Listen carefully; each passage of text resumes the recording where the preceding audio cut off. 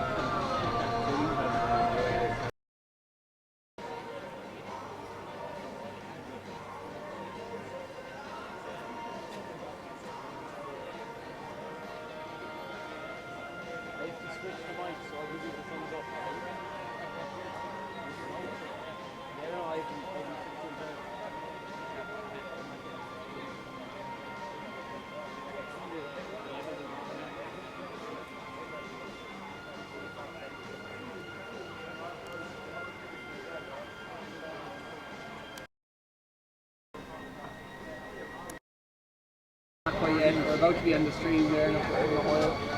How's the film out for you? Good. I am indeed, yeah, unfortunate. Mr. Unfortunate. Yeah, I know. Okay, well. Bad timing. Yeah. Yes. We'll get back there. Sorry, those things anyway. Yeah, good, yeah. Really. You win, sorry. Yeah, still doing some freelance stuff. When we get to the World Championships. This is a fucking joke. Yeah, big cracks on the today. Every shout inside there. We're not going to be able to hear when the crowd is here. It's going to be nonsense. Yeah, exactly. You're better off in there. That's what I was just saying to Phelan. If we're in there, at least it's quieter. We'll be able to. But you're not going in there, no? I don't think they'll be able to get there. Can we get in there? There's no way getting set up in there. I don't know. Who's up there, IT? Yeah, we got kicked out like this. They don't know we're here today. They don't know we're coming.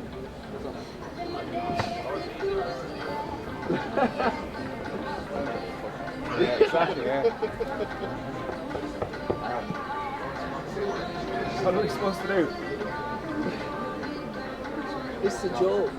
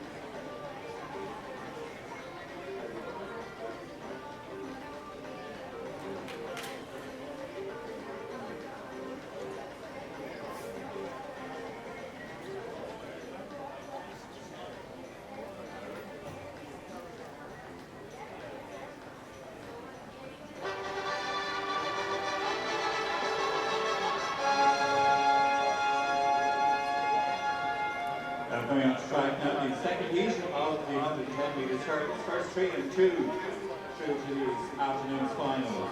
In heat number 2, in lane 3, Thomas Reynolds and North Down. Lane 4, Matthew Dean, Crusaders. Lane 5, Darwin McKenna, Sheriff Park. Lane 6, Donald Burns, Christensen. And lane 7, Cushing Fitzpatrick, Mayor Olympic. No, doing it internal, one external?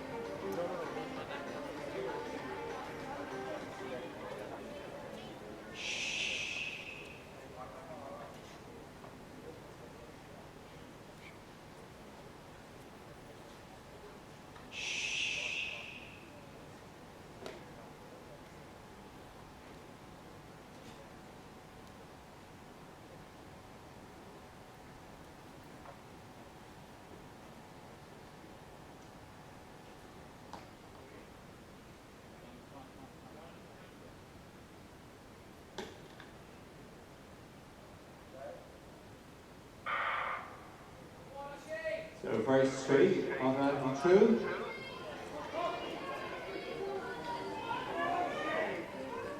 So Matthew Bean, Crusaders leading from Thomas Reynolds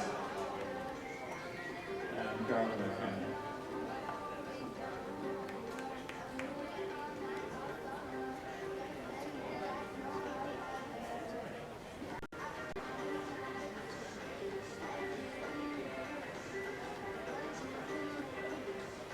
David.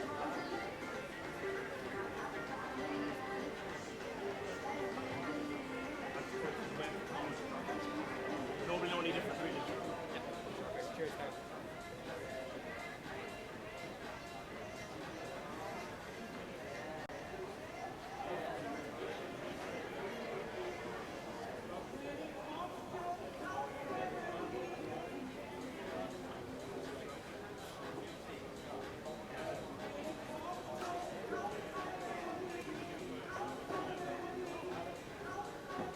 Lisa, Matthew Behan, on the second heat in time 14.59, Tom Reynolds, Darwin McKenna, and Cushing Fitzpatrick.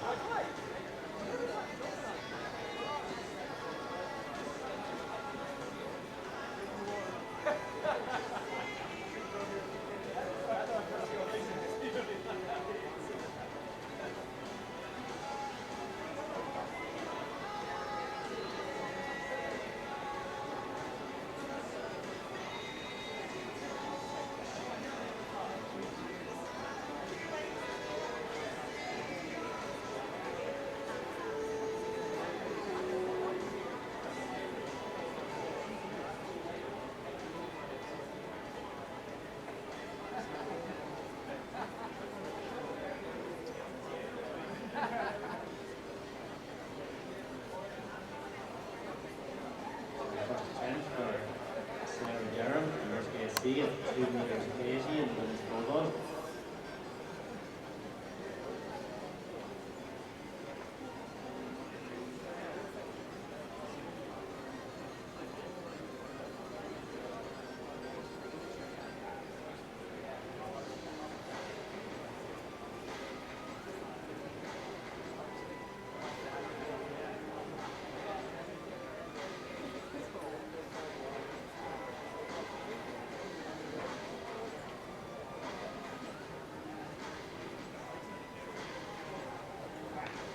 Now I can update you on the qualifiers for the 110 metres hurdles. Benjamin Reynolds won the first race, 14.13, Shane Aston, 15.23, and Adam Hill, 15.86. So they're the first 3 automatic qualifiers. Robles Alusta qualified as the fastest user from race 1, 16.09. Second race, Matthew Bean won, 14.59. Thomas Reynolds, 15.11, and Garden McKenna, 15.71 on Matthew 2, and the fastest user was Cushing Fitzpatrick, 16.64. Austin Powers is an issue. I wouldn't even bother connecting the experience to that. I need that as a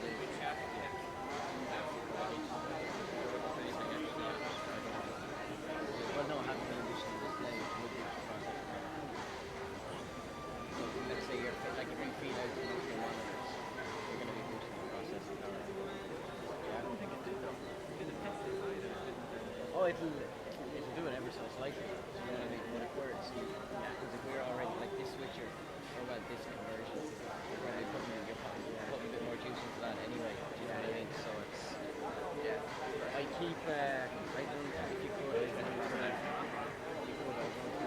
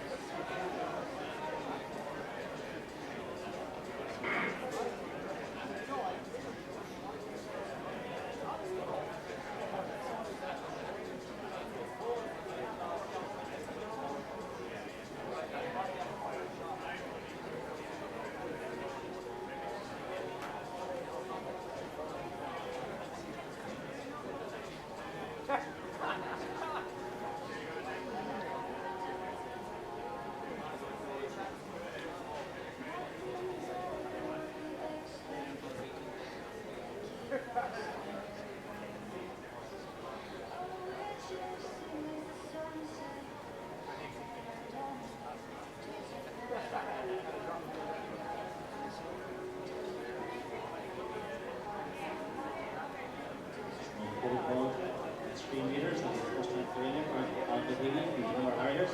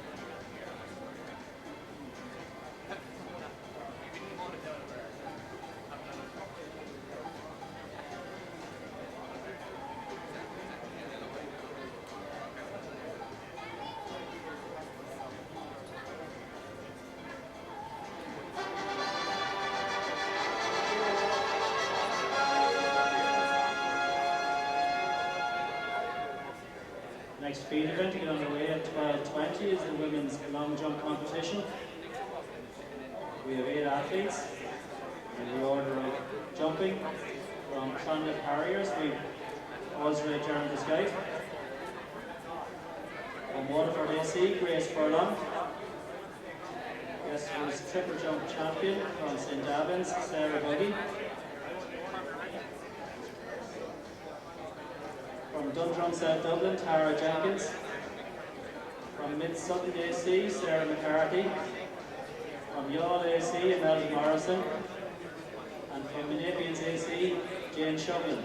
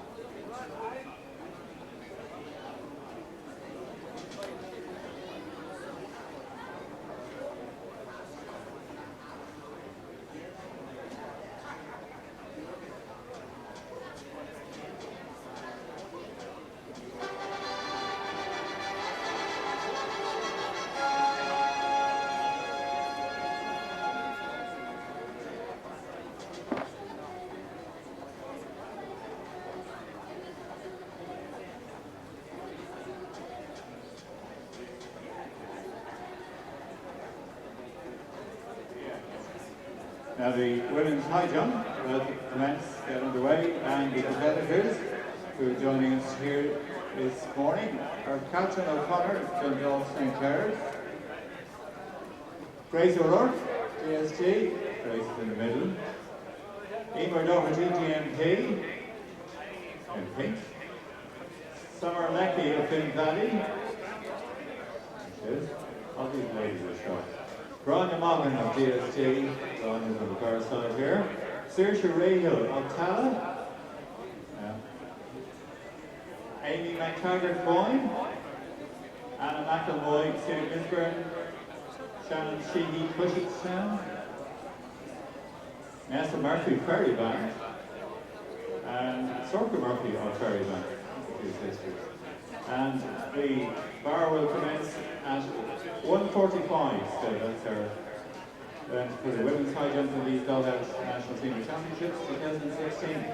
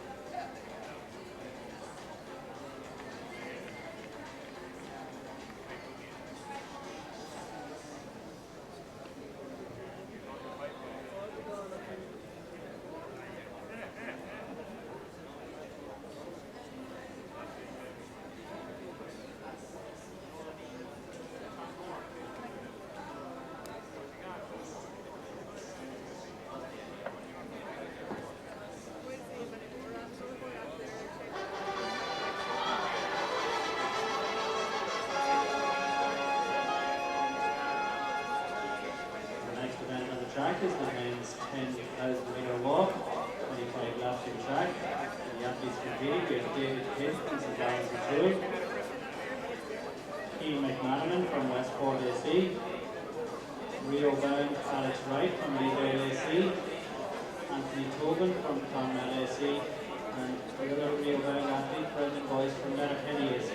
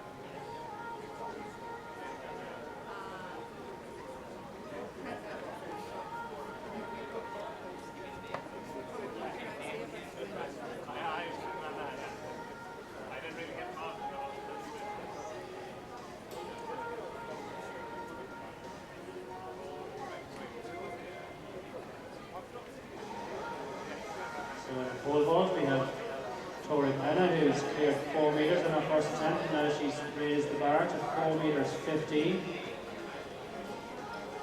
So attempt 2 for Tori. So over the second attempt at 4 metres, and now she's attempting first goal at 4 metres 15.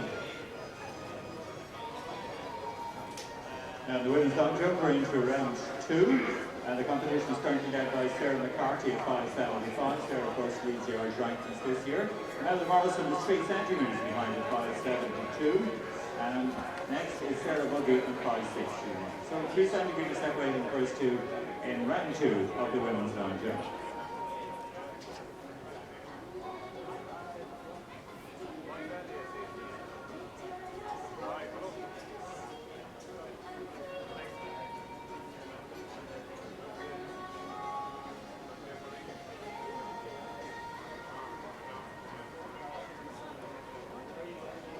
So good attempt by Tori. So 2 more attempts at 4.15.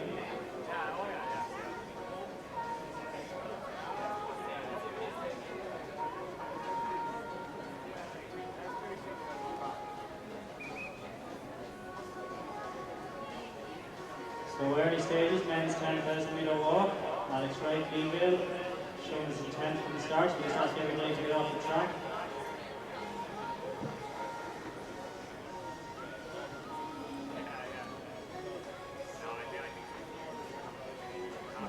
Very early stages. A good lead for Alex Wright. These days stepping down the distance to 10k. Alex Wright from Leeville, coached by Rob Heffernan, and Brendan Boyce out of County AC.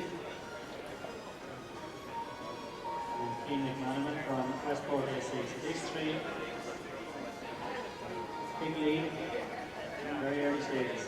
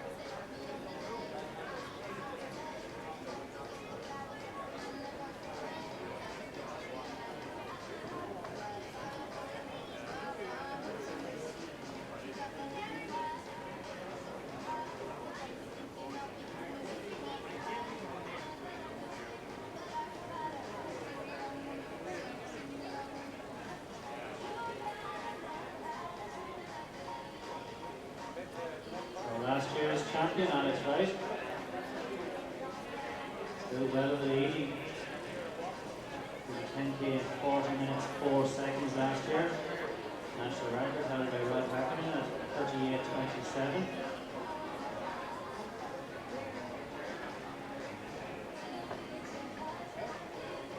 For Alex and Brendan, they're doing 50k at the Olympics. So this is a sprint for these guys. Good opportunity to put some speed work in.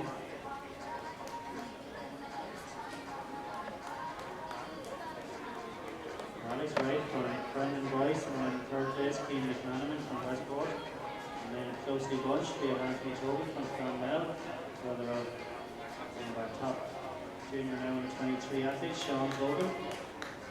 And just in front of him then, from St. Carlos O'Toole, is David Kidd.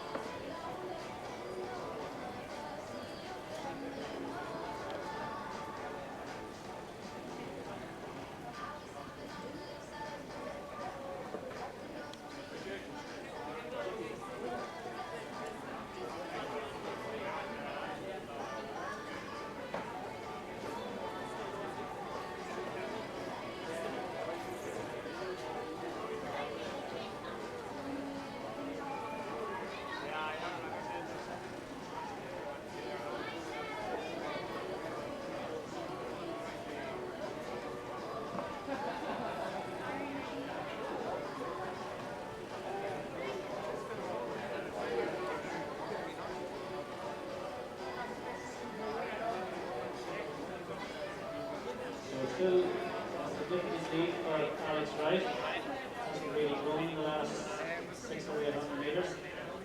And 30 metres over Brendan Weiss, who in turn has another 20 metres over Keane McMahon.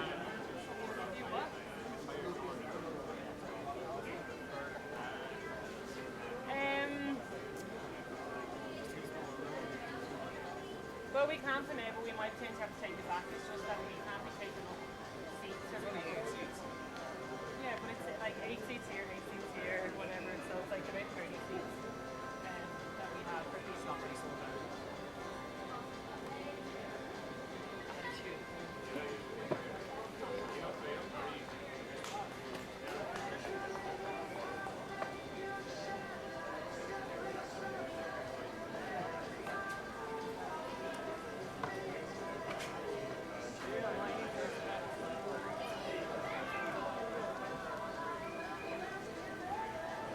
Third attempt for Tori Pina now, 4:15.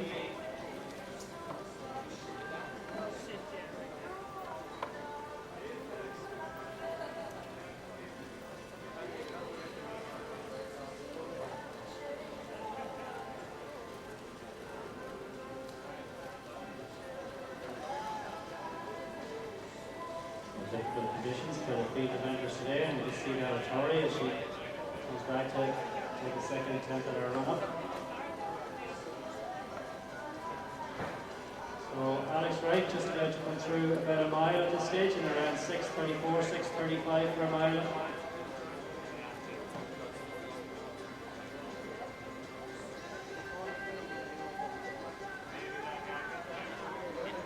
And Brandon Boyce and Keane McMahon.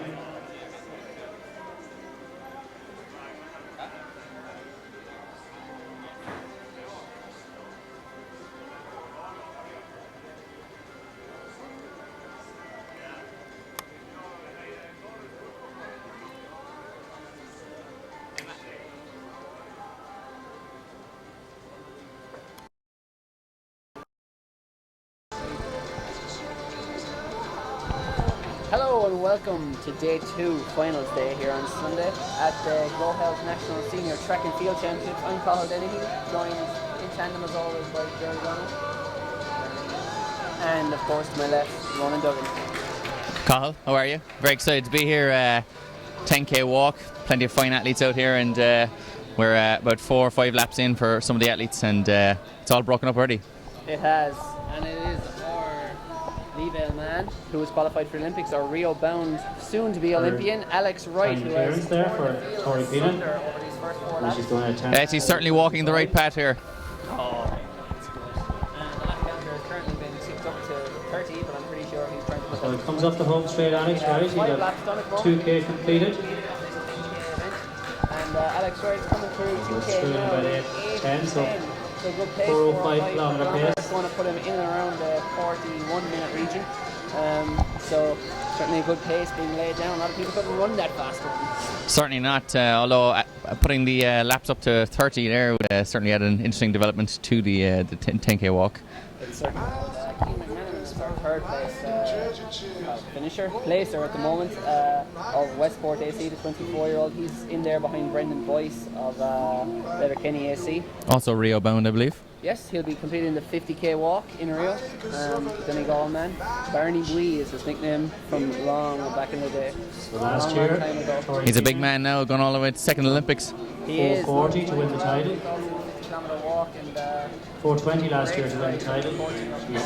Champion, Had world numerous champion, Rob Heffernan. titles to her name, and going Pete to Brendan's add gold back from again this training camp year. in Spain. Difficult As conditions. Alex Wright, so they're certainly sporting Time fine left hands. before she and makes her looks first like attempt at fit. 4:25. What's going to be a very, very big following 6-7 weeks for them to come. Yeah, I don't know if you know, Cathal, but a tan and shaved legs actually is a 5% increase in performance automatically. Yeah, it's a well documented fact. Further back the field, by the way, in the top 3, and our final 2 athletes are Anthony Tobin of Clonmel AC and David Kidd of St. Lawrence O'Toole, the Carlow man, the oldest man in the field at 35.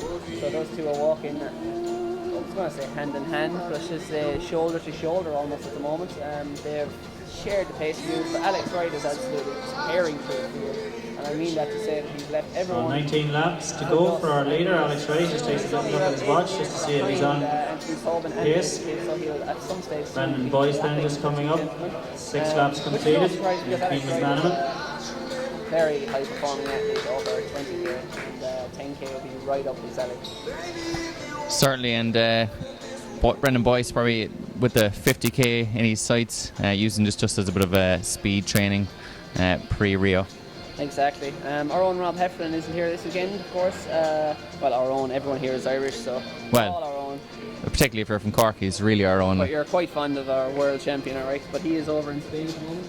Putting the final finishing touches to his Olympic campaign, or his Cork City Sports campaign, which is Tuesday evening at the Mardyke or CIT? It's now out in CIT. Yeah, it was changed a few years back, much to my chagrin. But Cork City Sports, always a great meeting, of course. This Tuesday evening. It is, and RB Square, I believe Ryan Gregson and Collis Birmingham and a few of the other international stars will be there. Yeah, the Australians always come in big numbers to the meet. With Sonia Sullivan, obviously been involved in the Melbourne Track Club through her husband Nick Bedeau, and they always bring very large numbers. As Anthony Tobin here, and Mr. Kidd, David Kidd, getting rapturous applause here from the ever-growing crowd. That's a true statement. It is ever-growing. It was last but thankfully the rain has subsided for now, and it's actually quite warm in Morton Stadium. Certainly feels a bit warmer than yesterday. Wind is still blowing, but it again doesn't feel as strong as yesterday, so hopefully that track dries up and we see some good times. And we already have some times to report from earlier on this morning. Men's 110 metre hurdle heats. No surprises in our two winners there. Ben Reynolds took the first heat in 14.13 seconds into a 1.3 headwind.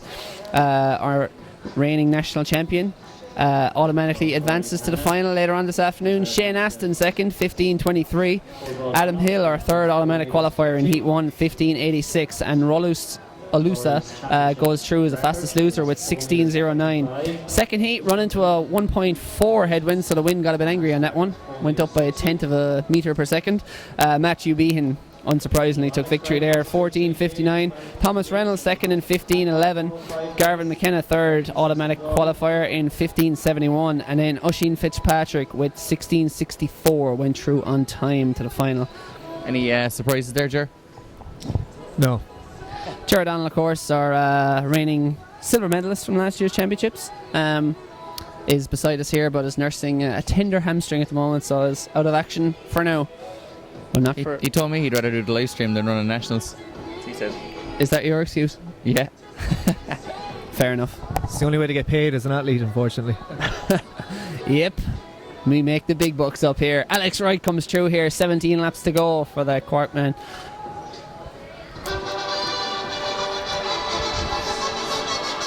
And with 17 laps to go, it is Alex Wright leading this one by about 70-80 metres as we're announcing the arrival of the hammer throwers here, the women's hammer throwers. I believe Emer O'Hara will be involved in that one, and plenty of good throws, not as long as Aidan O'Keefe's throws in recent years, but certainly plenty of depth there moving towards it as time goes on. But Brendan Boyce still in second here, and it is Cian McManaman in third place. So it's a small enough field, it's incredibly high in quality with two Rio-bound Olympians in it. However, the depth probably is lacking in comparison to recent years. It's a longer distance than a lot of these athletes, younger athletes, the junior athletes would be used to, but there's definitely a cadre of young walkers coming through in the schools and junior age groups, possibly influenced by the walks of Olive Loughnane and Gillian O'Sullivan and Robert Heffernan, all world medalists over the last couple of years. So plenty of great walking being done in Ireland over the last couple of years. Yeah, and Alex Wright, our leader here at the moment, as you can see, he's ripped this field to shreds. Probably has about a 100 metre lead over Brendan Boyce at the moment. Both prepping for the Olympics. Brendan Boyce, though, is going sprightly himself, especially for a 50k man. Been in very good form already this year, Alex Wright. He was in action at the World Race Walking Cup, or should I say the World Race Walking Team Championships, as they're now known, in Italy. That was in May. But yeah, he's had a good season today. He won 21.56 already this year for a 20k walk. So, and he's even dabbled in the 50k, where he's also posted an Olympic qualifier 3:48.31. So very impressive stuff from Alex Wright. And again, he'll be eyeing certainly probably a top 20 finish at the Olympics. Fingers crossed. Had the misfortune to be disqualified at the World Championships in Beijing last year. Was distraught over there, but certainly has come out all the stronger for it this year. So Alex Wright just got a warning in the last. And he'll be in action, possibly in action at the Cork City Sports in a couple of days. Maybe not.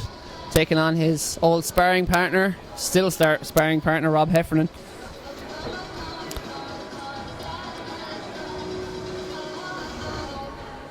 So he's been in fantastic form this year, and as you see, it's showing here in the windswept domains of Santry Domain here. Santry Domain, a little geography lesson, is the park out the back here where many a national cross country has been held. At the moment, it's all about the track, although it's distinctly cross country like weather we're being greeted with here in Santry today. No surprises.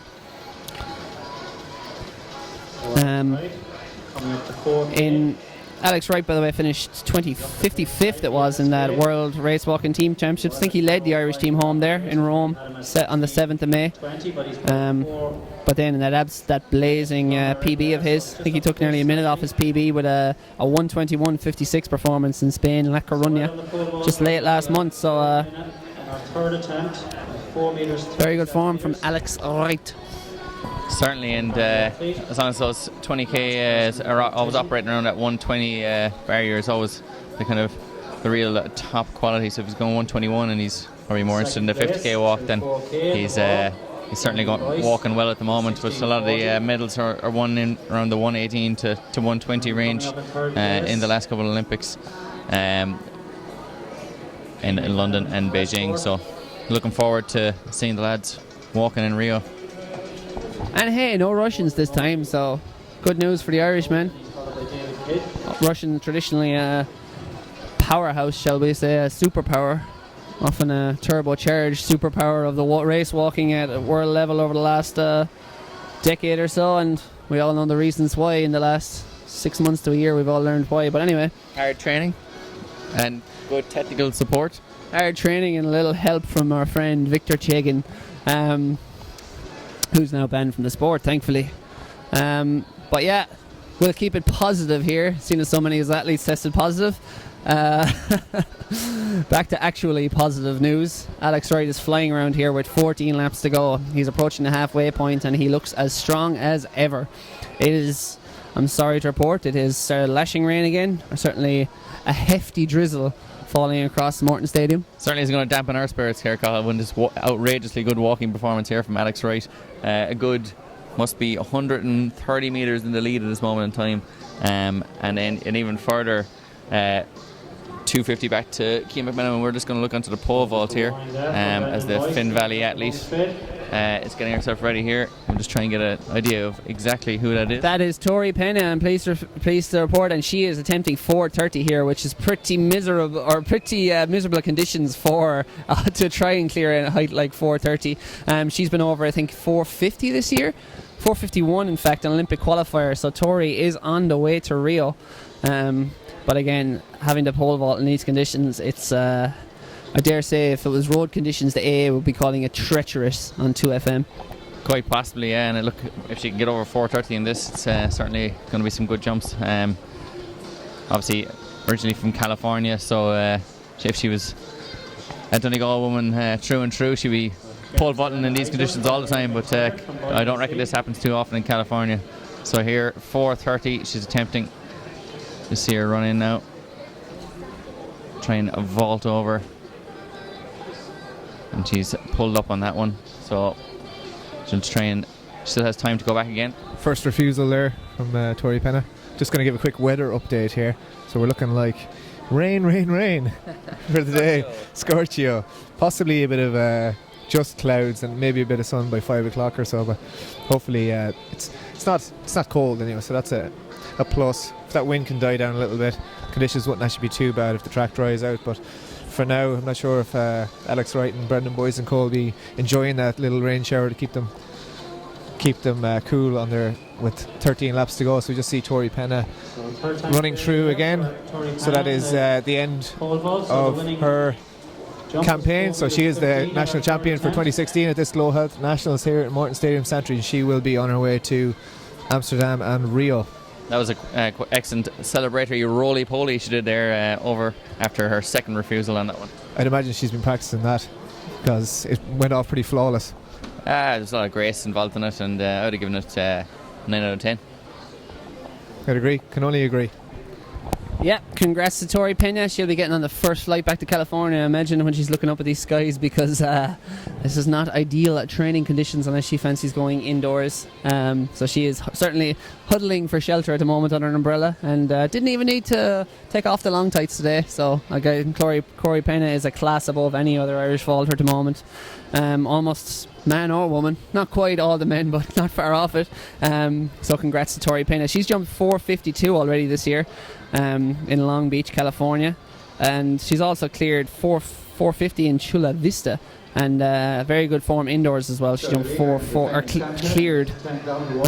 vaulted 4:40. So certainly a performance like that, if she can get over that 4:50, she'll be in the region of having a stab at an Olympic final, but obviously dependent on qualifying for that final over in Rio, where the home favourite will be one Fabiana Murer, and the women's pole vault will be one of the events of the Olympics. Brazil has very few Olympic medal shouts, but one of them most certainly is in the women's pole vault, so it'll be some atmosphere Tori Pena is wading into when she goes into that Olympic stadium in Rio in about 7 weeks time. Quite the cauldron, alright, and as well as that, as we were speaking about the Russians earlier on, Yelena Isambayeva is still attempting to try and get in and compete in those Rio Olympics. At this moment in time, still to be set. The world record holder could still be there. And soared over 4 meters 90 to win the Russian Championships there last weekend. So it's certainly going to be a title threat if she does manage to get her way in. Wrangle her way in, as we see Brendan Boyce there, second place on your screens. He's got about a 35-40 metre lead on Cian McManaman there at this moment in time.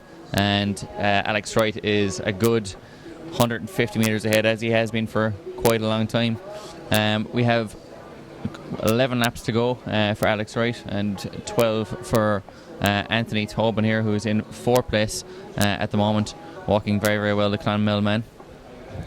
And Brendan Boyce, for any youngsters out there watching, race walkers or otherwise, is a stupendous example of consistency and the effect of consistent hard work, especially in an aerobic long distance event like race walking, because this man has applied himself so well over the last 5-6 years to really turn himself from almost a club level walker, or certainly barely an international level walker at junior level, up into a truly world class walker now.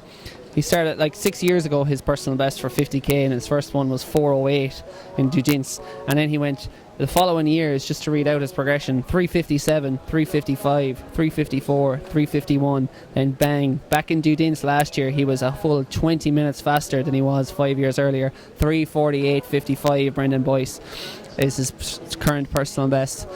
Trust me, 11 minutes off our own world champion Rob Heffernan's personal best over 50k. 11 minutes off a world champion is not that far. Just a quick update on the women's long jump. Imelda Morrison is in the lead at the minute from Youghal AC, I believe, Ronan? Youghal, yeah. Youghal. Sarah McCarthy is sitting in 2nd place, just going into the 2nd round there. She is, of course, the favourite, the world this year with 6 metres, but Imelda Morrison is up there in the lead so far with 2 rounds in.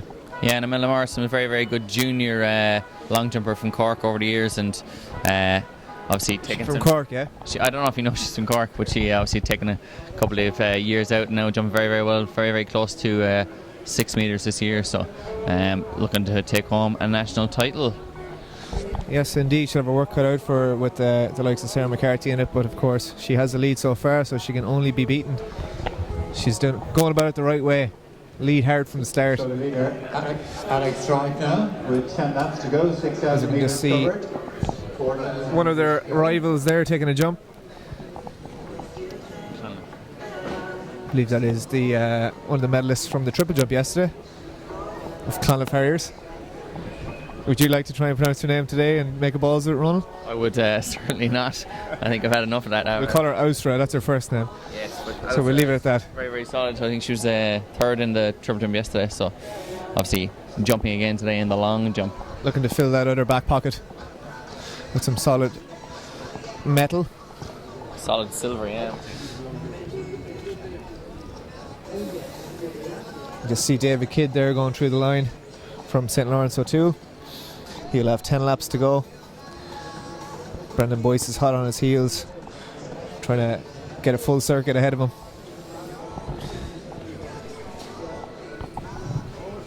And just to update you on the time here, Alex Wright has passed through 6k in 24, just under 24:30, about 24:28. So he's still on course to run or to walk under 41 minutes here, which would be a good performance in these conditions because there is a headwind right into their faces as they come down that home straight.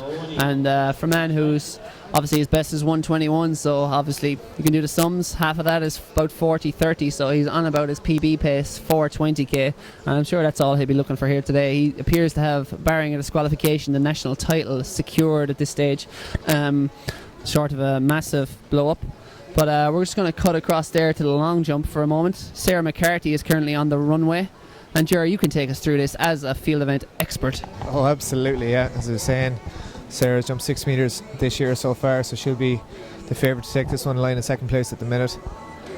So you can see her steady herself on the runway.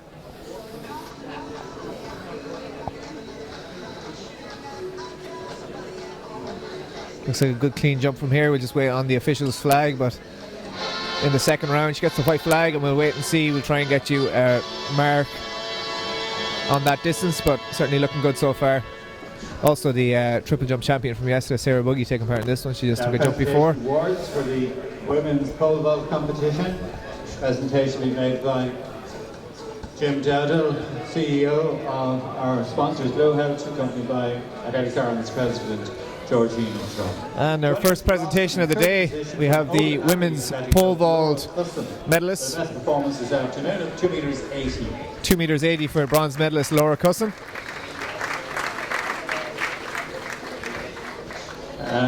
In second position, Sarah Durham of Lusk, 3 metres.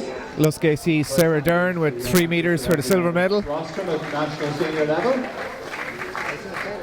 And retaining a title from Finn Valley, Irish record holder Tori Penna, who's and of course Tori Penna takes the title, 4 metres 15 for the Finn Valley athlete, become the 2016 GloHealth national champion in the women's pole vault.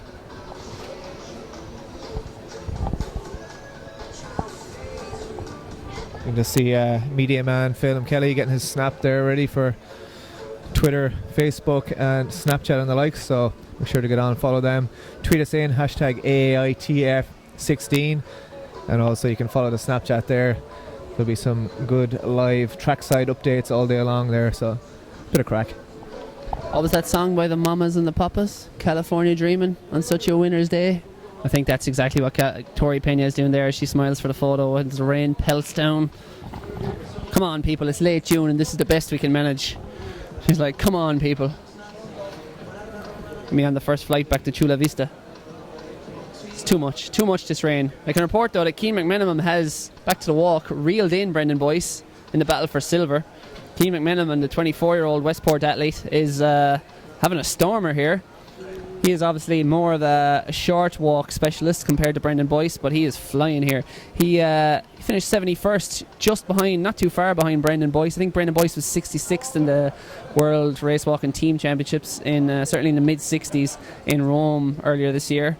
Keane McMenamin was 71st at 1:27.26, which was a PB for the Westport man. So he's made good strides this year. Indeed, he's taken lumps off his personal best in recent years. His best for a 10k walk is 43 minutes, and just judging, he's about just under 200 metres behind Alex Wright, but if anything, he's probably closing that gap. I'd say he's well on course for a PB here today, because if he can stay within about a minute of Alex Wright, he'll be headed for about a 42 minute performance. Alex Wright here is coming through with 7 laps to go, as you can see in your shot there. still going strong, still not going to be challenged for gold, but really, in terms of contest, the battle is heating up for silver at the moment. And Keane McMenamin at the moment appears to be winning it, but Brendan Boyce is not going to give in too easily. He has responded to that move. He is stuck immediately in the slipstream of Keane McMenamin. We'll get you a shot of them in a second, but at the moment we're following our leader around the track, and he is flying. Back and forth then, it is, I think that's Anthony Tobin. As Phelim Kelly comes up to report us here.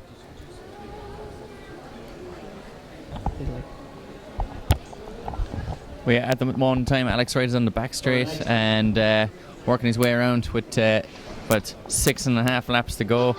The main battle here is for second, and Keane McMahon has gone by Brendan Boyce, and Brendan Boyce is struggling to maintain that gap at the moment, but we'll hope that this can continue, that this titanic duel here for second place will continue into the later laps, and Keane McMahon won't get too far away, but he's made another 1.5 metre on Brendan Boyce, and we're looking to get ahead of him now after sitting back in third for much of the race.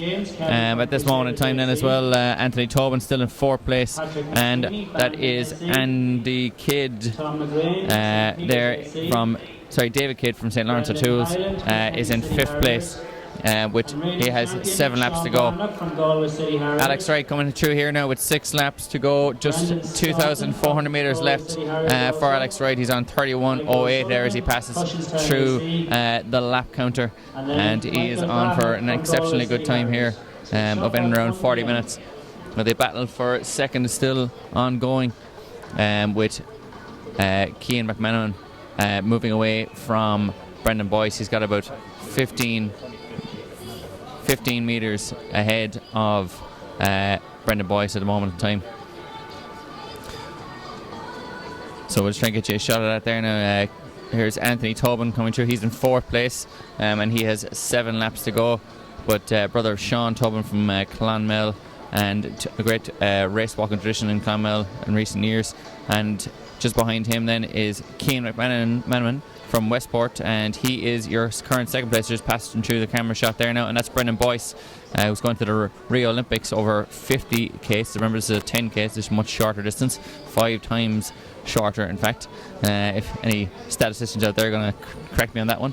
Keane McMahon now in second place, just in the kind of slightly left of centre in your shot there, and Brendan Boyce is going out of shot. He's in third place, so Keane McMahon was much further behind for quite a lot of the race, but obviously playing a coy race, and race strategy was to sit back in the early kilometres and then come through the field then. So he's extremely unlikely to catch Alex Wright, as he is about 200 metres short of at this stage. But in the walk, you just don't know exactly what will happen with disqualifications, etc. But Alex Wright's technique seems to be holding up quite well.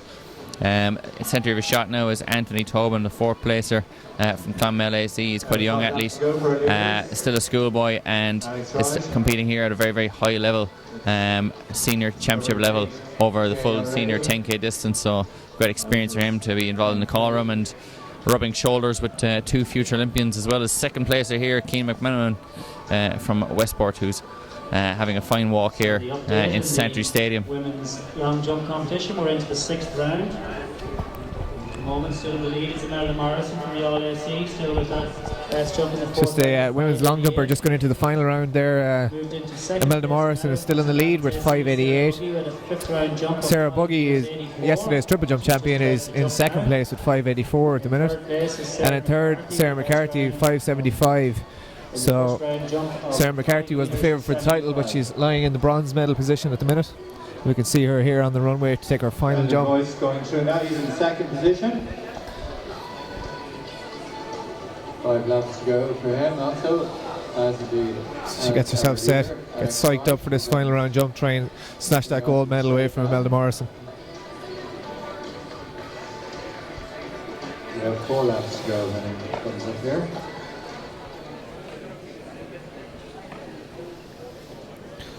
A tailwind for those long jumpers as well. Don't have any wind readings on the jumps on our result system at the minute, but we'll try and keep you updated with that. We'll know more once the official results are up. We can see the flags above Sarah McCarthy's head blowing in the direction of the pit. She takes off for her final jump of this long jump competition.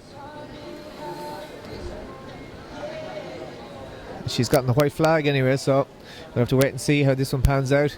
She's lying in the bronze medal position at the minute with 5.75, so she needs 14 centimetres to get up and win that title. Both Sarah Buggy and Imelda Morrison have one more round to come as well, so if they do move down a place, they'll be able to snatch that back with their final round efforts. So we see Keane McMenamin coming through here. He will have 4 laps to go in this men's 10k race walk.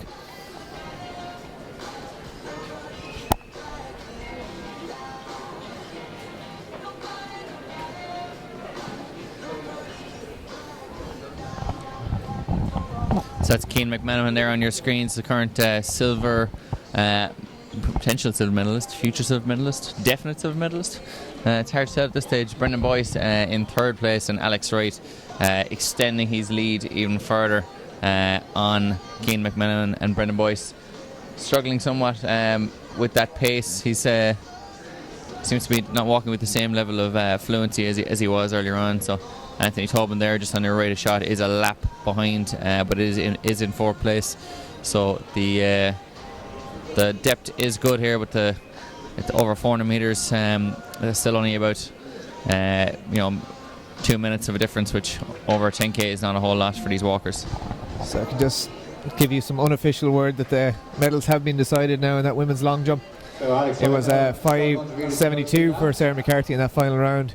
Sarah Buggy had just gone before with 5.78 in her final round, so it'll be Buggy to take the silver medal ahead of McCarthy in bronze, and the champion will be Yall's Imelda Morrison, back in good form as Ronan mentioned earlier, and now she's the national champ for this 2016 GloHealth Championships.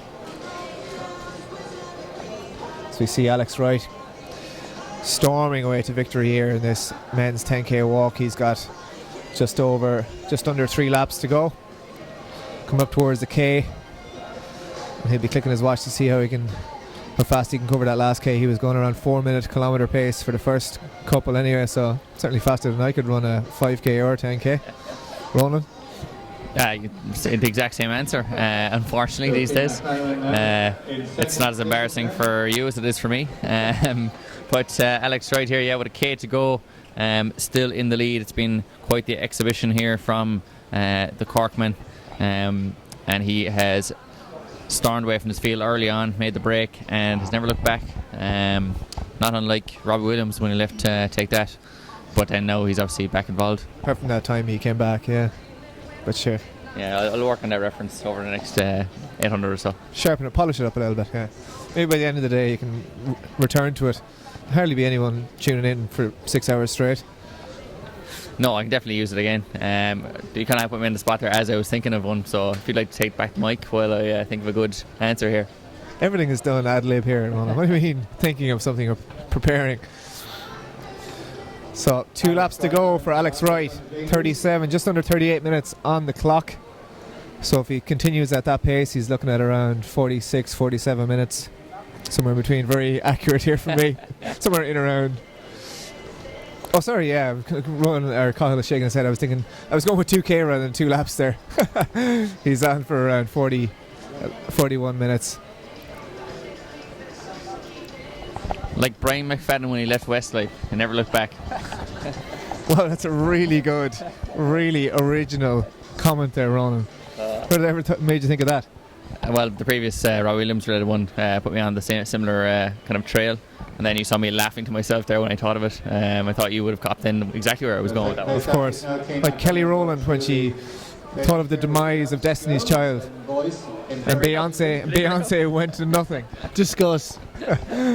And with 600 left to go here, we have Alex Wright walking away to victory here, unless barring disqualification has this one in the bag. Second place, Keane McMenamin looks to be in control of that silver medal here with about 60-70 metres on Brendan Boyce, and Brendan Boyce has another lap and change on Anthony Tobin, who is still ahead of Anthony Kidd. David Kidd. David Kidd. Yeah. See, I keep going Brian Kidd, the former United assistant manager. I'm going with David Kidd, the singer-songwriter, and just changing the letters to D's. Good. 400 to go here. for Alex Wright. He'll be looking to see how quickly he can walk this last lap as he comes in here. 39, 34, lap to go, hits the watch, gets a bit of applause from the crowd. It's been an excellent race walking performance from the man from Leevale AC here, Alex Wright, who came to Ireland to come under the tutelage of one Robert Heffernan, our world race walking champion. So Rob Heffernan's stable here, taking the medals. Alex Wright storming away, 300 metres to go. He checks his watch, and he is going to be the 2016 GloHealth national champion on a miserable afternoon here. The rain is pelting down. We haven't seen any warnings or cards come out, so good clean walking from all these athletes too. They're flying around this track, and I'm sure they'll be happy to get in, get a nice hot shower, and they'll probably go for another bit of training this evening, knowing them. Yeah, they will. They enjoy the pain, these race walkers, and I think you have to have some sort of almost masochistic element to you to try and enjoy this race walking sport. It is very, very difficult, as Cahill comes in here to give us a bit of information. Yeah, I just want to, for comparison's sakes, Alex Wright, when he won the title last year, of course, Rob Heffernan was disqualified here last year, but Alex Wright walked 40.04. But for anyone who was here or watching along last year, it was a much better day last year. So he did 40.04 last year. He looks like he's going to be just outside 40 minutes here as he rounds into the home straight. 50 metres to go for Alex Wright. Just gets a quick final glance and the race walking judges goes, are you lifting? Are you locking out? No to the first and yes to the latter. So Alex Wright, all good, comes home 41.11. He is your national champion. Congratulations, Alex Wright retains the title. And we've got quite a yawning gap back to second because Keane McMenamin has just starting to round the final turn. The Westport athlete, the 24-year-old, he is en route to a massive personal best here, I think. Clock currently reads 41.30, so Keane McMenamin, he's going to be well inside his previous best. His previous best for 10,000 metres walk was 43.07, and that was at the National Championships last year. And in what could only be considered dire conditions in comparison, he is into the home straight with 41.44 on the clock. He's going to be just outside 42 minutes. He's going to take about a minute off his personal best for 10k here. So what a performance by the Westport man, taking national silver medal. 24 years old. He's taken down some big guns here, namely Brendan Boyce in third place. He has slayed a dragon. Congratulations, Keane McMenamin. Well appreciated here by the crowd. They know good walking when they see it. Congratulations, Keane McMenamin. 42.08 it looked like as he crossed the line there for the silver medal. Back in third then, Brendan Boyce. He won't be too concerned about getting beaten by these two men today. He is a slow burner, but he is very fast when he does slow burn over 50k. And another good walk and another national bronze medal for Brendan Boyce. Takes third place. David Kidd there just coming across the line. He has another lap to go. He's another 2 laps to go. It will in fact be Anthony Tobin who is next one in. He is rounding up here. He's just getting. He'll have another lap to go when he does get to the line. So the Clonmel athlete of the Tobin dynasty, as they say, he's got 450 metres to go. Just gets a quick glance there for the judge who says, "You're grand." So we've 2 athletes left out there, and then after this I think we'll be progressing on to what's up next, boys? I think it's the 5k. Yeah, we have only one 5,000 metres for men, and we have no less than 30 athletes crowded onto the track. It's going to be like a crowded nightclub. It's going to be like McGowan's later out there over in the back straight. And I was getting a few previews from Brian Maher earlier on. A few chats about who he reckoned he himself was in it.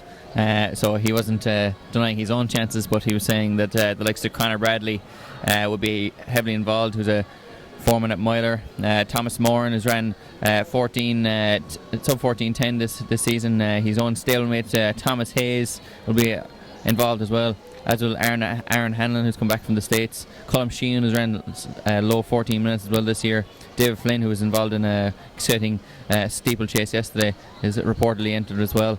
And as well as that, likes to Conor Duffy, and I will put a word out there on Emmett Dunleavy, who is well known for his tactical nous and great finishing kick. And he did mention that Brian Maher was saying he's been away at altitude, that Emmett Dunleavy's been away at altitude and has been hiding that kick now since he came home. He's been bottling it up, he's fermented it, it's ready to come out. He'll be hoping for some perfect pacing, I think, in this 5k. Emmett Dunleavy, of course, he won't be taking bloods for any of these athletes on each lap. Well, hopefully not. Maybe he'll spike them, take some blood that way. That's possibly a way to do it, but unlikely to come out and to do that. But he perfect pacing is his brand. We have Anthony Tobin here, who I thought had 1 lap to go, but the official previous to that had put up 2 fingers in a more of a peace sign, victory sign, rather than the offensive version. And we'll see now whether or not he's got a lap to go. Yeah, here comes Anthony Tobin here with 1 lap to walk. He's in 4th place at this moment in time, and we'll be looking to get a very, very substantial PB today. You can hear the bell sparks the crowd into life. They give the round of applause. They've watched these men walk and duke it out for the last 45 minutes here in miserable conditions. It's tough going out there for those race walkers. And I'd imagine underfoot it must be difficult walking in flats on the track. On the road, I'm sure you'd have a lot more grip on the track when there's especially on a Mondo track when there's a layer of water line on it. It must be quite difficult to keep hold their form, their technique. I'd imagine it has a lot more effect on their speed as opposed to it would for, say, the 5k athletes up next. And I suppose with the introduction of Robert Heffernan's stable down in Cork, and I mean that in terms of the amount of athletes he has rather than his actual stable full of horses, he's managed to, I suppose, hone the technique and improve the technical aspects of the sport in Ireland. We've always had the likes of Pierce O'Callaghan and plenty of good technical experts in the walk, but in recent years you've seen a much higher standard of walking in Ireland, all through the age groups, rather than just you used to see it in schools. It'd be a bit technique wouldn't be a word I'd use in a positive sense for a lot of schools athletes, but in recent years it's improved massively. Yeah, there's not much more you can do if you're the likes of Brendan Boyce or Alex Wright than go head to Cork and train with the world champion. But how much better than that does it get? So Anthony Tobin just coming through the finish line there. He will be the 4th place finisher in the 10k walk as he hits the deck in utter exhaustion. Nothing left in the tank there. 46:30 or so on the clock for him, so hopefully he's clocked at PB, but in these conditions probably not, but equally a very impressive display of walking there. He's left it all out there. He has, and he's actually reminded me of my dad's favourite event in athletics, not really an athletics aficionado, but the 50k walk is his favourite event, just solely for the finish, as the athletes are so tired that normally they try and stay upright so they don't have an Anthony Tobin type moment here, and you can see them walking off into the distance, struggling to even stay upright and eventually collapsing horribly. Yeah, it's a bit of a sadist, my dad.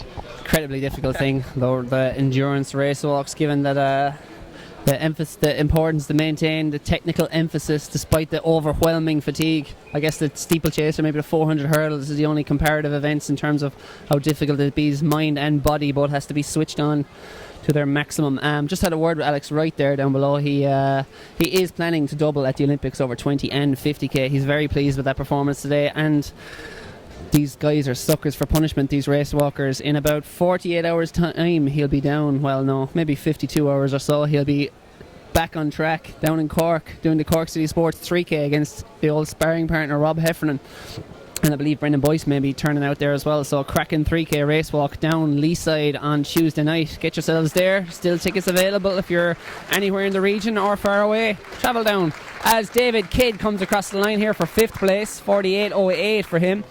Oldest athlete in the field, but he has shown his youth still and shown his speed there. 48 minutes.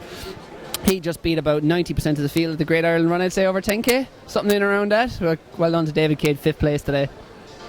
Just for Anthony Tobin there, I think it was about a 40-second PB from what I have here in front of me. So his season's best was 48.21 from April this year. And last year at the National Championships he also finished 4th, but with 47.16. So I think he crossed the line in around 46.35 or so today. So a good step up in performance there. If he keeps going with that progression, he'll be up on the podium in no time. Up next on track, as we said, we'll have the men's 5,000 metres. We were due to have 2 races, but they have merged into one. There'll be 30 athletes towing the line in that one. I believe the Spice Girls wrote a song that was big in the 90s called 2 Become 1 about the 5k here today. And tonight is the night when 2 5k races become 1, and we'll be seeing that one race, 30 strong race, in a few minutes time.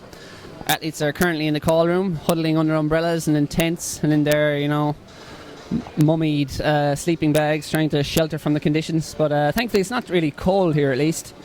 They'll just be getting rained upon as soon as they exit the call room and out onto the arena. But the 5K men won't mind that as much with the walkers. It's almost a bit refreshing for them, I suppose.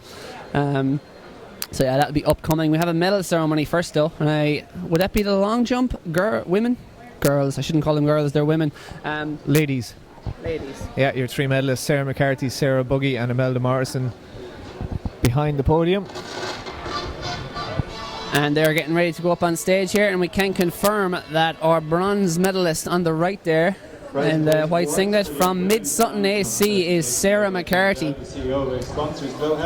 5 meters 75 earned her the bronze medal today. Third position for Mid Sutton Athletic Club, Sarah McCarthy, her best performance. Congratulations, Sarah. 5 meters 75. Silver medal is going to go to St. Albans' Sarah Buggy. Victory yesterday for her in the triple jump. She's been in fantastic form this year in the triple jump, and she's continuing that, showing she's not just a jack of one trade.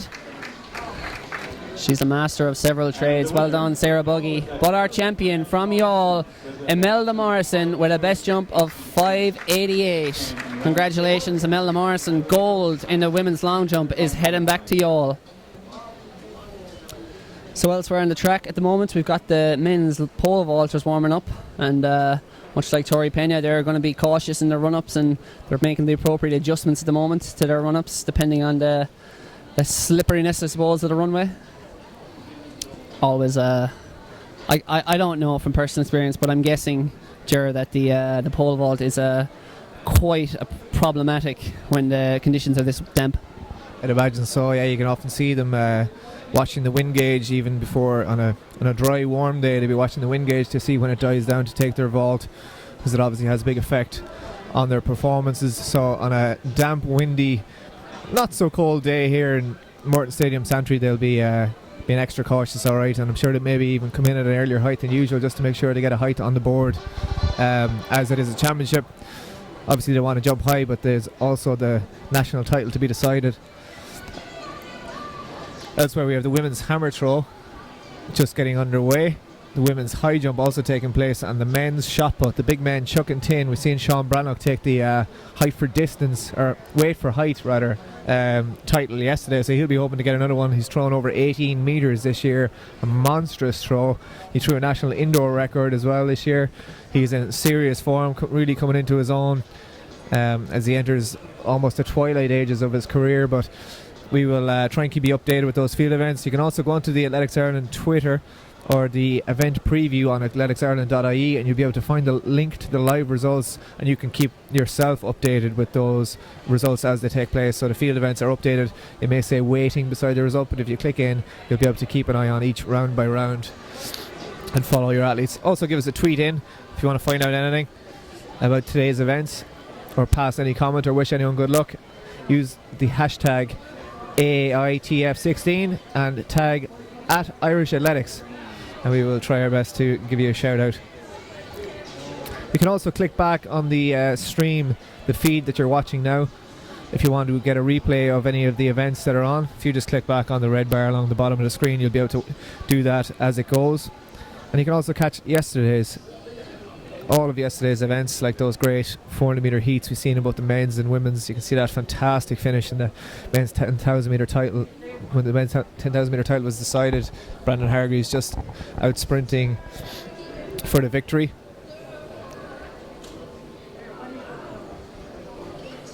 And that will be found on the NTRAI YouTube page. You can just see the high jump taking place here now. There's a failure for that athlete, but as I said, if you can click onto the live results, you can keep yourself updated with how those field events are going. And there we have it. 2 Olympians on the podium. Alex Wright, this year's GloHealth national champion in the 10K.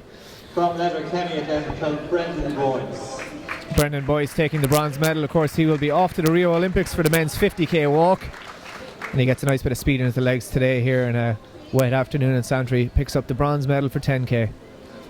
Keane McManaman from Westport Athletic Club took the silver medal. And Keane McManaman will be a happy man. He's set a PB by over a minute faster than he walked here last year. He takes the silver medal and beats splits the Olympians. Not a bad place to be. Alex Wright. And the reigning champion, Alex Wright, he will be doubling up, as Cathal just found out below, in the 50 and 20k race walk in the Rio Olympics this August. So congrats to those three men. 2 Olympians and a Cian McMenamin. A soon to be Olympian, hopefully. Well, potentially. He's got loads of time. He's only 24 years old. And dare I say, the 50k, 20k race walks, they're, well, I wouldn't say they're old man's events, but they're certainly events where people in their 30s can succeed, as we've seen in Johan Diniz and our own Rob Heffernan in recent years. So they all look pretty happy there.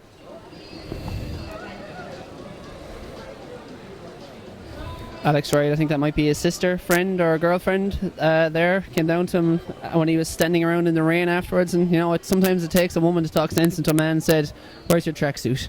Get your tracksuit on." As he stands around in his kit, getting cold. If Coach Heffernan could see this, he'd be like, "Sort it out, boy." Coach Heffernan's tough as nails. He'd be topless by now.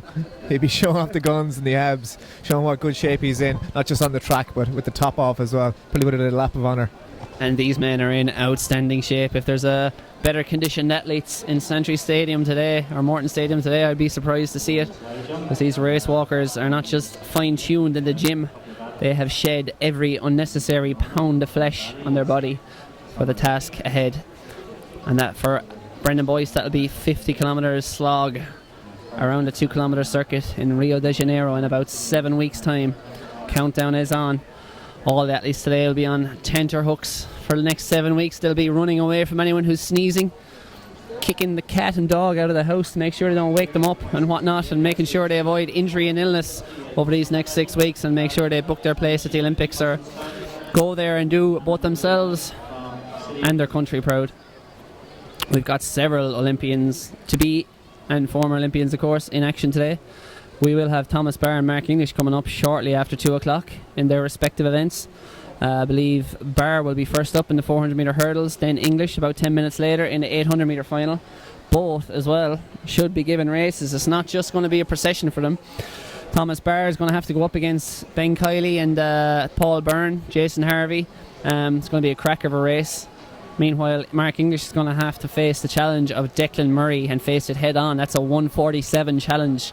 The American-based Irishman. He 147 last week in Princeton, so he's going to put it right up to Mark English. If he is at all off his best, Declan Murray is going to be ready to capitalise. And given he's been injured for 2 to 3 months and is only back a month or so training, Mark English will have it all to do to retain his national title here today. He looked good yesterday though, so exciting things ahead. But first of all, we've got a 5k. And if it's anything as good as the 10k yesterday, this should be a cracker. We've got 30 athletes in there, so who knows what sort of tactics are going to unfold here. Who knows who's going to decide to take it on from the gun, or maybe it'll turn up into a burn-up as it did in the 10k yesterday. We I think a sub 60 second last lap in that 10k, so should be thrilling 5k here. Just see, looking across the start line here, we've got as I said, 30 athletes. Occasionally they run them in 2 races, but today they decided that they would put everyone on the track, because obviously the seeding can offend a few.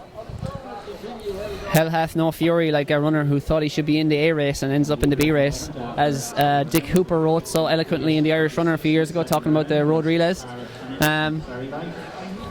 So we've got Mark English's fan club here have just said hello to us. Fan club / family. Exactly, yeah. Fully paid up members, I believe. Fully paid up members. They've put in a lifetime's commitment, so they'll be watching him soon. Just give you a quick update on the women's high jump there. It's down to 3 athletes now, just 3 over 168. They are Summer Leckie, Anna McElmoyle and Shannon Sheehy. Summer Leckie, of course, I think won the Tailteann Games here yesterday morning with a jump of 179. She is a 180 metre athlete at her best, so she's in there in the shake-up at the minute. Those 3, as I said, Summer Leckie, Anna McElmoyle and Shannon Sheehy, clear of 168, and the bar goes up to 171 for those 3 athletes. That looks like Anna McElmoyle there, ready to take her jump at 171. City of Lisburn AC athlete. And she runs around, so if she hasn't broken the line of the bar, she'll be able to go again as long as she's within the time limit. So at this stage, probably has about a minute to take a jump, so she toes her mark again, getting ready for this 171 attempt.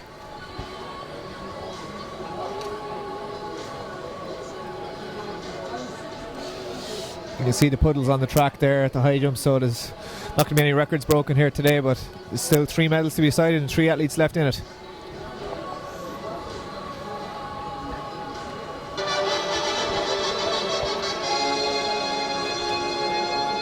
She takes her run up, 171. Once again, turns it down. So we'll see what the officials do here. If she runs out of time, she'll be given 1 failure, but she may get another chance to get a jump in. To complete this 12.5 laps of the track. 435. Seems to be walking away, so that will go down as a failure, and it'll be Shannon Sheehy up next to take her jump. Christopher Madden, City of Lisburn. 274, Conor Bradley, City of Derry. 151, Robert Corbally, DSD. 533, Lee Brady, Tullamore. 350, James McCarthy. So Shannon Sheehy going for 171 here. 263, Emma Jennings, And she gets a failure, so it'll be Summer Leckie up next. Yesterday, 352, Bar 171, 3 athletes left in it. Number 9 is Conor Good stuff. Back to the track, and the aerobic monsters are on track. All 30 of them. It's going to take about 25 minutes for me to get through the start list, so I better start now or the race will be over. On the inside, the tank from Kilkenny, that is Brian Maher, the fast farmer. Fastest farmer in Ireland, Sean O'Brien be damned. Brian Maher of Kilkenny City Harriers, 38 years young, and he's headed for another national title, or is he? Okay, I better not do the intros all that long. Next up is Christopher Madden of City of Lisburn. Conor Bradley, the speedy northerner from City of Derry. He'll be very dangerous if it comes down to a kick near the finish. May well be dangerous anyway. He'll be in around the house. Robert Corbally of Dundrum South Dublin. Liam Brady of Tullamore Harriers, former medalist over 10k and I think possibly over 5k as well, Ron? Potentially not.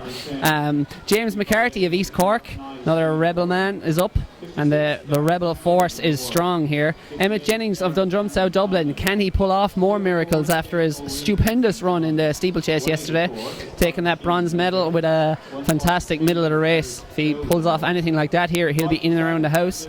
Conor Duffy of Glasslock Harriers, Neil Johnston of Springwell, Neil Skelton of Rathfarnham, Neil O'Rourke of Civil Service, Paul Stevenson of Rathfarnham, Simon Ryan, the running magician. If you ever have the chance, ask him to do a few card tricks or magic tricks. He is remarkable at them. Simon Ryan of Raheny, he'll be in around the house as well here. Haywood Richardson, he'll have a good solid run as a Haywood of the Leva. In and around the house, lob it in the box. Haywood Richardson, another Leavelle man, a 22-year-old, also returning to action after being in action yesterday. Aaron Brown, Rathfarnham. Ray Hines of Dunor. Thomas Moran of Dunshaughlin. Thomas Hayes of the Kilkenny City Harriers. Conan McCaughey of Derry City Track Club. Peter Toomey of Rathfarnham. Colin Maher of Ballyfin. Niall Sheehan of Goran. Dara Fitzgibbon of Dunor. Aaron Hanlon of Clonliff, the local man. Jake O'Regan of St John's, Colm Sheehan of Leavelle, Eric Keogh of Dunor, David Flynn of Clonliff Harriers is back for more, glutton for punishment after silver medal in the steeplechase yesterday, and he's gone straight to the front. And our final and 30th athlete is Paul Carthy of Sligo AC, and I'm exhausted, so I'm going to hand over to Ronan Duggan. That was quite as tiring as a 5k there, but David Flynn is going off and making this a hard run from the front. Unlike the way he ran the steeplechase yesterday, he has gone straight to the front here. You maybe taking inspiration from Rory Chester yesterday. Brian Maher is in second place, and just behind him is Thomas Moran. But this first lap is going to be pretty fast here. It's gone up towards 65, 66 seconds, 67 seconds through the bell there, and he is going very, very hard. Through the lap there. And Brian Maher is in third place there, trying to eke out the yards all the way back up towards Dave Flynn, but most of the field isn't taking too much notice of what is happening here. They've decided to let David Flynn run out hard from the front and find his own way, go his own way like Fleetwood Mac. He is going his own way. and it is one way to the finish line at the moment, and he's got 11 laps to go. Back in second there, that's Aaron Hanlon, who's taken up the chase, who in a very, if this was the Tour de France, his team manager from Clonliffe will be giving out to him now for pulling that peloton back up to his race leader, David Flynn, who wants gold. He had the silver lining yesterday in the steeplechase, but he ran out of road as he came up the final home straight, as Rory Chesser from Clare just held him off, so he wants gold today. He wants to go one better, and he is setting his stall out early, and he is attacking this race. I think there's 3 Leavale athletes in there today who are potentially nursing hangovers from the wedding of James Grufferty yesterday, who was a very high place finisher in this a couple of years ago. James Grufferty, who, congratulations to him and his newlywed wife, who got married yesterday. And I must say, an awful choice of weekend for a wedding, James, if you're listening or watching. Terrible decision making, James. Yes, a former top class athlete, James Grufferty himself, 14:30 man at his best. Former and current. Well, not today, because he certainly ain't running anything today anyway. But as well as that, you've got James McCarthy in there as well, from East Cork, who's been ripping it up on the roads recently. He's a former bronze medalist here. And Neil Johnson in there in 4th place from Springwell Running Club. See Conor Bradley there in the red there in about 5th place. So Emma Jennings then and Eric Keogh duking it out just in front of Toss A in the middle of the pack, and David Flynn is still leading this one out.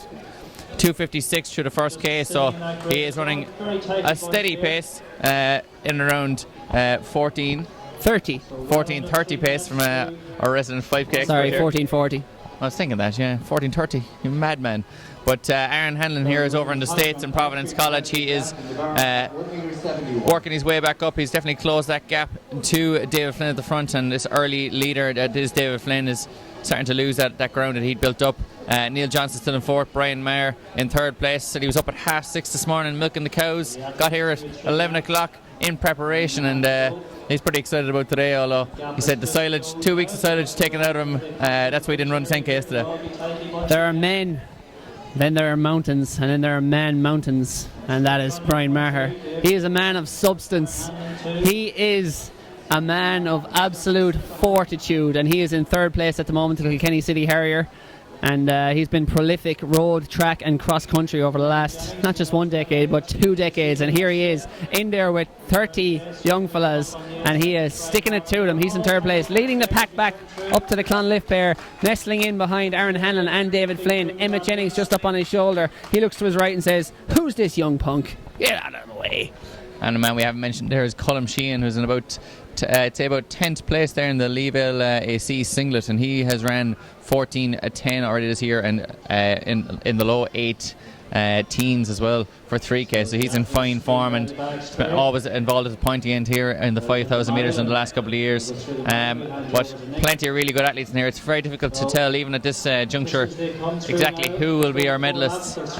It's probably the most open 5,000 metres we've had in many years, probably in as many years, 5,000 of them. Mark Christie obviously is 10K yesterday. He's been a perennial contender in this race, not here today after finishing second yesterday to Brandon Hargreaves, and no athletes doubling back from that 10K yesterday. No, I can't spot any there now immediately. No doubt there's one in there who will inevitably prove us wrong, as we always end up being, but at the moment this really is anyone's race. Maybe not anyone's, but there's at least 6 or 7 athletes. I have a sneaky feeling Conor Bradley, if he's in shape, he'll be extremely dangerous towards the last few laps. He's a 4-minute miler, a very accomplished runner from the north. I believe he's coached by Theresa McDade, and she'll have schooled him well on what to do here, and at the moment he's sitting in there in 6th place in that red singlet on the outside, just keeping his powder dry, shall we say, until the last few laps in a Mo Farah-esque fashion. Just to bring you an unofficial result from that women's high jump competition, it was indeed Summer Leckie who sailed clear at all her heights the first attempt, with 171 being enough to take the title. The officials are putting the cover on the mats, so she's obviously decided that enough is enough on this damp and wet day here in Morton Stadium. Shannon Sheehy took the silver medal on countback with a clearance of 168 from Anna McElmoyle of City Lisburn AC, getting the bronze. Emma Jennings.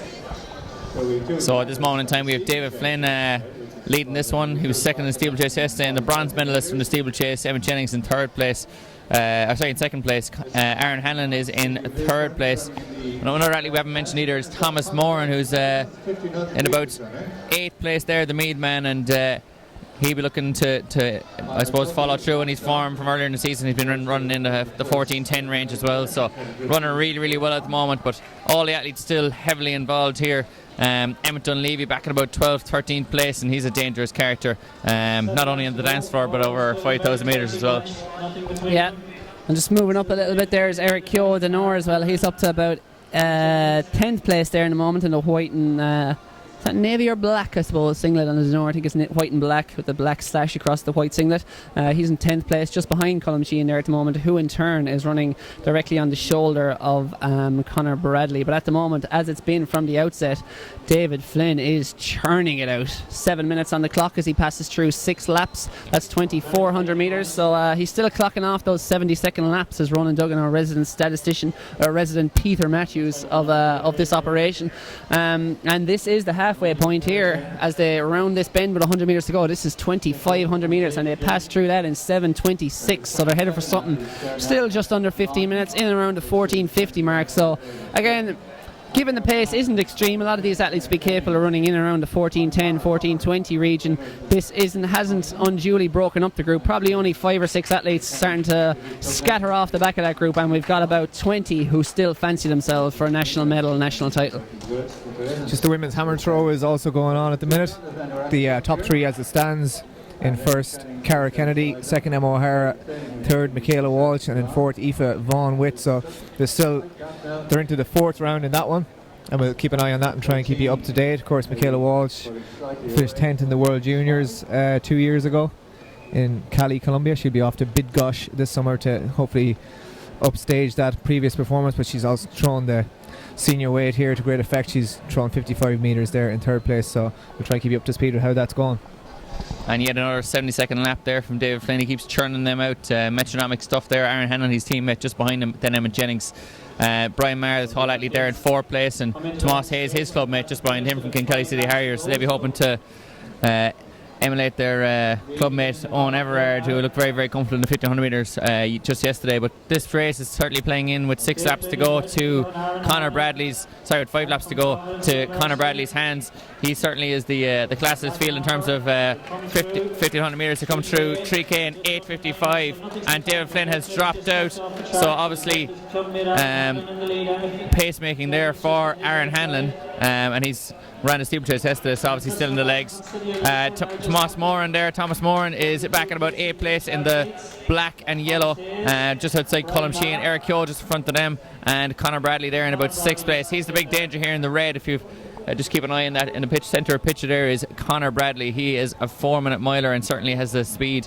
About a week, 10 days ago, down in Irishtown, we did a 3K with a lot of these athletes involved. It was won by David Flynn, who's actually just stepped off the track, and he won it in a kick finish. Brian Maher towed a lot of the athletes around after passing out Conor Bradley, who made a lot of the early running. So Bradley ploughing a different furrow here to steal Brian Maher's farming parlance there, and he's looking to try and sit and kick today, so they're playing into his hands here. And Emmett Dunleavy is another renowned speedster, and he will certainly be involved at the pointy end here if they leave it to the kick finish. He's in about, I'd say, about 10th place, so still a lot of athletes involved here. Conor Duffy just taking a sneak peek around the outside to have a look. And we're just going to have a quick look here at the hammer throw where Cara Kennedy is launching it out.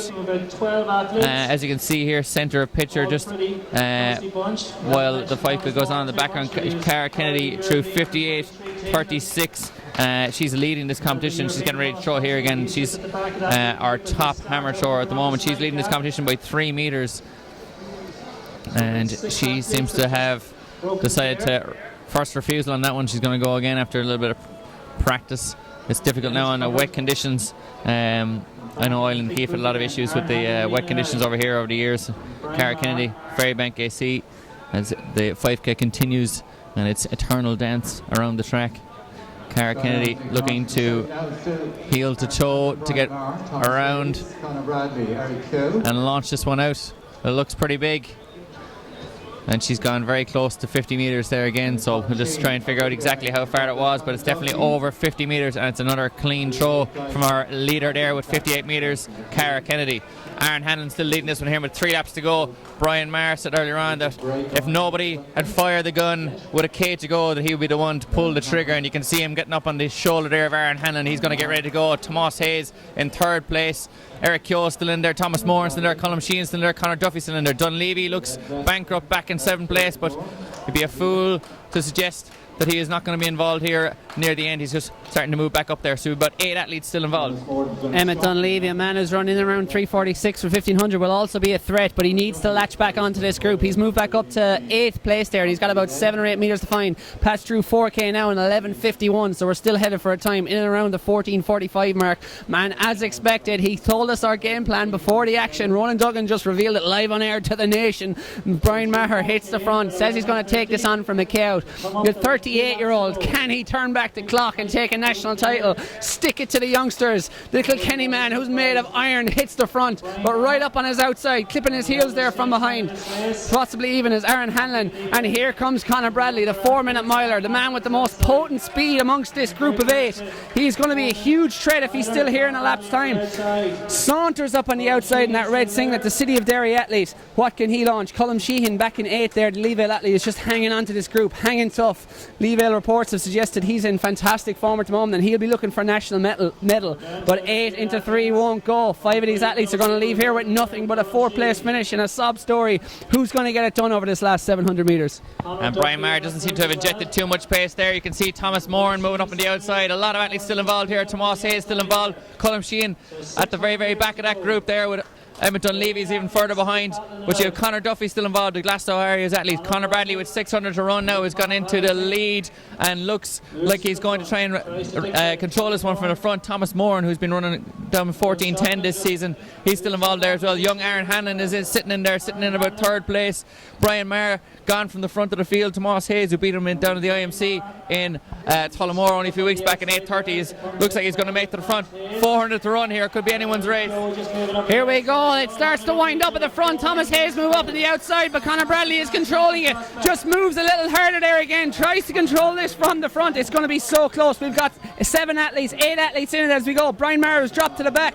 Around him, that is Conor Duffy in the yellow singlet, but at the front, as it's been for the last 600 metres or so, Conor Bradley controlling this. Who's going to take a run? Eric Keogh looking very, very good there from Tenor Harris in 3rd place. We hadn't mentioned him too much. He's ran very well over 5k and 3k as Duffy is making a great run here back up towards the front group. Colm Sheehan looks out of it. Conor Duffy made a great run here. He's in 4th place. Eric Keogh in 3rd. 2nd is Tomas Hayes, and in 1st, the race favourite Conor Bradley. He's been leading this one from 500 out. Tomas Hayes looking to win his 1st national title.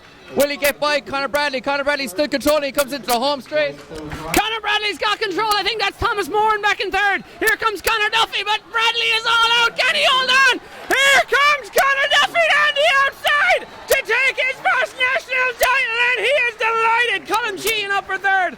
14:32, and that was a 59-second last lap that got it done for Conor Duffy. What a run from the Glaslough Harrier. And we didn't mention him too much. I know he's ran sub 14:30 before, and he's a very accomplished athlete. Ran for Ireland in the European Under-23 Championships before about 2 years ago in the cross country, but that was an unexpected victory there. Conor Bradley was certainly the favourite for that one, and I know Conor Bradley ran about a 59-second last lap, and Conor Duffy was slightly behind him, so that was some fantastic last lap speed in a 14:30 race in particular. To be honest, Conor Duffy, I said 59, but given where he was at the bell, that was probably a 58 or maybe even a 57 from Conor Duffy. What a run. I had a look at him on the back straight, and he was in about 7th place. He was back with Brian Maher, and he moved through the field. He started, as they were attacking each other up front, Conor Duffy started slicing through the field, moving at the most noteworthy speed up that back straight. And what a performance from Conor Duffy. Left it late, but played it great. And we are commentating in the middle of the stand here. You thought Conor Duffy was excited after that win. You should have seen the 2 lads here standing beside me. All sorts of looks from the spectators around us. It was worth their entrance fee alone to watch Ronan and Cahill get worked up with that great performance there from Conor Duffy. Some run. Incredible stuff, and I suppose the fact that he was an unexpected victor, and I think he himself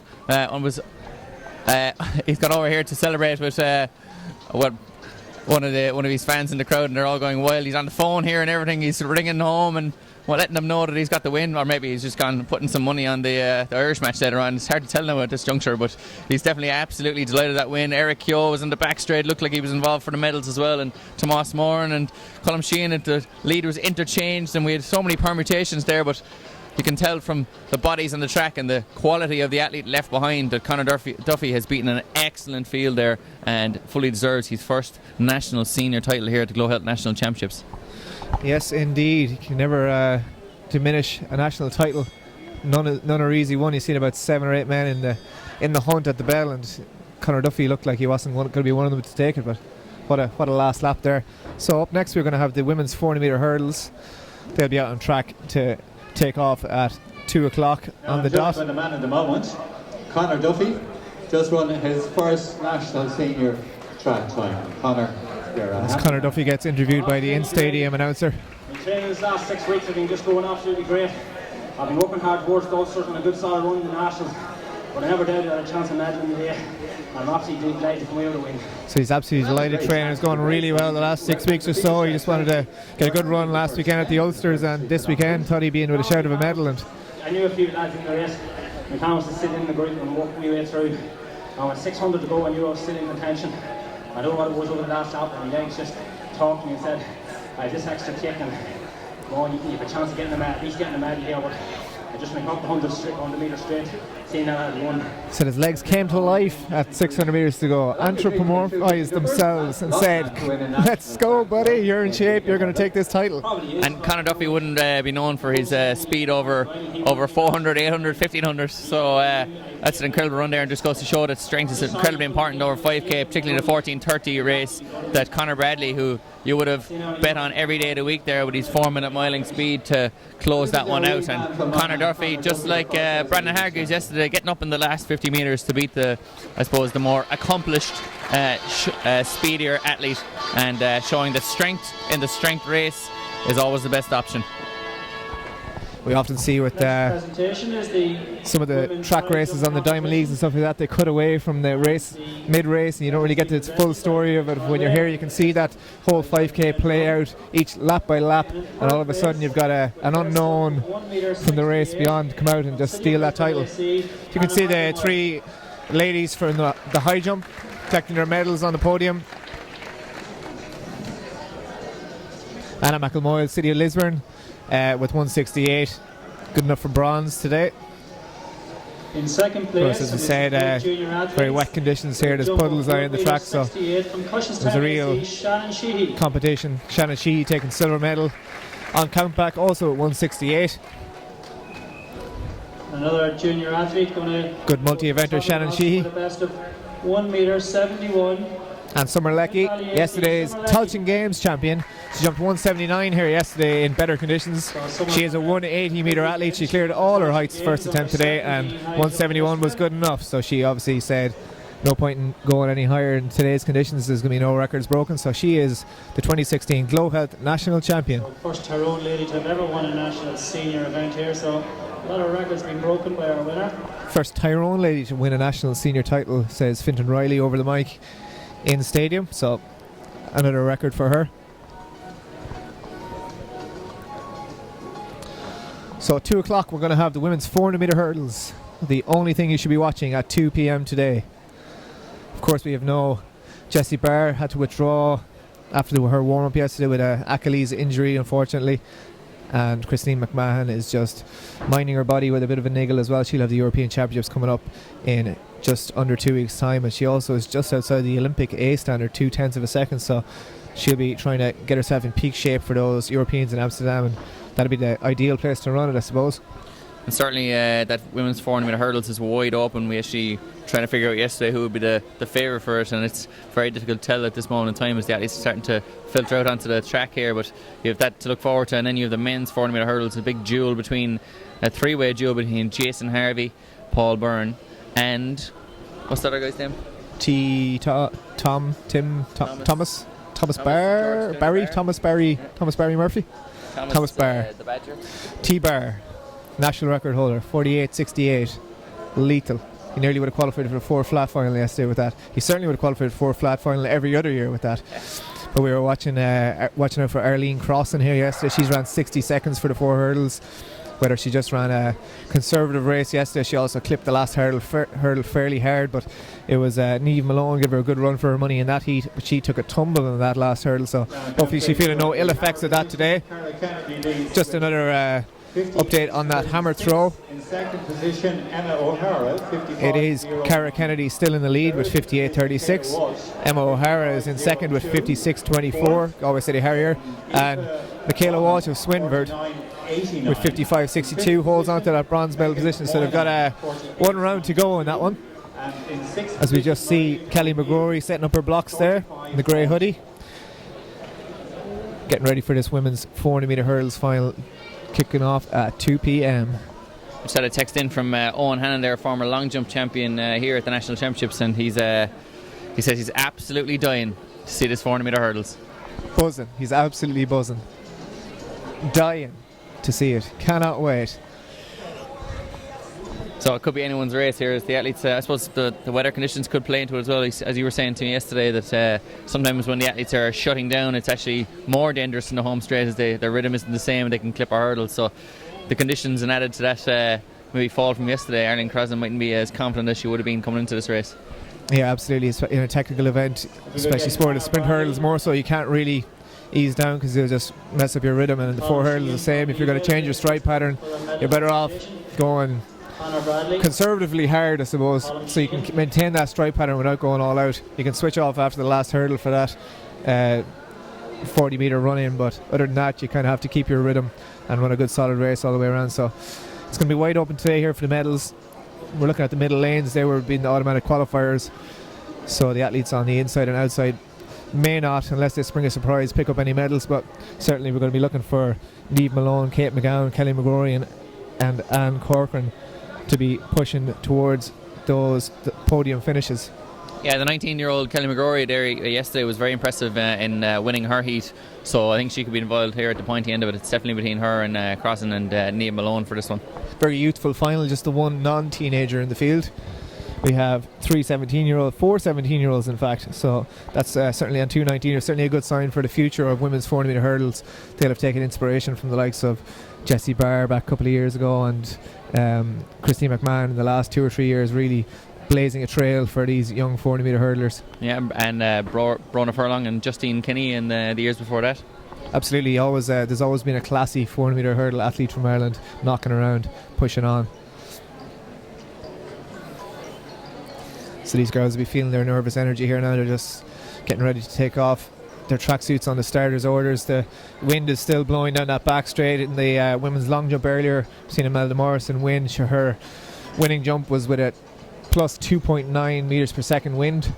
She also jumped 1 centimetre shorter, 587, with a 1.9, so that'll be her legal jump for today, but she still won with that 588. So the wind was gusting in that one from 0.6 to plus 2.9, so that's going to be on these girls' backs down the back straight as they clear hurdle 3, 4, 5 and into 6, and unfortunately in their faces as they reach the home straight. The flags up on the hill, you can see there the Athletics Ireland and GloHealth banners are blowing across the first bend, as are the flags up on the hill beside our big screen here in the stadium, but it could be a gust of a wind all the way around. Hands on hips, legs being shaken out. Get rid of the last of those nerves as they get ready to get into the blocks to decide this. Women's 400 metre final at the GloHealth National Championships. You can see the big men are getting ready to collect their medals from the shot put. We'll try and get you the results of that. We do have Sean Brannock involved anyway, we know that much, as well as John Kelly of Finn Valley. Big men. Hope they don't leave any dents in the track as they walk across here with these 400 metre athletes getting ready to run. Yeah, it looks like we'll try and check those results here, but I'm sure it was quite the final. Shot putting is on the rise, and young John Kelly is one of those rising stars. Yeah, the athletes are getting their gear off here now, getting ready to go, and I suppose winding down towards getting into the blocks and getting ready for this 400 metre hurdles here for women. National senior final, and finals be finals. Don't know who's going to win this one here. It's all to play for, probably the most competitive final of the day, in terms of we have absolutely not a clue here who's going to come up with a win or even the medals. We normally know. That's an exaggeration. We normally have a reasonable idea. We could narrow it down to certainly 8 athletes. Stuart O'Donnell has just procured the start list, I think. Certainly have. I've had it all along. How do you think I remember all these athletes' names? So from the inside, we have DSD's Rachel Dunn. Outside her for Denore Harrier is just taking a last sip of water, getting ready for her national senior final, 17-year-old Kiva Mackey. And outside that, Anne Corcoran of Ferrybank AC, hands on hips, she looks focused. Kelly McGrory of Tyrconnell AC goes in lane 5, one of the favourites here for this title, as is her club mate of Tyrconnell, Kate McGowan, outside her. And in lane 6 is Kate McGowan. Lane 7 we have Niamh Malone of Monaghan Phoenix AC. And in lane 8 on the outside, Karen Dunn from Bohermeen AC.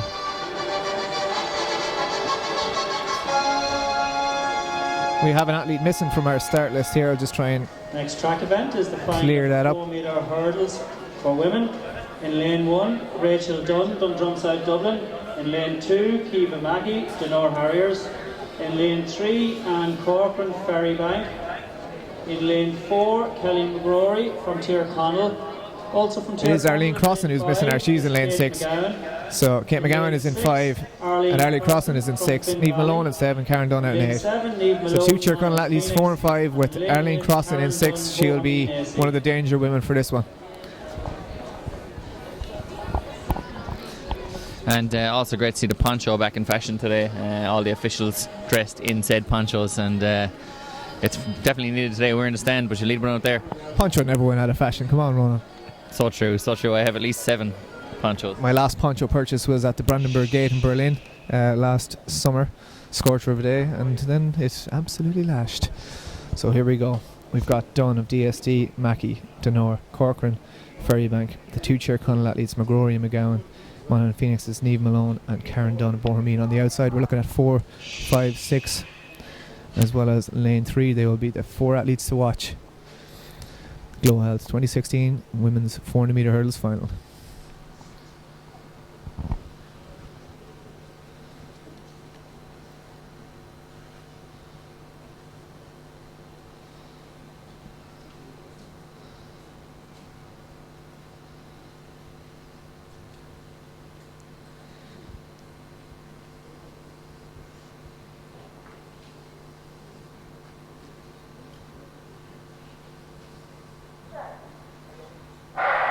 So quite a long hold on their marks, but we are away cleanly. The starter is happy. We'll see who rises first. It looks to be on the outside there, Niamh Malone going well, as well as Kate McGowan of Tyrconnell. So her 2 Tyrconnell ladies in the middle of that in the red vest. They are storming out. Arlene Crossan being left a little bit here at the minute, but it looks like Kelly McGrory is first to rise there in the lane 4 in the red vest, as is Anne Corcoran of Ferrybank AC going well. That right leg lead down on towards hurdle 4, so they come up towards the 200-metre mark, hurdle 5. And it is Kelly McGrory in the lead so far. On the outside, Karen Dunn having a stormer run from Bohermeen AC. So let's see how this one pans out. Niamh Malone in lane 7, Kelly McGrory in 4, and Kate McGowan coming back at her a bit in lane 5 as they go over hurdle 7. Coming into the home straight, Kelly McGrory has a couple of metres in the lead. Let's see, can Arlene Crossan do anything to come back at this one? But it is Kelly McGrory coming up towards hurdle 9. She is looking like our champion. She has 2 barriers to clear. Kate McGowan storming back towards her. Coming up to hurdle 10, they're going to be neck and neck. 1 hurdle to clear. They're all clear. Arlene Crossan coming back at her. Can she get this title? Kelly McGrory storming towards the line. She will just hold on. 61.26. She is the national champion for 2016. Arlene Crossan just left it a little bit late. A storming last 100. She takes that silver medal, with Kate McGowan of Tyrconnell also taking the bronze medal. Great race. Yeah, Niamh Malone getting up there for 4th place, went out very hard, and Kelly McGrory managing to win that one after going out very, very hard, and Arlene Crossan really came hard in that last 50 metres or so. Presentation awards. And I can confirm a penalty for Ireland. Everyone's going nuts here in the stadium. Have they scored? Everyone is clawing up to the window here. No doubt anyone who's watching at home is already watching. But a penalty for Ireland. Is this history? History in the making. We're taking a pause from Alex. Let's be having you, Ireland. Let's be having it. Yes! 1-0 to Ireland! beating France! And the stands go wild! 1-0! Ireland, anyway, Kelly McGrory is the 2016 national champion in the 400 metre hurdles. As Ireland scored a penalty, I'm sure she'd be delighted with that. And the crowd goes wild in Morton Stadium for an event that's happening about 1,000 miles away. We are beating France, as we will beat them at the Olympics in every event. Anyway, the excitement has calmed here. We got a knock on a window from behind us. I'm sure our commentary on it was just as good as George Hamilton. A nation held its breath. Well, I think a stadium held its breath here in Morton Stadium. And if it just doesn't get better than that, well, I've news for you. It does, because Thomas Barr is about to be up on track. As that penalty goes in, we see the sun trying its best to break through the clouds here, bring even more cheer to the crowd here at the National Championships. Robbie Brady scored that penalty, we're informed here by one of the timekeepers. Everyone is buzzing. Fintan Riley announces it over the in Stadium PA. I'm enjoying the fact that the crowd is now going wild, really going wild, having it been announced by Fintan Riley here in the stadium. But we gave you the information at least 90 seconds ago. As Cathal Denny announced, the crowd went mild, let's say. I believe no one believed us, basically. They did not. They thought we were trolling them. But anyway, we had the last laugh. Absolutely so. First of our sprint finals on the track there. We've seen Kelly McGrory storm around to 61.26 unofficial time to take that title. She went hard in the heats yesterday and she gave it another lash today. Obviously had more in the legs, took another 2 or 3 seconds off that time from yesterday. Wonder if Arlene Crossan was feeling the effects of hitting that last hurdle in yesterday's race. Certainly went out much more conservatively than the Tyrconnell athlete. Kate McGowan stormed back at her clubmate Kelly McGrory up towards hurdle 10, but just couldn't quite hold on. Lost her technique a little bit clearing that final barrier. Took a bit of a stumble and was just pipped for second place as Arlene Crossan stormed on the home straight. But the champion is in fact Kelly McGrory, Tyrconnell AC. So up next we're going to have the men. 2:10 we will be seeing Thomas Barr, Jason Harvey, Paul Byrne, Ben Kiley, Owen Power duking it out for the medals in this men's 400 metre hurdles. They've qualified for a national final, now go and compete. Absolutely, it's not often something you can say you qualified for a national 400 metre hurdles final, because normally you get straight into the national 400 metre hurdles final. So we have Owen Power, Cathal Locke, Jason Harvey, Paul Byrne, Thomas Barr, Ben Kiley, Joe Halwax, Kieran Barnes. Those are the 8 lucky athletes who made it this far today, and all they can do now is race. I'm buzzing. Yeah, I'm kind of shaking a little bit. I get far too excited for these football matches, but getting excited for this Thomas Barr, Paul Byrne and Jason Harvey duel here as we see the 400 metre hurdles for women. Actually, Niamh Malone in the end getting up for that one, and we thought it was Kate McGowan in third, but she's got up for third here. Niamh Malone from Monaghan Phoenix. It's going to be Arlene Crossan in second from Finn Valley, and then it's going to be Kelly McGrory, in fact, getting up for the win in that one from Tyrconnell AC. So top 3 there, all very young athletes, all under the age of 20, so future is bright here for 400 metre hurdling. Great depth in that field, and all to play for Kelly McGrory getting up for the win there. And second place, Arlene Crossan getting her medal, and Niamh Malone from Monaghan Phoenix getting third place there. So very, very impressive run there from Kelly McGrory. He went out very hard to about 200 metres and looked in the last 80 like Arlene Crossan was going to come back at her and get up for that gold medal. It would have been quite the shock with 80 metres to go if you were to call that one.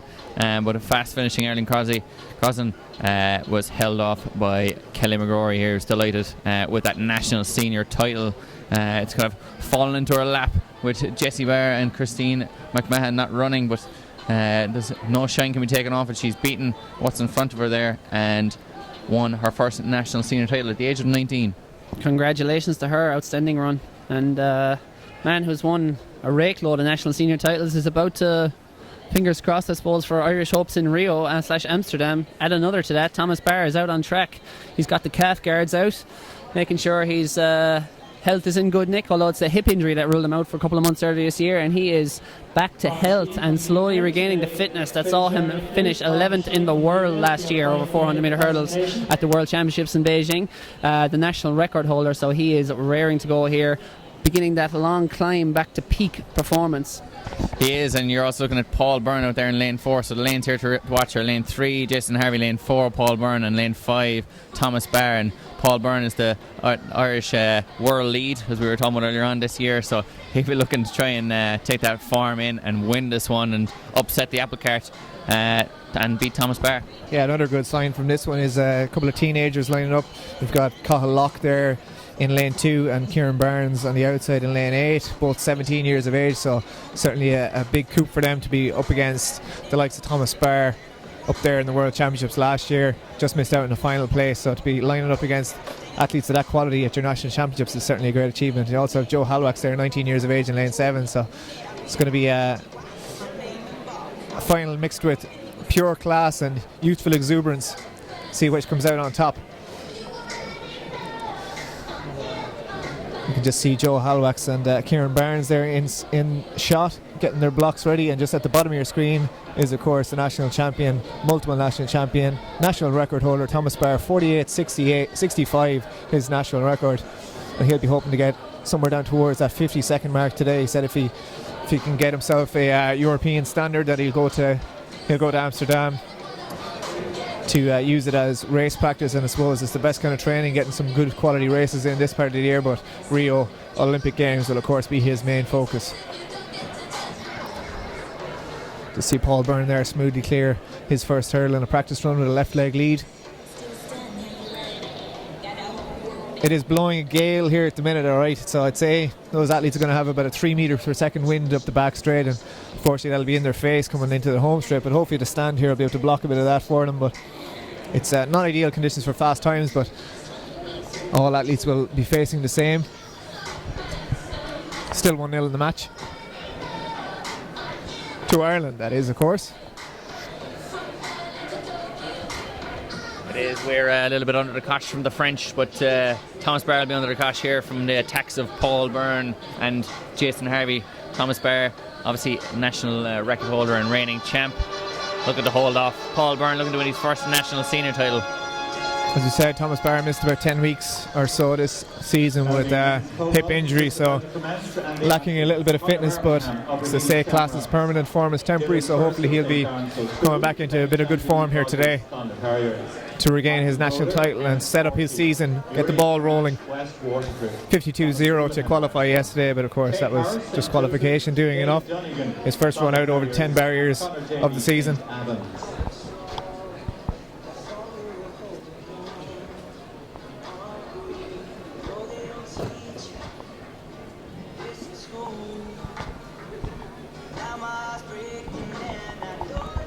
And just seeing the 5k men's medalists here on getting on stage. The cashmere cushions are out again, paid for by AI, and certainly being put to good use here. Ponchos in hand and all, and exciting times here. Gold, silver and bronze. And bronze will be going to Colm Sheehan of Leave LAC, who been running very well all season, over 5k, over 12.5 laps. And Conor Bradley, probably better known as a 1500 metre runner, getting up there for second place, was leading with 50 metres to go. But Conor Duffy, I suppose there's no way I could put this in three words from the depths of I can't think of anything, but he came from nowhere, and with 250 to go was in about 5th, 6th place and managed to work his way up and in the home straight. Even with 40 metres to go, he knew that he had it in the bag and was celebrating wildly coming over the line. Maybe he had a premonition of that Irish goal, it's hard to tell, but he has got gold himself today. That's Colm Sheehan getting his bronze, Conor Bradley, City Derry AC Spartans athlete, getting up for silver, and Conor Duffy, the Glasgow Harriers athlete, former Irish international and possibly a future Irish international in this after that outstanding run today. First national senior title, Conor Duffy. So congratulations to Conor. Outstanding run, outstanding race. So next up on track is going to be Thomas Barr, one of the biggest stars of the weekend. of the biggest stars we have in Irish athletics. Good to see Deirdre Ryan, by the way, up here spectating. Former high jump great, national record holder, I think 196 she jumped, 6th in the world in 2009, and it's good to see that she knows her priority. She's put athletics ahead of football today, and she is in Morton Stadium following the brightest and best of Irish athletics on their road to Rio. If there's any day you're going to put any sport ahead of athletics, it's today. If not the Irish Schools Championships, then it's the Sunday of National Seniors. You've got Olympians, future Olympians, the best Irish talent, the best upcoming Irish talent, all lined up against each other here, clashing heads, locking horns, and going for national medals and national titles. You just see Thomas Barr fixing his spikes, tying his laces, getting himself ready for this National Championships final. GloHealth 2016 Men's 400 metre Hurdles Championships. Just a quick run through the lineup. In lane 1, former high hurdler Owen Power, former Irish Schools champion himself over the 110 hurdles. He is in lane 1 for St Joseph's AC. In lane 2 we have 17-year-old Dunedin AC athlete Cathal Locke. So he'll be up against some real class acts here today, and what a day to do it. Hopefully he can pull out a PB for himself. Jason Harvey and Crusaders AC in lane 3. Of course, Jason has competed at a couple of European Championships and hopefully get back to that form. In lane 4, the Irish leader this year in terms of times, 50.73 for Paul Byrne. He'll be off to Amsterdam for St Albans AC in 4.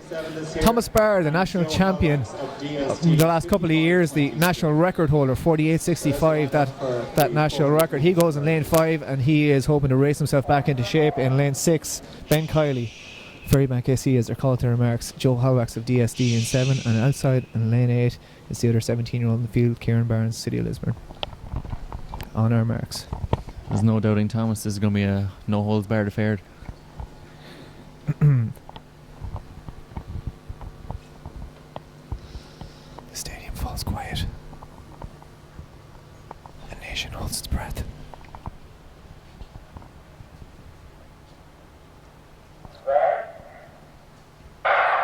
And we are away. The men's 400 metre final here at the GloHealth 2016 National Championships. Who's first to ride? Byrne looks out hard and he does clear that first hurdle first with a left leg lead. Coming towards the second hurdle, and is Byrne still in the lead? A little bit of a chop into that one. Thomas Barr just opening his stride up a little bit. The back straight, they'll have a strong wind on their back down that back straight. Jason Harvey going well too. Ben Kiley trying to hold on to his clubmate Thomas Barr. They reach hurdle 5 and towards the 200 metre mark. It looks like Byrne and Barr are neck and neck. Harvey going well too as they come up to hurdle 7, up towards that 250 mark. Byrne in the lead. Just rises before Barr. See what strength he has left here in terms of fitness that he's missed. But Barr is in the lead. Byrne is in the lead from Tom Barr. They reach hurdle 9. Who's going to take it? They rise together. Thomas Barr is coming through. He's looking like he's good. He clears this last barrier and he's going to watch the clock. Jason Harvey just coming up towards Byrne for the silver medal. And it is Thomas Barr, 50.28. Jason Harvey gets the silver. I think Paul Byrne was just run out of it there for bronze from Ben Kiley. Yeah, very surprising there. Byrne maybe shooting for gold and unfortunately missing out on that gold and end up in 4th place. But a fantastic run. He's having a really good season. But great race there from all 4 athletes. I think everyone's happy to see that from Thomas Barr, 50.28, well inside that European B standard. So hopefully that'll encourage him. If he has no ill effects from today's final, that will see him go to Amsterdam and hopefully get 3 rounds of racing in, which is something that he is obviously lacking from those few weeks he's missed out injured. Tremendous run from Thomas Barr. He started conservatively, kind of went off a little bit cautiously around that bend, but maybe that was just the wind, wanting to not get too close to the hurdles with the wind on his back. But fantastic run. He came home like an absolute train, as he's prone to do, as he's become renowned to do. When he set the national record in Rome last year, he flew out from lane, I think it was lane 1 or 2, to set the national record, and he flew home there. 50.28 in dire conditions in his second race of the season, his debut of the season being yesterday. He is well on course for a good. He's got 6-7 weeks now to get ready for Olympic Games, and every single race this weekend will have brought him on absolute leaps and bounds. So great news for Thomas Barr, great news for Irish athletics. Yeah, so a couple of years ago we were all tripping over ourselves and congratulate Thomas Barr for running 50.06 here when he really stormed onto the world stage in terms of 400 hurdles. So he's just outside that time today, but that shows how far he has come in those couple of years. 48.65, as I mentioned, his national record, back down into comfortably running a European standard there. So he'll be hoping to go there to Amsterdam once he consults his coach and his physio, I'm sure, to see if that is within the plan. But hopefully he'll be able to go there and run a couple of more fast times. He'll certainly get through the heats with that sort of running out there, and you'll be hard pushed to find any better racing in the next couple of weeks than at the European Championships. So Paul Byrne, of course, will be going to those European Championships as well. I think he had a bit of a niggle in the last couple of weeks, so obviously that just interrupted his training a small bit. Just run out of the medals there from the strong finishing Jason Harvey and Ben Kiley. So it will be Barr, Harvey and Kiley on the podium. What a race. Great to see Thomas Barr back in such good form. We'll be looking forward to in around 10 or 15 minutes time his fellow Olympic qualifier and indoor national record holder Mark English will be going on that 800 metres, so hopefully he'll be able to show us some similar classy running and back into as good a form as Thomas Barr did there. Ronan Duggan is getting creak in his neck from looking around to try and look in the window and keep an eye on the Irish match. But who cares? Thomas Barr is back. He is back, and he's back with a bang. But fantastic running from Thomas Barr there, getting up for the win. Jason Harvey getting up into second place, and then looks like Ben Kiley got third there as well. So good to have a full race. And I just 14:32. Happy to be back on track. And some fantastic running there from Thomas Barr in what is difficult conditions. And it must be said now that Paul Byrne made a valiant effort there to go for the win. I think if he'd tried to get second or third, he might have been able to. I don't think it's reflective of the form he's in, but certainly went for goal there and made a fantastic race. Thomas Barr looked under serious pressure with 80 metres to go and managed to eke out that win there and show that he's still a competitor. He still has it even after those 10 weeks out, and it'll be interesting to see how he develops over the next 7 or 8 weeks towards Rio and his first Olympic berth. It'll be exciting times for Thomas Barr here, and we'll be looking hopefully to have a quick chat with him there later on. I'm still looking forward to an injury prone this year, so I'm glad to get back on track. He's just talking to Nick Davis there on the infield commentary. He said he's delighted to be back on track. He gets a big round of applause here from all his adoring fans, family and spectators. Everyone delighted to see such a classy athlete, one of our true world-class athletes back in business for the 2016 season. A delayed start, but a start that went well, so we're all happy with that. We will have the women's 800 metre final up next on track. We'll just get a run through that start list for you. Sheafra Clary Butler from Dundrumside, Dublin. Alana Lally, UCDAC. You can probably hear Fintan Riley in the background there calling out. We'll have also from Templeogue. Sinead Lamb, Denora Harriers. In lane 1, Amy Hamill from Mary Horgan of Crusaders AC there. AC. In lane 2, Louise Shanahan of Leevale AC. You can just see those two athletes in your picture at the minute. And in lane 3, one of the favourites for this title, Sheafra Clary Butler. She has a B standard for the European Championships in Amsterdam. She ran 2:02 a couple of weeks ago there, the Villanova track athlete. Alana Lally of UCD just outside of her, really good junior. Nadia Power, Templeogue AC, 18-year-old, is in lane 5. In lane 6, Kate O'Halloran, Templeogue AC. Sinead Lamb of Denora goes in lane 7. And she is joined by Amy Hamill of Glasslock Harriers in that lane. And on the outside, we have Listool AC's Aoife O'Mahony. So 9 athletes in this one, Ronan. Yeah, certainly, as you said, Sheafra Clary Butler is definitely the hot favourite for this one. Interesting to see how Nadia Power goes here. She's out in lane 5 in the just inside her teammate Kate O'Halloran, who ran very well yesterday as well to qualify. And these athletes, Nadia Power is rarely pushed in her school's career, and she's not the type of athlete to run from the front, so it'll be really good to see her push herself here today and see if she can run a PB and potentially get her first national senior medal. Louise Shannon in there as well, fantastic kick Louise has. She's the Leeville athlete in lane 2, and then Amy Hamill out in lane 7 is also a threat with her kick.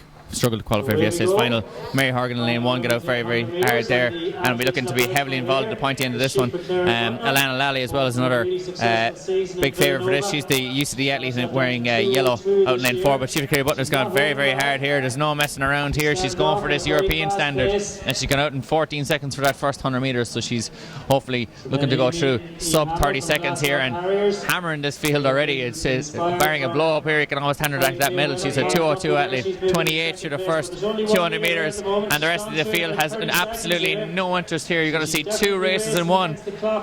Bang for your buck here if you've signed up for this one. Shiva Carey-Butner time trailing it from the front, 43 through that first 300 metres, and you can see the crowd is appreciating this fantastic front running performance here from Shiva Carey-Butner. Louise Shanahan back in second, Alana Lally and Nadia Power, all of these athletes have battled each other over the years. They're fighting out there in second, third and fourth, but the race up front going through in 58 seconds through the bell. That is incredible running. It's 65 for the rest of the field. Shiva Carey-Butner has the goal sewn up. Can she go out and break that standard and run 2:02 and try and get her book her ticket for the Europeans? Alana Lally is still in second place. There's going to be a great battle on for the minor placings, but Shiva Carey-Butner is absolutely flying in here, 50 metres ahead. She's going to go through 600 very, very shortly. Looking to go through in sub 130 here. She is going to do so. She's going to go through in 129. She needs to finish this off in about 31 seconds to get that standard. Alana Lally's making all the running there for second place, and it's Alana Lally in second. Shiva Carey-Butner is coming into the home straight shortly. There's a headwind, but she's on track. Alana Lally, Louise Shanahan and Nadia Power battling out there for the minor medals. It's going to be, looks like it's going to be Alana Lally, and Shiva Carey-Butner is struggling up this home straight. I don't think she's going to make that 2:02 standard, but she's ran a great performance here. Alana Lally's in second place, battling with Louise Shanahan for that minor medals. Nadia Power is done. It's going to be 2:04 for Shiva Carey-Butner, and Louise Shanahan getting up for second place here. Alana Lally is in third. Nadia Power settling for fourth. Fifth, Mary Horgan, and sixth is the Listowel athletes. 7, Amy Hamill. 8 is going to be Kate O'Halloran, and 9 is going to be Sinead Lamb. Wow, what an effort, and how unfortunate for Shiva Carey-Butner that the weather had to present itself like this today, because that standard was there for the taking. She passed 600 metres, was at 129. She even passed 700 metres in about 145. All she needed was about a 16-second 100 metres. A 17 even might have done the job for her up the home straight, but there's a strong wind blowing in their faces, up athletes' faces up the home straight here, and poor old Shiva Carey-Butner. Phenomenal effort, 2:04.75, went out hard. She needed 2:02.9 to punch her ticket to the Europeans, but unfortunately it's not going to be the case for her now. But it's been a remarkable season. NCAA semi-finalist at 800 metres over in Oregon in the most recent months, and she's had a great collegiate season, and it's an awfully hard thing to do, to come back to a European track season and try and maintain that peak all the way. Her coach Gina Procaccio encouraged her to have a go at the Europeans, suggested it was allowed her to peak a little bit later than the rest of the college team, allowed her to have a late focus, I suppose, to her season and to try and target. She knew the importance of representing your country at European Championships, how much it would be beneficial to her career. But nonetheless, Shiva Carey-Butner, a PB by over a second last week in Princeton, New Jersey, 2:02.7. She's in fantastic shape, and that showed there, but just didn't have the legs up the home straight. On another day it might have been there for her, but not today. But well done to her. National title, first national senior outdoor title for Shiva Carey-Butner. Congratulations to the Dubliner. Next up, we're going to be switching to the men's, but first of all we have a result to bring you, and it's from the women's 400 metre hurdles. Champion there was Kelly McGrory at 61.23. Second was Arlene Cross in 61.39, and third Niamh Malone 62.12. And we switch attention straight across right now to the podium. The 4 Mark English, the 10th place finisher in the Worlds last year. We're going to see our 11th place finisher in the Worlds last year. Our 2 finest track and field athletes, I suppose, with the exception of Rob Heffernan, if you consider that a road event. Mark English and Thomas Barr, 2 stars today. We've just seen one, we're about to see the other. Ben Kiley, though, first of all, Barr's Ferrybank teammate, up for his bronze medal. Great run from Waterford. Just pipped Paul Byrne on the line, who clipped the 9th hurdle. Very frustrated Paul Byrne. I was speaking to him a while ago, but he'll be headed to Europeans nonetheless. Jason Harvey, silver medal for the Northern Irish man. Brilliant run from him. And the champion, and great to see him back in the track in great form. And our champion for 2016, yet another national title for the best 400 metre hurdler we've ever had in this country. Maybe the best for some years, some decades to come. He is Thomas Barr. What a run, 50.28 in those conditions. He was very pleased with. Says his health is back in good order. Says his hip isn't bothering him. He has had a little bit of a foot injury in recent days, but he said it's not too much of an issue at the moment, and he said he wasn't going to let it get in the way.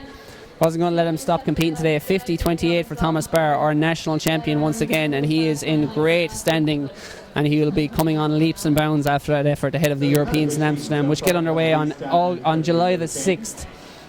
So he's got about 2 weeks to get ready for them, or 10 days I should say. Shifra has just been interviewed here in the stadium, and again the disappointment etched on her face, but she can hold her head high and her shoulders back, because that was a run full of courage, and that's something we've come to expect from the young Dubliner. Only 20 years old, but a star of the present, and she's going to continue to be a star of the future for Irish athletics. Looks poised to fill the boots. She's following the same path as Sonia O'Sullivan. She may well fill the big boots left behind by Sonia O'Sullivan. Former national record holder for the 800 was Sonia, currently held by Roseanne Galligan, who's injured this weekend and can't be here. But I see Sonia down there congratulating Shifra, funnily enough that I mentioned her. But there's still a smile on the face of Shifra Clary Butner. Just a quick mention there for John Fagan, who's tuned in watching, former national medalist in the 40 metre hurdles, tuning in with his canine friend Lenny. Lenny with a keen eye on those 40 metre hurdlers. Good old Lenny, yeah. It's one eye on the football and one eye on the action here. With action coming up here in a big way with Kevin McGrath, the youngster, the Irish schools 1500 metre champion, the Tyro, the maestro of schools. He's up here against the big boys. Will he be educated here today by the likes of Niall Toohey in lane 2? The mercurial Mark English, a 144 personal best of Mark English, only a 155 seasonal best this summer, but that was in the heats yesterday. Kieran Kelly in lane 4, James Lettingham and Killian Kerwin sharing lane 5, Declan Murray in lane 6, and lane 7 is Conor Duncan, and lane 8 is Carl Griffin. They've got out pretty well here. Conor Duncan's gone to the front, looks to be trying to get to the front again, but it'll be interesting to see how Mark English runs this one. It will. Mark English has settled right to the back of the field. He's in no rush here. He knows this is not a day for fast times. This is a day to get the championship win, and he faces a big threat in the shape of that black singlet there. Century shot. Moving through into third place now is Declan Murray, the New York-based Irishman. He is now in third place. Mark English has settled in at 7th, right around the back, staying out of trouble. Sensible running from the Donegal man.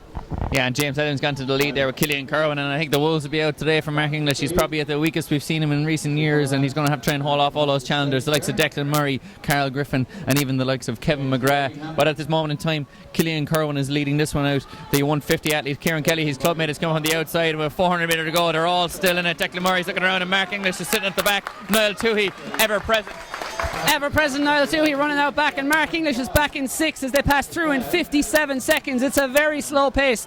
Killian Kerwin still leads it out from James Lettingham, and Declan Murray at the moment is back in 4th place with Carl Griffin on his inside. Mark English deliberately, I think, is tracking Declan Murray, but he's left him about a 2 metre gap. It could prove dangerous. If we're ever going to see a chink in the armour of Mark English, we will see it today, because he has struggled with injury this spring, but he is an incredibly talented athlete, an incredibly powerful athlete, possibly the most talented athlete we'll ever see. He is in 4th place at the moment as Kieran Kelly shoots to the lead and steals a 3 metre advantage. He is gone. Declan Murray 2nd, Mark English 3rd. Has so much work to do, but he is so fast in the last 100.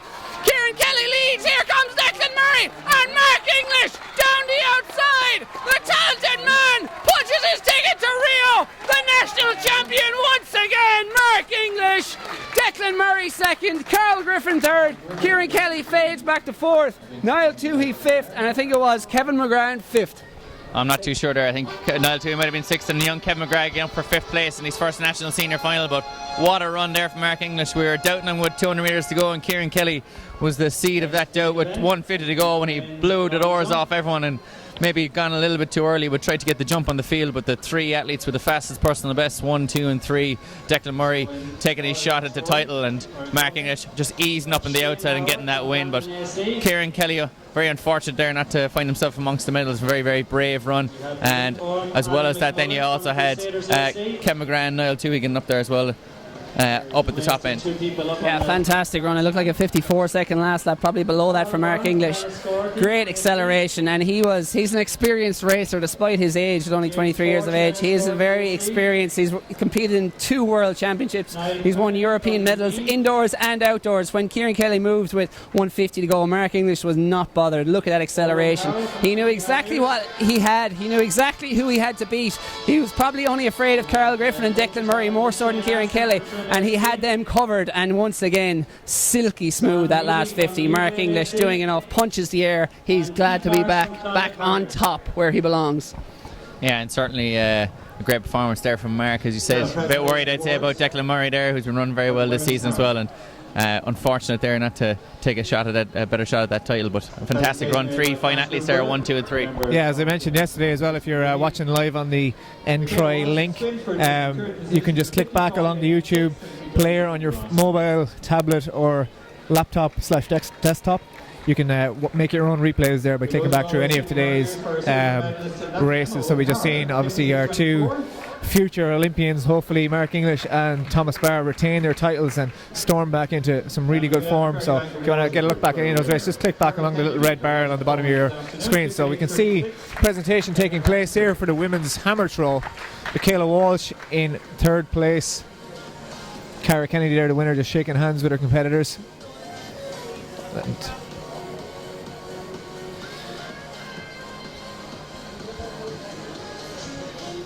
And of course the silver medalist there was Emma O'Hara from Galway City Harriers. So the official result on that one was 58-36 for Cara Kennedy to take the title.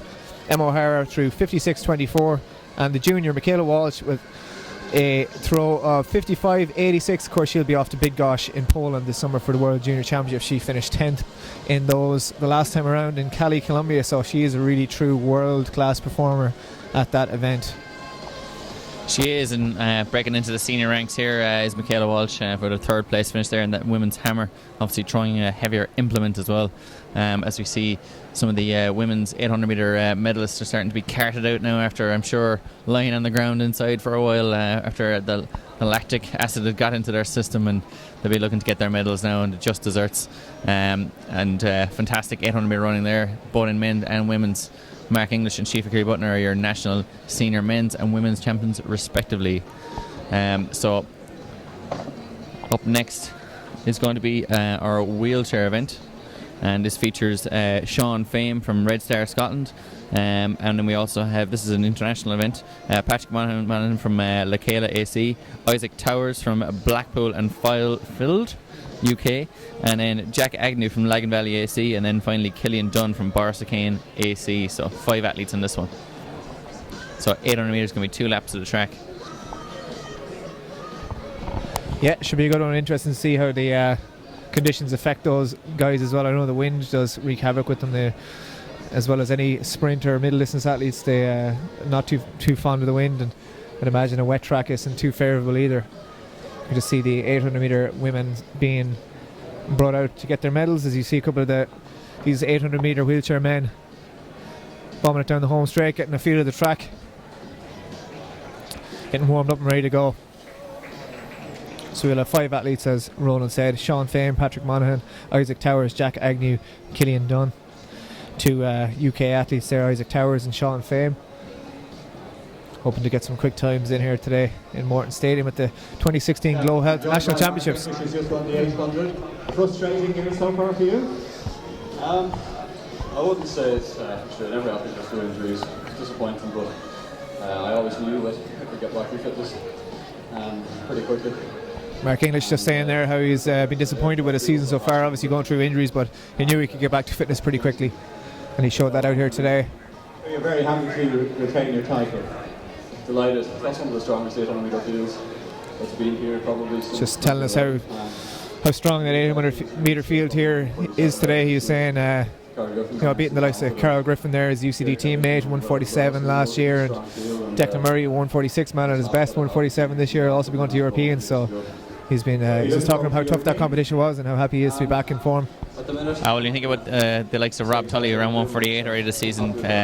Didn't make the final there. That just shows the calibre and the depth between 148 and 150 that we are seeing at the moment. Kieran Kelly been repping up nationally and domestically, running 148.99, not even medaling there, finishing 4th. So some really fantastic running. Just presentation we're seeing here at the moment is the women's 800 metres. So Sonia Sullivan is present and correct to hand over the medals here, to possibly hand over the mantle to Shifa Curry-Butner, but she's handing over the bronze medal here to Alana Lally, who's originally from Galway City Harriers, now racing in the vest of UCD where she studies.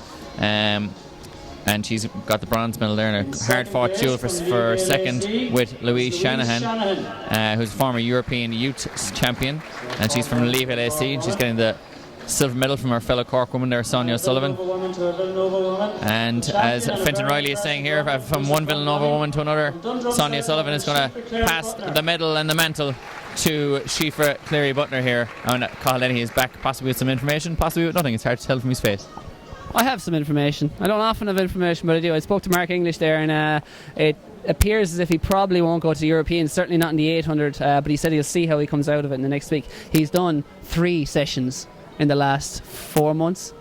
He's done 1 aerobic session, 1 rhythm session, and 1 speed session. He said he hasn't gone near any hard 400s. Sure, isn't that enough for you? And he started running back on dry land after about 10 weeks off on June the 4th, I think he said, or June the 6th, something like that. So yeah, 3 weeks of running 3 sessions, and Mark English destroys 147 men and 148 and 149 men.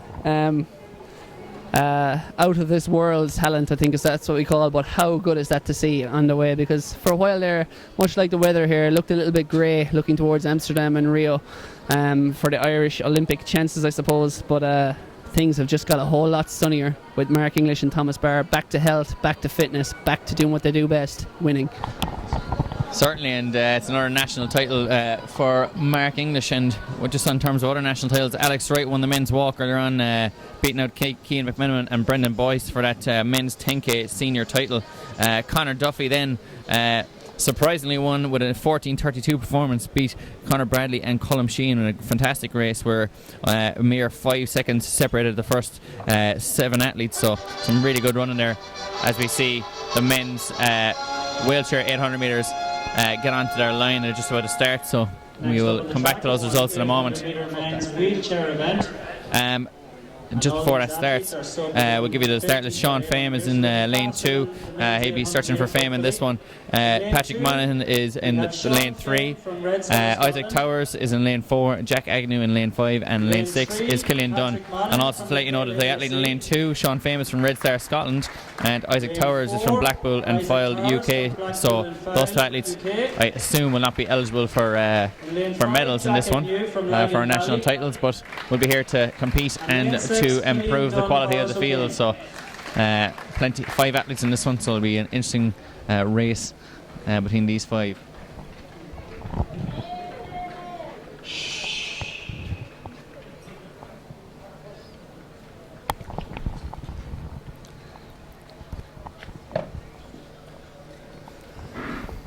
And they are underway. Start of the 800 metres. That is kicking off. International field it is here. In lane 2, Sean Fame of Red Star Scotland. Lane 3, Patrick Monaghan from Lekela. Isaac Towers in 4 from Blackpool. Jack Agnew from Lagan Valley. Killian Dunn from Boris Lacane. And Patrick Monaghan, as we expected. Flying down the back straight. That's Jack Agnew, actually shot out to the lead there from the start. 200 metres in 27 seconds. 27 seconds. 27 seconds through 200. Jack Agnew is flying here. And again, as we heard, best of 143. 41 seconds. Absolutely flying here. Just moves out to lane 2 there. Tricky conditions here with the water on the track. And he is Rio bound in the Paralympics in September. We will see this man. And he is flying, passes through 400 metres in 53 seconds. Isaac Towers in second, then it is Patrick Monaghan in third. Back in fourth, in the green and white, is Killian Dunn. And then bringing up the rear, 5.42 is Sean Finn. But at the moment, Jack Agnew is away and gone. He has separated himself from the field from the outset, and he is flying.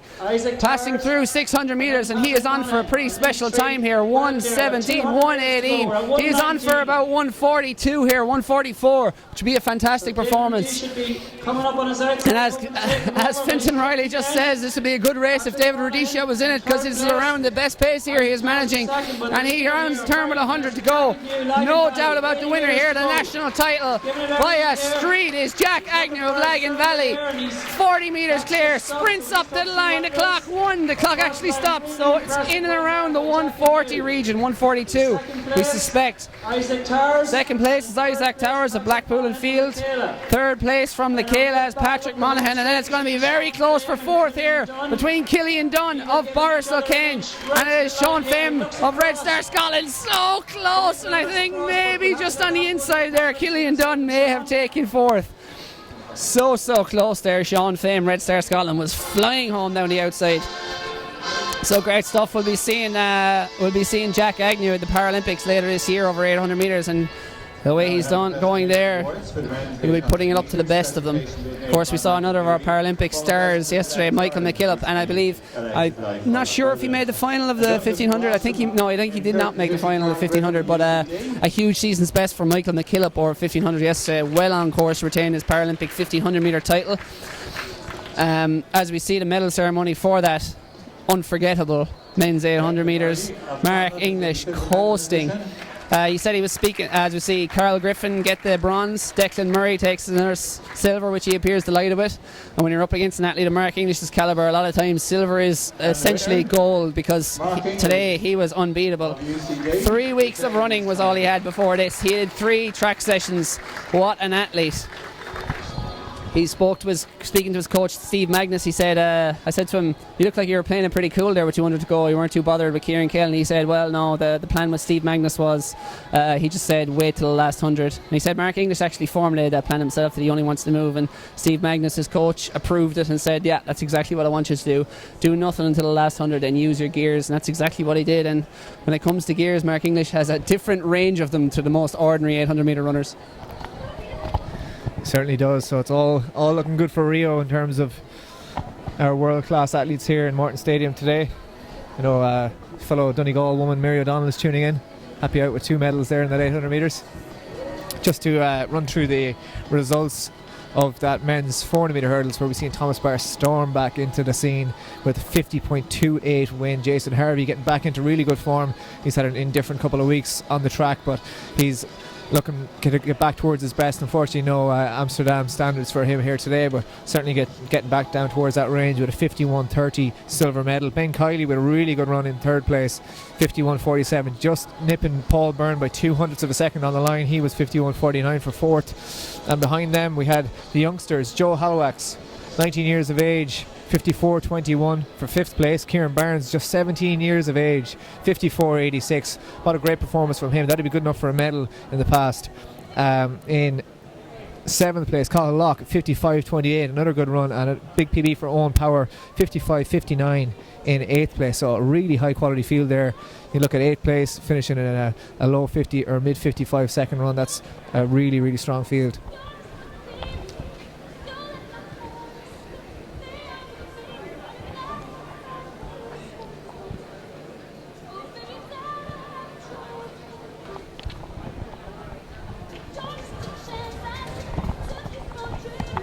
So you can see the women's 100 metre semi-finalists getting their blocks ready, getting themselves set.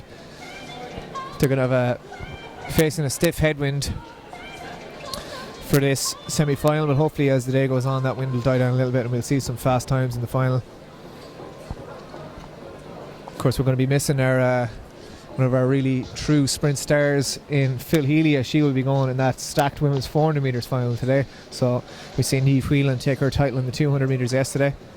And who's going to step up to the mark in this 100? Possibly Niamh Whelan again. She also got a relay gold medal for herself yesterday. So is she looking to three-peat run, Duggan? She might be looking to three-peat, but yeah, for Phil Healy, it's out of the frying pan and into the fire. And this one, she's left the 100 metres with the likes of Amy Foster and Sarah Lavin over the years, and Niamh Whelan, and plenty of fine athletes in there, and Ailish McSweeney, and now gone up to the 400 metres where it's just as difficult to get a medal. So there's no easy medals won today, and Phil Healy will be looking to get one later on in that stacked 400 metres. But plenty of athletes in this one here, Jared. Yeah, we do indeed have Amy Foster there in lane 4. You can just see her bend down, touching her toes there in her ASICS kit. So we'll just try and get you a full start list when we can.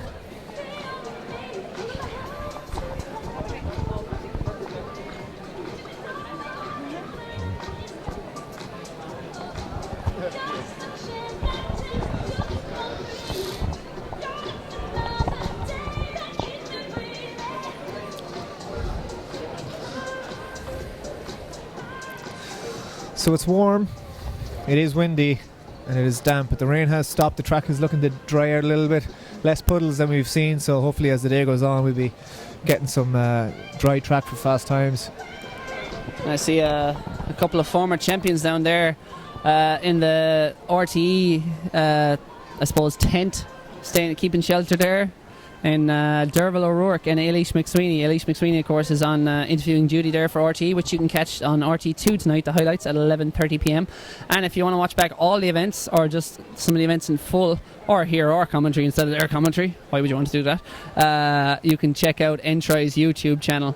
All the full day's action will be available there after close of play today, and you can rewind back, rewatch, and watch everything you want. And we'll try and feed you back some tidbits of info as we get them about the field events as they come through to us.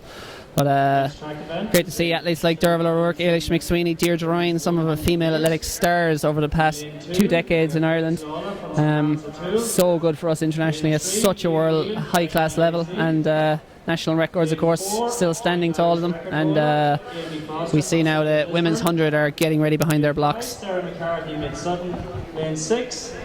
So as we can see here, the women's first semi-final of the 100 metres. There will be 2 semi-finals. In lane 2, Grace Lawler, St Lawrence O'Toole.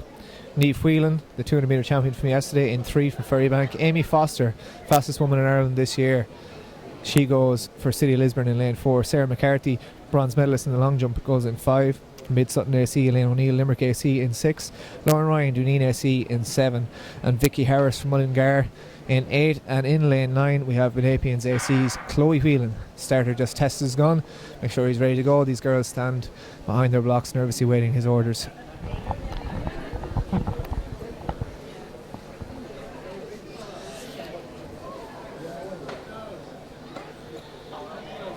Amy Foster is, of course, the joint national record holder with Eilish McSweeney, who's doing that RTE analysis here today.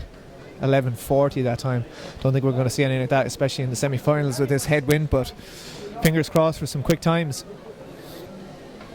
She has been down in the 11:4s this year already in Claremont in Florida. I'd imagine in slightly better weather than this.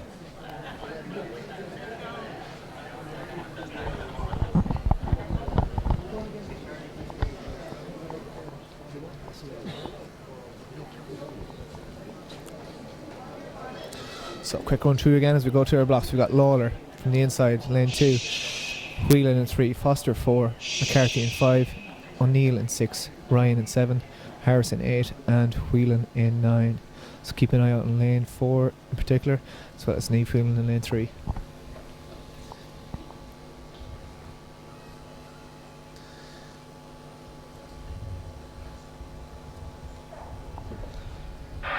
And the starter is happy and we're cleanly away, and Foster is off to a flyer. Niamh Whelan trying to stay with her, and she is so far, 50 metres in, but Foster's just starting to move away from her here. Niamh Whelan just staying on her shoulder. She certainly go through with Sarah McCarthy in third, very tight on the line. 11:79 for Amy Foster of City of Lisburn AC, and she will go through to today's final as the fastest out of that first heat. So those top 3 will be guaranteed a place, as well as 2 fastest losers, I imagine, and those are Amy Foster, Niamh Whelan and Sarah McCarthy.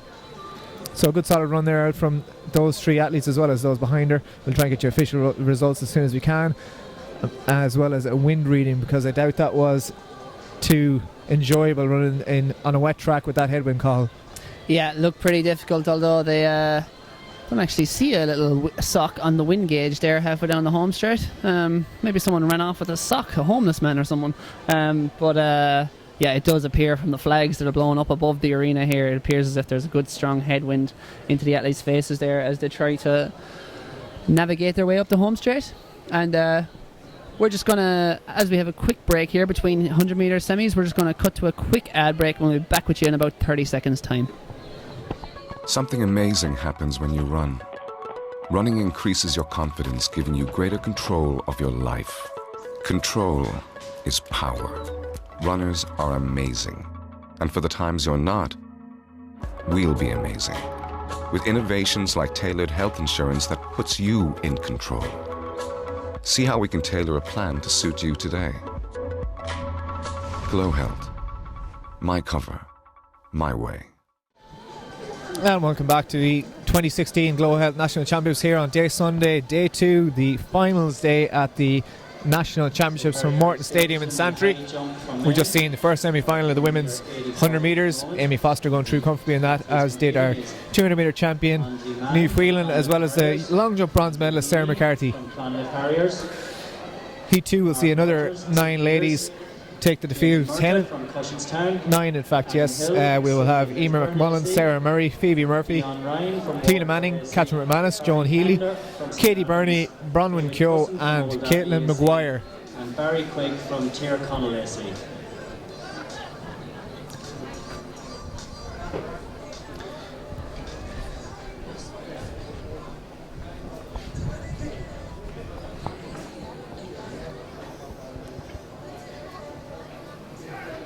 Cleena Manning, I believe, had a warm-up area mishap running into someone, or someone running into her after her 200 metre heat yesterday, which meant she unfortunately had to pull out of that 200 metre final, but seems to be showing no ill effects here. You can see her in lane 5 there settling into her block, so hopefully she is back in full health for today's 100 metres. Of course, it all gets very hectic and cramped with athletes in the warm-up area with headphones in and testosterone flowing and aggressiveness of sprinters not looking up. But I believe we've seen it here a couple of years ago with 110 metre hurdler at the European Team Champs, Balazs Baji, made mincemeat of someone's mother walking through the warm-up area. Not ideal before he went out and set the stadium record for the 110 metre hurdles here. We also, of course, seen that very funny clip of Gabriela Jabo getting absolutely minced by one of the long jumpers. You'll find that on YouTube. I think Baji's actually gone and found somebody's mother to knock over ever since. After that stadium record, he thought it was part of his routine and has done it in every race since. But Vettelalova also suffered from a similar effort and in a warm-up area, and actually broke her femur and missed out for a good few years after running 10.78 for the 100 metres. She lost about 2 years with that femur injury. Yeah, 10.78 as a 17-year-old, in fact. But some people have lucky socks. Balazs Baji just clocks people. Yeah, knocks over. Runs through them, knocks over mothers for fun. Half time in the match over in Leon. It's still 1-0 to Ireland. Fintan Riley tells us here over the PA that it is still 1-0 to Ireland in the match. So now you have 15 minutes to give us your full and undying attention. Where was Fintan Riley last week telling me to score in the Ireland-Sri Lanka cricket game that was being held out in Malahide, you know? I want my information here. Why is it just football? Very selective, Fintan. Not on. Not cool, man. So we got results here coming in from the men's shot, but I'm sure you saw the first three earlier on. It was Sean Bernock with a throw of 17 metres and 34 of the centimetres. John Kelly from Finn Valley AC, he threw 15.25, so he's a bit off the lead there. And Anu Awanzu from St Lawrence O'Toole, he threw 14 metres 99, so just missing out on that 15 metres. James Kelly then of Crusaders AC threw 13 metres 69, and he beat out Bandon AC's Patrick McSweeney, who threw 12.76. And after that, then we also had the 800 metres medalists, which was Mark English 151.48, Declan Murray 151.70, Carl Griffin 151.83. So those top three there. Kieran Kelly just missing out, running 152.19. Cam McGrath 152.35, and Niall too even run out in sixth place 152.57. So that's the top six there, all within a second of each other. Just as we see the second semi-final of this women's 100 metres, it will be the top three and the best 4 times after that. Of course, we have 10 lanes here in Morton Stadium for that final, so all 10 will be filled. We've seen Sarah McCarthy, Amy Foster and Niamh Whelan guarantee themselves a spot with those first 3 places in the first heat. Lane 2 in this one, we have Emer McMullen of KCHAC, Sarah Murray of Fingallions goes in 3, Phoebe Murphy of Ferrybank in 4, Cleena Manning in 5 from Kenny City Harriers, Catherine McManus of Dublin City Harriers goes in 6, Joan Healy of Bandon AC in 7, Katie Burney of DSD in 8, Bronwyn Keogh in 9, and Caitlin Maguire on the outside left hand of your screen from North Belfast Harriers, the youngster, goes in 10. So we'll be keeping an eye on the middle lanes as usual. Joan Healy there, of course, Phil Healy's sister, coming back into really good form this year, both indoors and out after a couple of years of injuries. So keep an eye on her in the yellow vest at Bandon AC.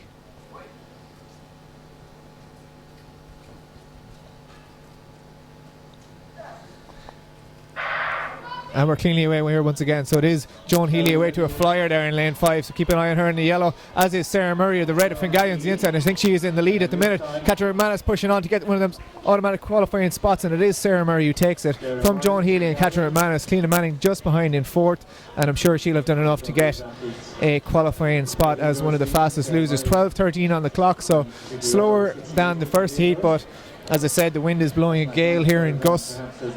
So if they're unfortunate to get a stronger headwind in that one, it's tough luck, I'm afraid, in terms of fastest qualifiers. So the 4 of those spots up for grabs, but certainly Cliona Manning, Sarah Murray and Joan Healy did enough. Sorry, Catherine McManus, Joan Healy and Sarah Murray did enough. Cliona Manning will have to wait and sweat it out in terms of the clock. Exactly, it's always difficult to judge, particularly in sprint events with those headwinds, what difference it'll make. Especially someone like Cliona Manning would be a taller athlete, probably more affected by that wind. 800 metre senior women's results here. Shiva Cleary-Butner 2:04.72 at full, 6 seconds ahead of Louise Shanahan, who just held off Alana Lally. There was 0.2 of a second between Alana Lally and Louise Shanahan. Nadia Power ran 2:12, back in 4th place with Mary Horgan running 2:12 as well for 5th. So fantastic running there from the top 5 athletes in that one, and all within a couple of seconds of each other, but nobody within a roar of any animal of Shiva Cleary-Butner, who stormed away from the field 58 seconds from the front. Struggled up the home straight, but still running very, very well and looking to run another 2:02. Unfortunately, the options will be closed after today, but perhaps AI might, in their wisdom, send her over to the Europeans in Amsterdam for experience. And also we'd like to congratulate Conan McConaughey on his first sub 15 minutes in the 5k, which he did today. That's Malcolm McCausland's tweeting us in there. That was today at the National Senior Championships.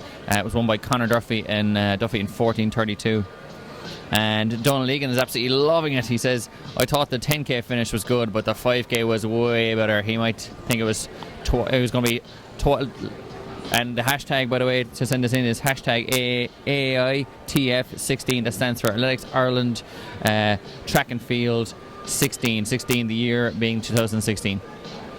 And you can see lots of Athletics Ireland tweets out there as well on the matter, and a few snippets of the final part of the races, 8s and 15s. Snapchat as well. Irish Athletics is our Snapchat, I believe. Not too au fait with the concept myself, but someone who is au fait with sprinting is Jared Allen. We see the sprinters starting to work their way out for this 100 metre semi-final now. Yeah, of course we're missing the reigning champion Marcus Lawler.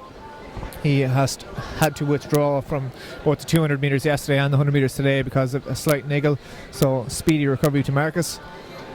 He of course has a qualifying time for those European Championships in Amsterdam, running an equal PB this year of 20.72/3. So the title will be up for grabs here today. We will have 5 heats with just the winner going through from each, and then the 5 best times after that. So really tough qualification, like we've seen in the men's 400 metres here yesterday. Just the winner guaranteed their spot. You can see there in the green t-shirt in lane 6 is the Goldsmith, Jason Smith, Derry City Track Club athlete, of course multiple Paralympic champion, national champion previously too, has competed at European Championships for Ireland. He is the fastest man in Ireland so far this year, so Marcus Lawler might not have had it all his own way if he was here. Jason has run 10:39 over in Florida this year too, so like Amy Foster, he's back home on Irish soil to have to deal with the unfavourable winds and weather. I know, damp, wet track here at Morton Stadium, but can't complain about the cold. It is quite warm. So he goes in his first heat, and he'll be hoping to secure his place in the final for later on today. Up against him, he'll have Michael Deedy, Cormac Lynch, James Sullivan, Nick Ennis, Kevin Miggy, Pierce Friel, Gary Scott and Declan Owens. You just see Jason striding out there towards the right of your camera in that green t-shirt. Of course, he'll be heading to Rio in August as well for those Paralympic Games, hoping to regain both his 100 and 200 metre titles that he won so emphatically in London. Multiple world record holder in his division too, so certainly a class act.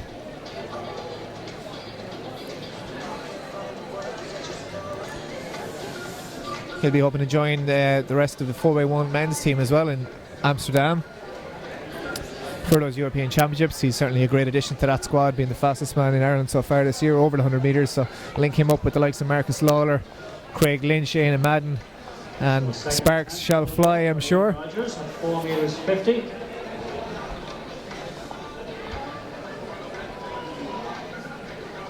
Just off screen, we just seen Ian Rogers attempting 4 metres 50 in the pole vault.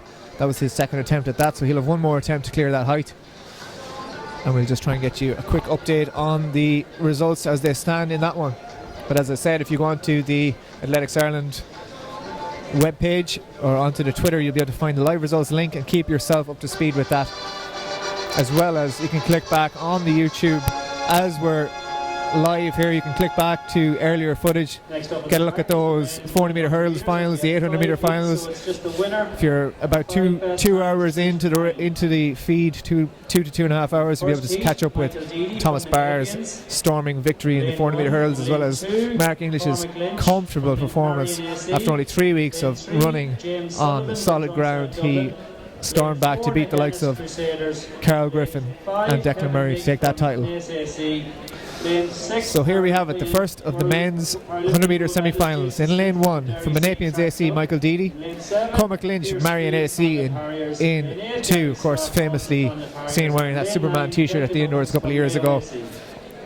James Sullivan, DSD, is in 3. The oldest athlete in the field, Nick Ennis of Crusaders AC in 4. Kevin Miggy of Nace AC goes in 5. Jason Smith, the fastest man in Ireland this year so far, over 100 metres, 10:39 that was. Derry City Track Club, he is in 6. Pierce Friel in 7. Clonagh Harriers, joined by his clubmate Gary Scott in lane 8. And Declan Owens makes up the field on the outside, Mayo AC in lane 9. Just the winner to go through. Gary Scott. So keep an eye on lane 6, Jason Smith, City of Derry Track Club. And we're away at the first time of action. Jason Smith staying nice and low, and he is storming out. Nick Ennis trying to push him on a little bit, as well as Cormac Lynch. But it is Jason Smith, he is cruising. He looks to his left, he looks to his right, and he cruises through as the winner, the only automatic qualifier from this one. Nick Ennis holding on for second place from Cormac Lynch of Marion ACE in 3rd. So those lads will have a sweat. They've got 4 more races to watch before they'll know if they make up one of the 5 fastest qualifiers after the first automatic. So 10:96 on the clock for Jason Smith. He is the first automatic qualifier for this evening's final. So final attempt for Ian Rogers in the pole vault, 4 metres 50. As we just pan over to the pole vault here to Ian Rogers, 4 metres 50. He is the only athlete left in it at this height. Clonagh Harriers man, he goes for it, he plants his pole, and he fails unfortunately at his 3rd attempt, so that will be the end of his competition. That's the 4:40 for Ian Rogers in second place. Sorry, second place for Ian Rogers with 4:40. So I'd imagine it is David Donegan who is the champion. We just see him adjusting his poles there.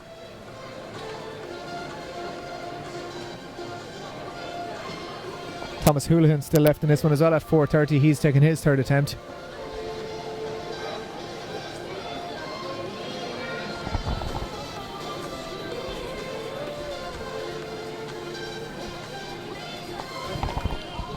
So Jason Smith looking very, very good there. Are you suspecting he'll be your winner after this one, or who's the most likely winner if you're a betting man, Ger, which I know you aren't the betting man, but if you are? I'd have to say that Jason Smith is the favourite here, without the likes of Marcus Lawler, Aina Madden, Craig Lynch, none of those guys here. Of course, Craig will be going to the 400 metre final later on. We just see Thomas Houlihan rattle the bar and knock it on his 3rd attempt at 4 metres and 50, so that will be the end of his competition. We'll just try and get you the current standings in that one. And of course Thomas Houlihan coming from the long line of Houlihan's in pole vaulting circles down there in Dungarvan, and they're all St. Augustine's Dungarvan or St. Augustine's, depending on who you talk to. And he's produced. They were producing many good pole vaulters down there. There's actually 2 West Waterford athletes in this one, but who's winning that one at the moment? According to my live results here, David Donegan hasn't taken a jump yet. So he is taking his first jump of the day at 4.60 meters. All other athletes are out of the competition. This is a brave tactic. Of course, we've seen Ian Rogers and Thomas Houlihan failing there. Thomas Houlihan will take, he is currently in the lead with that 4.40 meters clearance.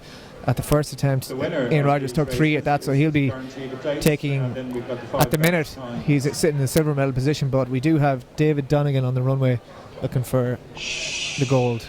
So here we have it, the second heat of the men's 200 metres. Just the winner guaranteed to go through. We have Declan Owens, Mayo AC, Jonathan Browning in lane 2.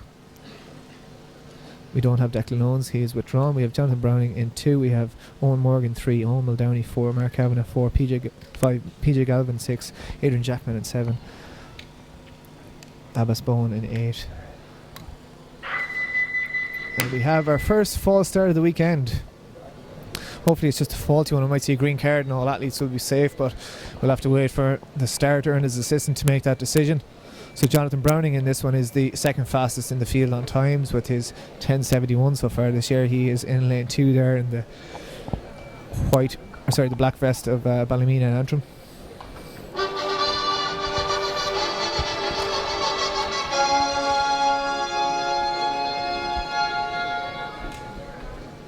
Next field event is the women's shot put competition.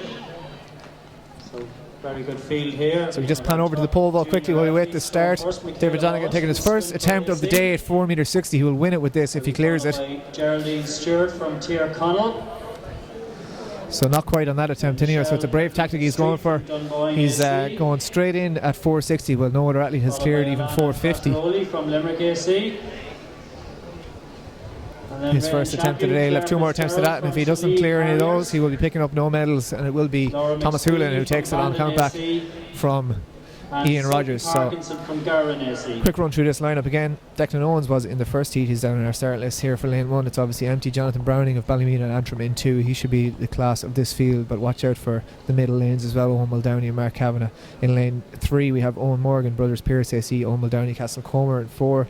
Beside him Mark Kavanagh, DSD, PJ Galvin Van Riecht in 6. He went in the 200 metres yesterday as well. Adrian Jackman, Menapians AC in 7, and Abbas Bowen on the outside there for Crusaders in lane 8.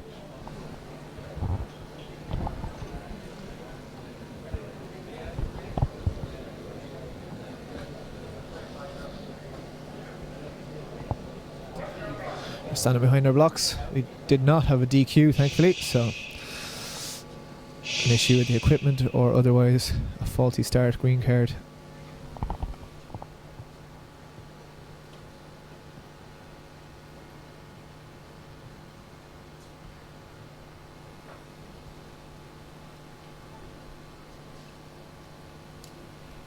Wind will be blowing directly in these athletes' faces, so see what the clock says.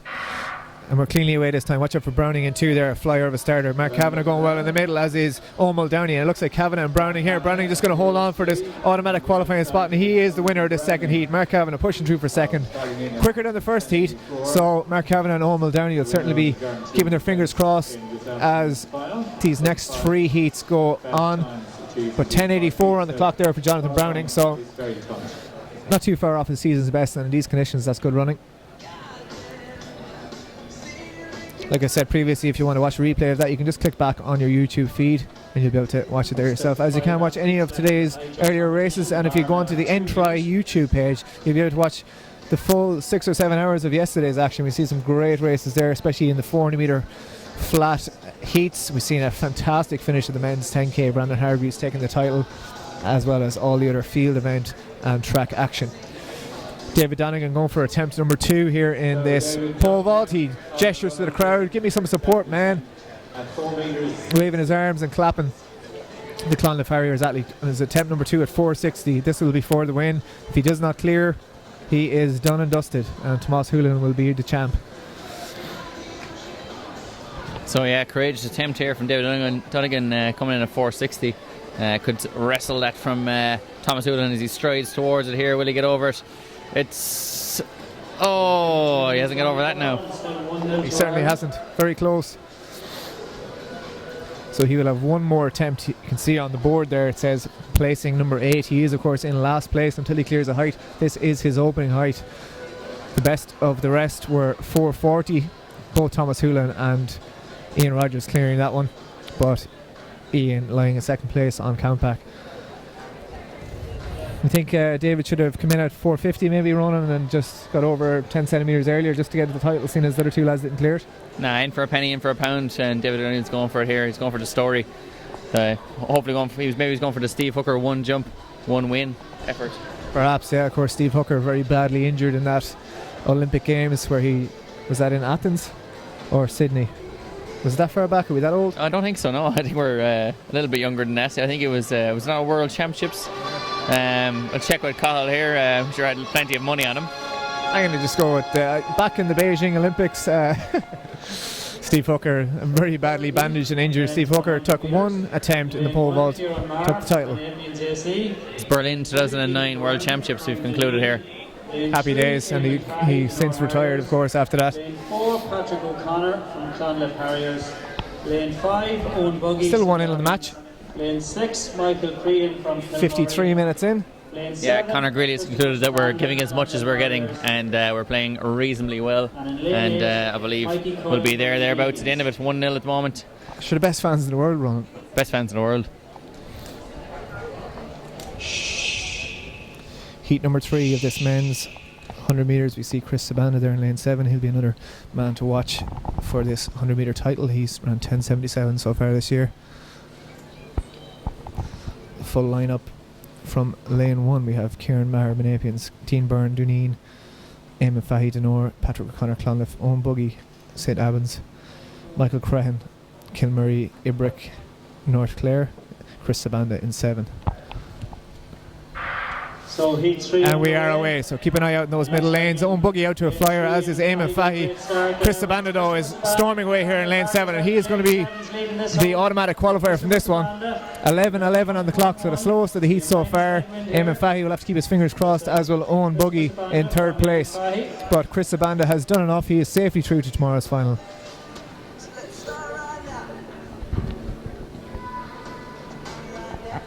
Just in between those heats there, we have some results. The women's senior hammer, Cara Kennedy, as we said earlier on, took the win in that one, 58-36. Emma O'Hara from Galway City Harriers was second with 56-24.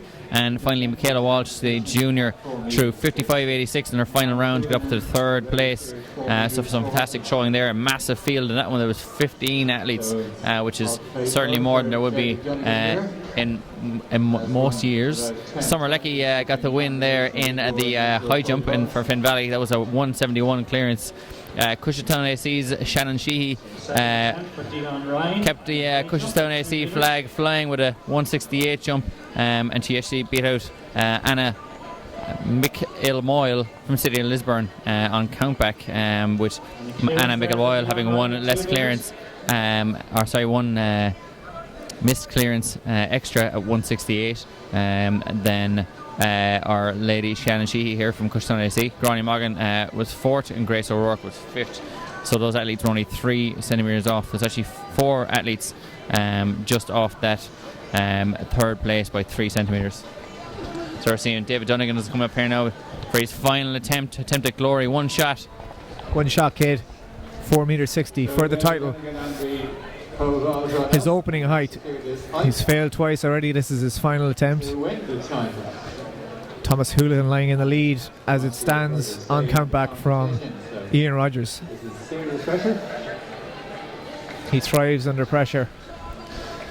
He takes to the final run up for the final time. And he just misses it, so that is the end of the pole vault competition. David Donegal will finish down in 8th place. Went for the brave man's tactic, but no height clearance unfortunately for David Donegan. So the champion will be David Donegan of West Waterford. Ian Rogers in 2nd place with 440, also losing out on countback, and Michael Bowler, the decathlete, taking 3rd place with 4.20 meters. I think he took silver last year, Michael Bowler, so one step down this year, but still another national medal in the bag.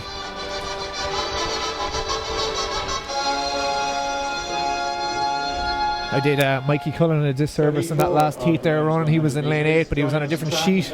So I apologise, Mikey. You were in fact in that race, but I'm not sure where you finished. Certainly not in the top 1 place, which is tough qualifying. Chris Sabanda took that one in 11:11 after we've seen Jason Smith run 10:96, and we've seen in the second race Jonathan Browning with 10:84. So those are the first 3 automatic qualifiers. The likes of Nick Ennis, Cormac Lynch will be holding their breath, keeping their fingers crossed. And France have equalised. The air has been let out of the balloon.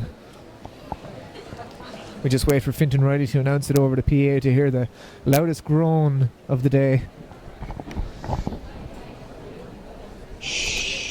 as Heat 4 go to their blocks. Conor Duggan, Kieran Elliott, Neil Heffernan, Patrick Lynch, Jamie Pender, Keith Pike, James Fortune, Brandon Stinnett. Let's keep an eye out on 2.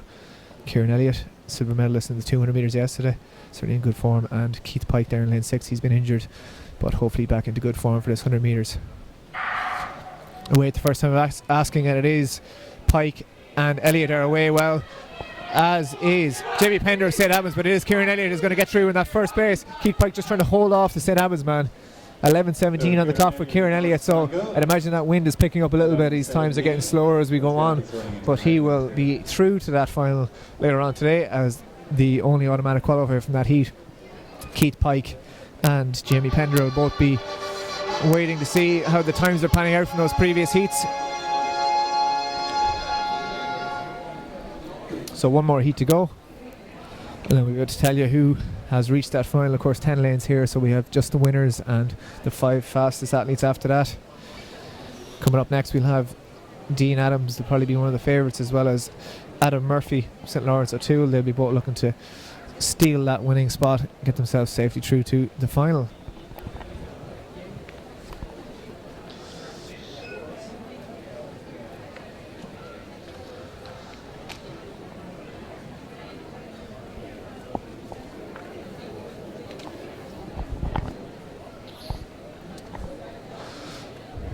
So the women's shot put is taking place there up in the infield, just to the right of those men getting ready for their 100 metres heats.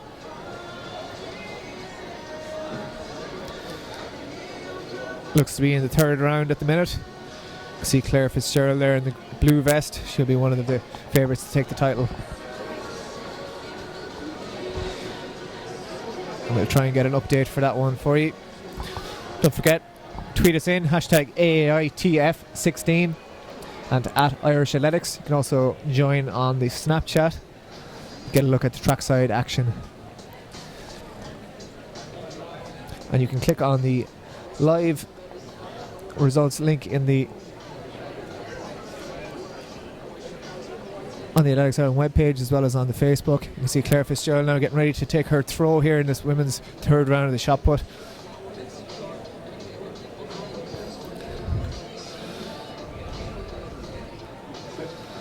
From this angle here, it could be any distance, Dave O'Shea tells me. Looks to be out around the 14 metre mark.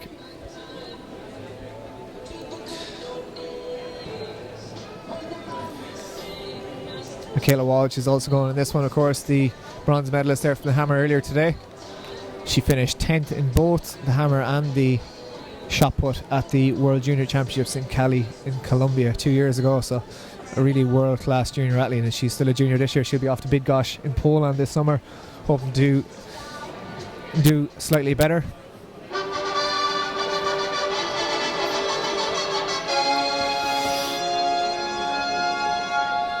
Lead 5 on track for this 100 metres. More bad news from the soccer, 2-1 to France. Adam Murphy, St. Lawrence O'Toole in 2. Kerachina Ogbany of Leavale in 3. Callum Byrne, Kilkenny City Harriers in lane 4. Stuart Roach of Clonmouth is in 5. Dean Adams, Ballynina and Antrim in 6. Israel Ibanu of Clonmouth in 7. And lane 8, Niall Flanagan, Cushenstown. So the last of the men's 100 metre heats. Just the winner to go through. We've got Mel O'Callaghan is not in lane 1, and Adam Murphy is not in lane 2. The first of our athletes is Cody Ogbene in 3 from Leavale, Callum Byrne, Kilkenny City Harriers in 4, Stuart Roach in 5 from Clonliffe, Dean Adams in 6 of Ballymena Antrim, Israel Ibianu of Clonliffe in 7, and in lane 8, Niall Flanagan, Cushinstown AC. So keep an eye out on Dean Adams here in 6, very fast starter. And they are away cleanly, and Adams is out to a stormer. He certainly has the lead so far, and he looks to be moving away from this field. Callum Byrne going well too, and he's pushing him, as is Cody Ogbene, but it is going to be Dean Adams who holds on to that automatic spot. From Callum Byrne. Callum Byrne just ahead of Cody Ogbene there for the second and third places, so 11:00 on the clock. Dean Adams will go comfortably through to that final later on this evening, and the other men will be waiting to see who is the fastest thereafter. 5 more spots to be decided by the clock. So the next field event is the men's discus. We have Michael Kenny from Kildare AC, Michael Conerney from Galway City Harriers, Rolas Alusa from Donore Harriers, Michael Bradnock, Galway City Harriers, Brendan Staunton, Galway City Harriers, Anu Owanusi from St Lawrence O'Toole. You can see the steeplechase barriers are being brought out onto the track. City Harriers, Marco Pons. Women's steeplechase will be the next event and up. last year's silver medalist Owen Sheridan from North West Meath.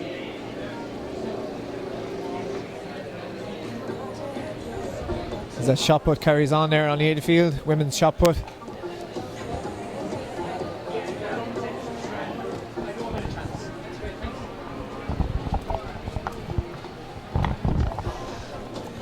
So we're going to have the 3K steeple coming up on track now shortly, followed by the 400 metres for both distances, and then obviously the 110 hurdles as well coming up shortly for both genders. But 3K steeple here now. You've got Michelle Finn is in there, Elizabeth Egan, Kerry O'Flaherty, and then Elaine McCabe as well, the 22-year-old from Brie. And Sarah Tracy has been scratched from that after running the 1500 metre heats yesterday. She'll be in the 1500 final later on, so she's not doing that double, the Tomas Cotter double. Yep, the athletes in this one.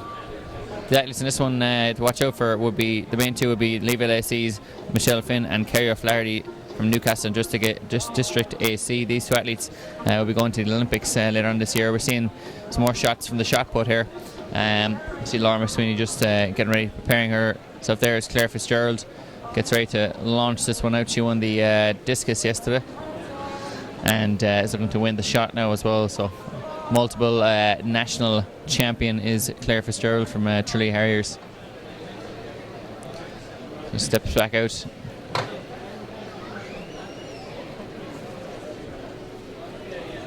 And she absolutely launches that one. It's very difficult to tell from this angle, but it looks to be over 15 metres anyway. And at this stage, she would be most likely to win this one to retain her national title. So always in the mix. Laura McSweeney up next, looking to throw in around 14 metres, get herself up there in the minor medals. Yep.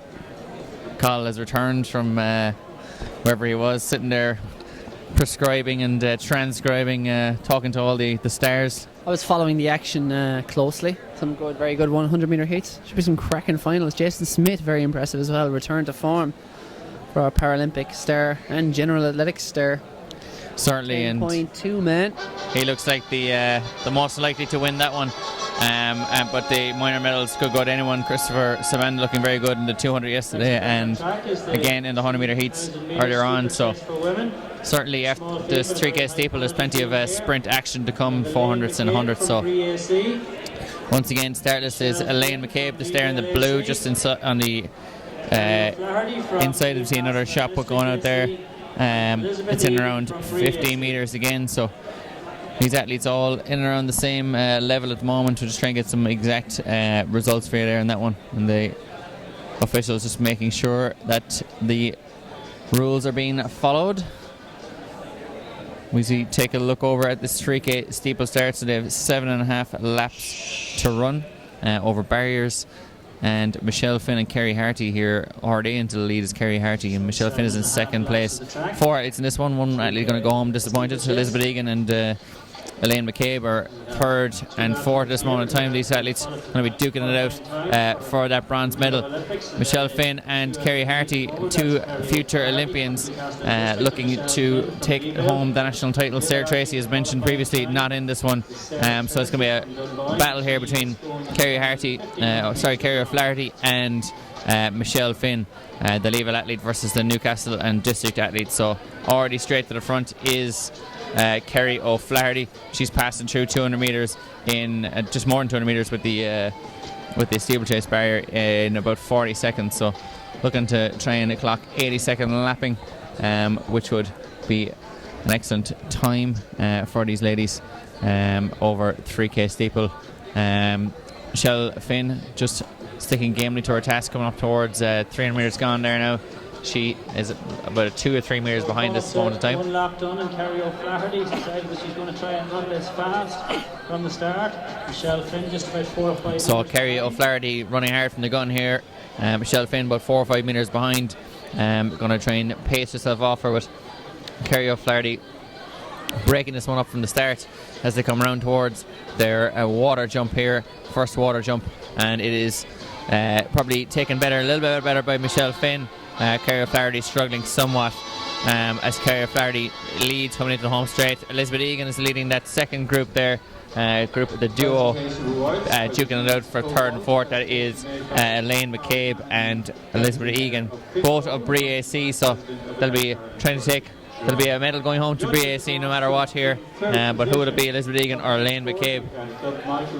And winning this one is, at the moment in time, Kerry O'Flaherty, Michelle Finn. The two of them have very similar PBs in around 9:44, and they ran that up in Letterkenny last summer. So two athletes will be trying to repeat such a good time here at the National Stadium in Santry, the GloHealth Nationals. The tweeted in AI TF16. You can stop watching the match now because we're losing and we're unlikely to score again.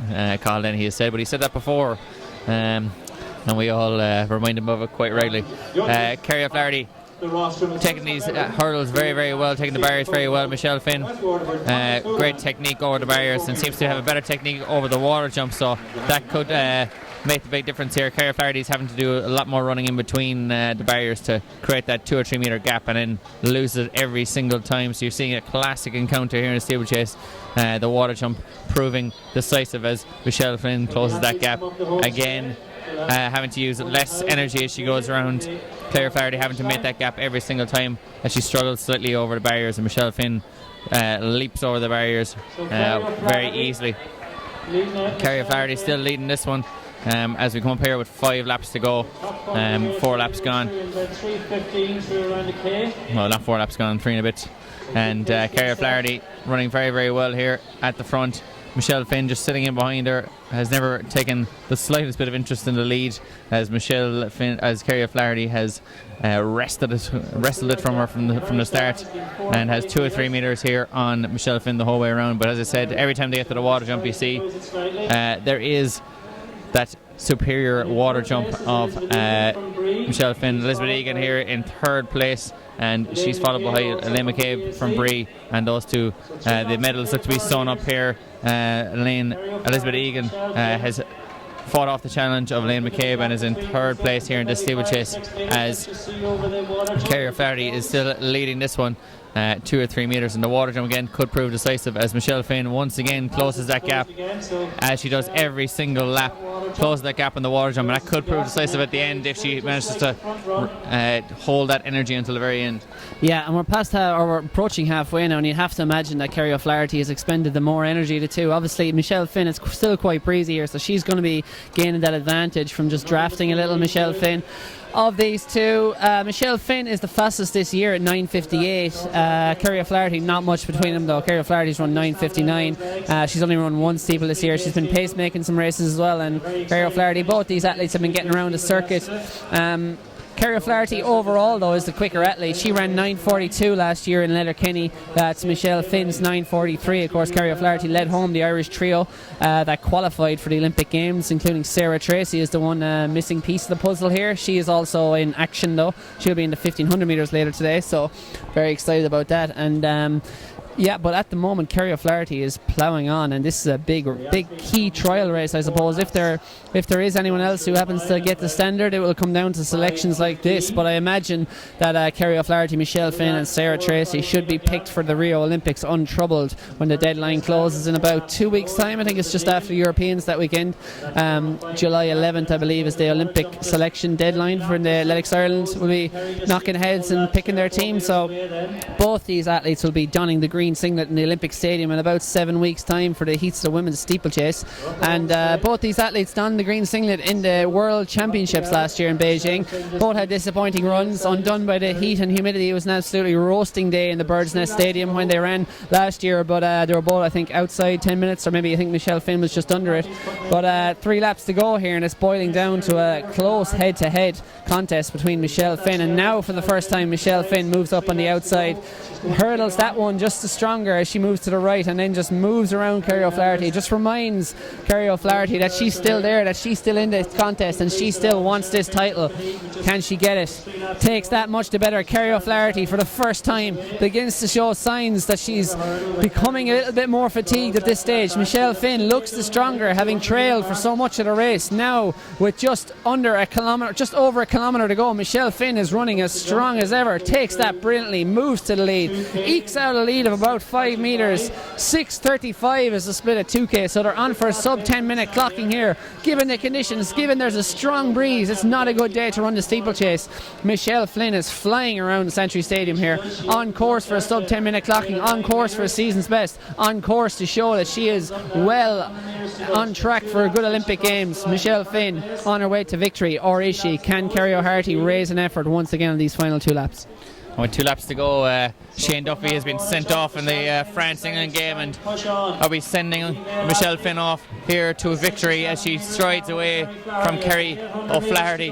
With 800 metres to go, there's a gap of about 5-6 metres back to Kerry O'Flaherty. They go through with 800 at 7:16, so definitely on for a sub 10 minute clocking here. Both athletes still running very, very well, but Kerry O'Flaherty looks like she's lost those couple of yards, and it probably is enough for Michelle Finn to eke out this victory, as Elizabeth Egan is still in 3rd place and Elaine McCabe back and forth. Both BAC athletes running very well here as well for bronze and 4th respectively. Michelle Finn has made another couple of yards and has about 15 metres now on the back straight, with 600 metres coming up very, very shortly. She looks like she has this sewn up, but as we've seen many, many times, saw with Evan Yeager last summer, the race isn't over till it's over, and athletes can fall and struggle over the barriers, and their form can leave them bereft in the last couple of 100 metres. Absolutely. When you die in a steeplechase, you die a horrible death by 1,000 cuts, or death by 1,000 jumps, because you get those jumps, those barriers bring you to a standstill every time. I think there's only 27. 27, yeah, fair enough. But at the moment she only has 6 barriers left between Michelle Finn and a national senior title. Just stutters there coming into that one, all in her stride, wants to mean it right, wants to not make any mistakes. She has left Kerry O'Flaherty way behind. She has about a 30-40 even metre advantage as she comes through the bell. 8:32. She is on for a great clocking here. We could be looking at a sub 9:50 clocking if Michelle Finn can keep this effort, and she looks as strong as ever. Kerry O'Flaherty comes in there, takes that hurdle, but she's got 40 metres. She's going to have to settle for second today unless Michelle Finn falls apart completely over this final 300. And to be honest, she's moving at the fastest pace we've seen over the last 9 minutes or so of running. Michelle Finn, the Donny Walsh coached athlete. He'll be coaching 2 athletes at the Olympic Games. Lizzie Lee is also headed there for the marathon. Can Laura Crowe or someone even raise a bid? Unlikely, but Donny Walsh will have 2 athletes, and this will be one of them who will be going to the Olympic Games. Michelle Finn with 200 metres to go, on her way to a national senior title. Kerry O'Flaherty just takes the barrier in the back straight now, fully 40 metres behind. Michelle Finn, 9:20 on the clock as she approaches the final water jump. In, 1 foot wet, she's out clean, run powers off it. She's extending her lead, as she's been doing for the previous 600 metres, as she's done throughout this race. Michelle Finn has taken command. She sat in early, and over the final barrier, strong as ever. Excellent technique. Michelle Finn up to the line. She is your 2016 GloHealth National Senior Track and Field Champion. It's headed Leaside. I want a time 9:46 as she crosses the line. That's not far off her PB at all. It's only 3 seconds off that. Kerry O'Flaherty coming up to the line now. May just eke under 10 minutes. This could be a season's best. 9:58 on the clock as she crosses the line. That's a season's best for Kerry O'Flaherty. So good run from her to take the silver medal. with Elizabeth Egan. There's Elizabeth Egan coming up now with a lap to go, but fantastic running from those two girls there, really showing good form going into this year's Rio Olympics. Michelle Finn almost running an Olympic standard there, which would have been incredible here in Santry Stadium, but after being the I suppose the subject of a YouTube video herself with Phil Healy, and she's managed to redeem herself there, winning that national title and running a fantastic time in the process. So two athletes relaxed there as Elizabeth Egan go with 300 metres to go, going to get up and win a bronze medal here. Elaine McCabe gone over her second last water jump there in fourth place. So only 4 athletes in this field. Third place is Elizabeth Egan, who only has 250 metres left to run at this moment in time. Yeah, great race there. Good to see a head-to-head contest at this level. So often the steeplechase we don't see the depth, but 2 times this weekend we've seen fantastic head-to-heads in the steeplechase. Yesterday it was the home stretch duel between Rory Chester and David Flynn, which the Clareman came out on top of, and today it's headed back to Munster again. The women's title is Michelle Finn is your champion. She is. Elizabeth Egan takes that last barrier quite easily there and comes into the home straight to hopefully win herself a nice bronze medal here, bringing it home to Bree in Wexford as Elaine McCabe here goes in with a lap to go. She's running very well here for 4th place, so Elizabeth Egan gets over that last barrier comfortably and gets up for the bronze medal. That is Elizabeth Egan getting up for a national bronze medal here at the National Senior Championship sponsored by GloHealth. So that's Elizabeth Egan crossing the line there in 11:48. So there are your medalists there. Michelle Finn with the win, Kerry O'Flaherty for 2nd place, and 3rd place is Elizabeth Egan. Elaine McCabe, 300 metres left to run. So that's Elaine McCabe there with 250 metres left, a couple of barriers, 2 barriers left to negotiate, and a water jump then as well. Yeah, so we've got some high jump action here as well. The men's high jump is currently progressing, and the women's shot put, and I think that's the men's discus throw, is it, down the far end of the stadium? We'll get a look at some of those, try and bring you some updates on who's leading, who's following, and who's nowhere. Next up on track, we'll try and just the 110 hurdles, yes, as Elaine McCabe comes over that last water jump safely and enters the home straight to finish 4th in the National Senior Championships here in Santry, Dublin, on a fairly miserable day in terms of the weather, but it's starting to clear up a little bit now. As you see, Elaine McCabe get over that last barrier successfully and now enters the home straight. So coming across the line now, and with about 40 metres to go for 4th place, that's Elaine McCabe from Bree AC. So Bree AC taking 3rd and 4th in this one as we get ready for the 100 metre hurdles for women, which will feature some top class running here and some very young fields, but a good field nonetheless. I'm going to get you a few results there. The qualifiers for our 100 metre final were Jason Smith, Nick Ennis, Jonathan Browning, Mark Kavanagh, Owen Muldowney, Christopher Sabanda and Kieran Elliott. And then in the final heat, Dean Adams, Callum Byrne and Kodachimi Ogabene from Leave LAC. Those 3 have qualified as well, so plenty all to play for there. And the favourite for that one would look to be Jason Smith, around 10.94, but he was not the fastest qualifier. That was Jonathan Browning with 10.82. that's going to be a cracking final. High stakes heats, only the winner going through. So yeah, Jason Smith, Jonathan Browning, Christopher Sabanda, Kieran Elliott. Who's going to take the Dean Adams there as well, 10.97. Could be a dark horse for that final, but it's either way, it's going to be a cracking final. Yeah, first of all, we've got the 110 hurdles coming up here now shortly, and another 100 metre hurdles. Yeah, I was going to make them do 10 extra metres, so I was. And Sarah Quinn is going to feature in this one with Kate Farley, Liliana Hora, Kate Taylor, Chloe Whelan, and finally Naomi Morgan of City of Derry AC Spartans, who featured heavily this weekend. And we're just going to cut to a very quick ad break here before these athletes get lined up on their blocks, and then we'll be bringing in a women's 100 metre hurdles final. Something amazing happens when you run.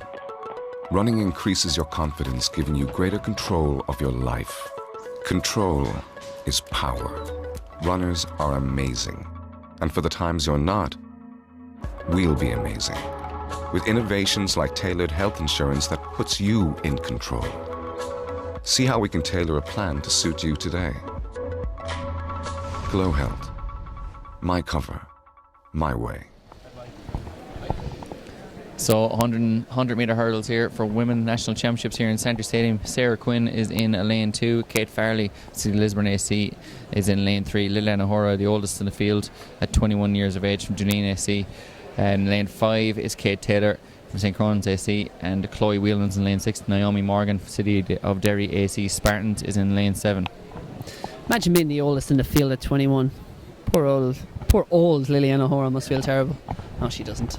The most experienced at 21 years old in this field is Liliana O'Hara. She goes in lane 4 there. So it should be a good race. Derval O'Rourke, of course, watching on there.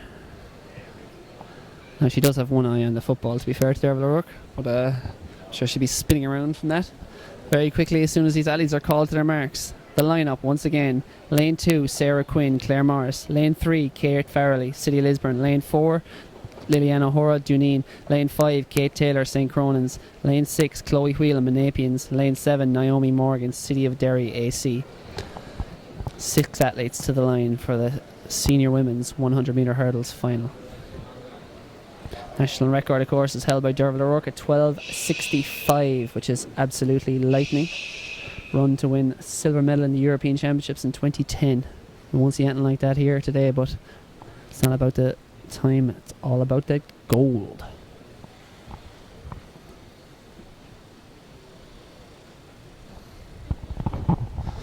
So they're setting into the box. Final of the women's 100 metre hurdles.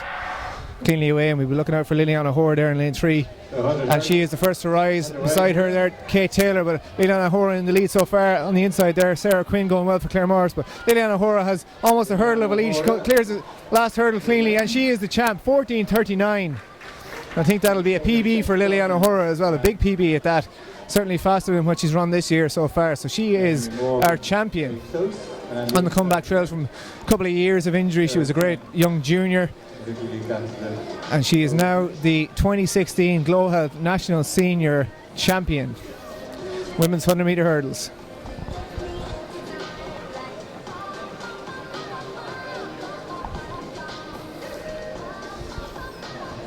Of course, we have Sarah Lavin is out injured. She's been our fastest 100 metre hurdler in the last couple of years, so we wish her a speedy recovery, get back to full fitness. And Catherine McManus has been one of our closest rivals for previous years, was doing the 100 and 200 this weekend. So Liliana O'Hara took that title, stormed away there, Ronan. She sure did, looking very, very impressive to my eye, and the untrained eye that it is, but an excellent time, a really good run. And you'll see now the 110 hurdles. We've got medal presentation here for the 3K steeple. Been shown here now as well. So Elizabeth Egan was third here in the steeplechase from Bree AC. Second place was Kerry O'Flaherty, who dipped just under 10 minutes. That's Elizabeth Egan getting her bronze medal there from Bree AC down in Wexford. A stalwart of the cross country scene. And in second place, Kerry O'Flaherty from City of Newcastle District AC. I stopped myself just in time there, and she's going to be getting the silver medal here. 9:58 on the clock for her. And then finally Michelle Finn in what was almost another Olympic qualifier. She ran 9:46 there, a really spectacular run. Michelle Finn from Leeville AC, coached by Donny Walsh. Top 2 here, going to the Olympics this year in Rio de Janeiro. Of course, we'll be joined by Sarah Tracy at Rio. She'll be going hopefully in the 1500 metre final later on today. Smith won the first heat 10:94. Nick Ennis was second in 11:21. He's a qualifier. Second race, Jonathan Browning won the second race in and 9:46 probably the performance of the day in terms of time. So really impressive running there to run 9:46 in those conditions. So in terms of I suppose closest times to Olympics or to top class performance, that was probably the performance of the day. Maybe not the race of the day, but certainly the performance of the day. But good battle between those two Olympic bound athletes. Just give you the 100 metre qualifiers. From heat 1 we had Jason Smith was the automatic, and behind him Nick Ennis ran 11:21 to get in as a fastest loser. Nick Ennis. In the second heat, Jonathan Browning was the fastest of the day so far with 10.82. Mark Kavanagh just snuck under 11 seconds too with 10.99. He'll also qualify as the fastest loser, as will Owen Muldowney, third in that heat with 11.11. From the third heat, we had Chris Sabanda, the only one to qualify as the outright winner, 11.08. Kieran Elliott won the fourth heat. He'll also be in this evening's final. And from the final heat, Callum Byrne and Cody Ogbene did enough to qualify as fastest losers behind the winner, Dean Adams, who ran 10.97. Finalists for the men's B 100 metres. Mikey Cullen from Monavians, Pierce Friel from Clonliffe Harriers, and the women's 100 metre will line up as Grace Lawler, Cleena Manning, Niamh Whelan, Amy Foster, Sarah Murray, Joan Healy, Catherine McManus, Sarah McCarthy, Lauren Ryan and Elaine O'Neill. Those are the 10 ladies who are through to this evening's final in the women's 100 metres. Israeli Abanu from Clonliffe Harriers and Stuart Roach also from Clonliffe Harriers.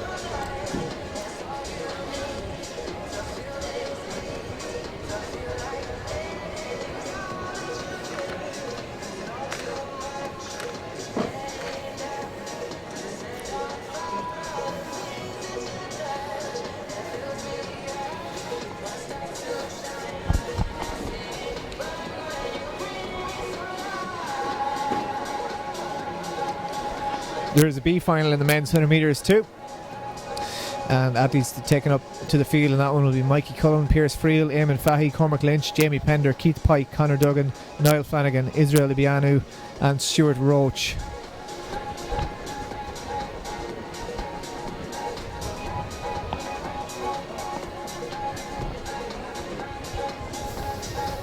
So that wind still blowing strong here in Santry. Things are drying up, the track is starting to change colour slightly, and hopefully by the time we get to those 100 metre finals and men's and women's 400 metre events, the sun will be shining.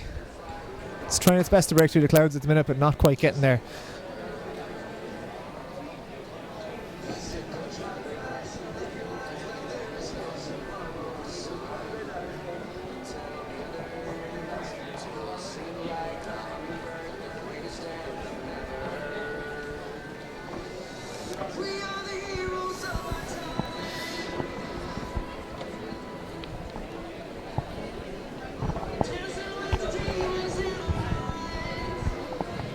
So next event on track is going to be the men's 110 metre hurdles final. And these athletes, if you're not sweating enough with the last few minutes of the Irish game there, you'll be sweating watching the Matthew Behan and Ben Reynolds flying over these high hurdles. 3'6" hurdles at lightning speed. It's a high stakes game, and it could end terribly or brilliantly. Ben Reynolds is the defending champion, a 25-year-old from North Down AC, represented Ireland at the World Championships in Beijing last year, and he'll be hoping for a big performance here again. Presentation boards. As we see a presentation here in the arena, so we'll just pan down to catch that. It is of the men's long jump, I believe. Third position with the best performance this afternoon is 7 metres 30. Sam Healy. 7:30. Sam Healy takes the bronze medal. That's a good jump to secure a bronze medal, so it's a very good standard competition we had there in the men's long jump. Congratulations to Sam Healy. Shane Howard of Bandon was the silver medalist in this competition, 7 metres 35. That came. And it was 7:35 for Shane Howard in second of Bandon. Good result for the Cork club. So Cork second and third there. Shane Howard with 7:35. His best jump. And no surprises about the winner, of course. It's Adam McMullen, who's been way beyond the 7:52 he jumped to win today. But very good to see a good standard of depth in the field event there. 7:52 takes the win, Adam McMullen. Of course, the Olympic standards are outrageously difficult in the long jump, men's long jump. Well over the Irish record of 8 metres. Well over 8 metres. Indeed, are up around the level you'd need to win an Olympic medal, which is rare. But unfortunately for Adam McMullen, but he's our premier long jumper at the moment. On the men's side is Adam McMullen, and he's getting closer and closer to that 8 metre barrier and closer to that national record held by Kieran McDonough for the past 16, 17 years probably now. So well done to all those medalists. And we're about to crown 3 more in the men's 110 metre hurdles. And we have the perfect man here to analyse this race. He'll be studying their technique and telling us what they did right and wrong. That's Ger O'Donnell, who represented Ireland in the European Indoors last year in Prague. And he's had to sit this one out with a hamstring issue, but he'll be looking on with a keen eye to see how everyone's doing. His former rivals, current rivals, Ben Reynolds, Matthew Behan. Probably the 2 big ones to watch in the centre lanes, 4 and 5. Ben Reynolds, you'd have to imagine, will be favoured. 25-year-old. In lane 1, Oisin Fitzpatrick from Nina Olympic. And the full lineup on the right of your screen there in the orange of Nina Olympic is Oisin Fitzpatrick, the 21-year-old. Beside him in the black and white of Denor Harriers, that's Rolus Alusa, the 19-year-old. Lane 5, Matthew Lane 3 from Trim AC, the red and white Where's Wally stripes is Shane Aston. Lane 7, Garvin. Lane 4, the one to watch, the yellow singlet of North Down AC is Ben Reynolds, the defending champion. Lane 5 from Crusaders, possibly the danger, is Matthew Behan, the 19-year-old. Lane 6 is also from North Down is Tomas Reynolds, 31 years old, the oldest man in the field. Lane 7 is Garvin McKenna from Shercock. And lane 8 on the far left ear shot in the red of singlet of the City of Lisburn is Adam Hill. Athlete to watch is in lane 4, Ben Reynolds.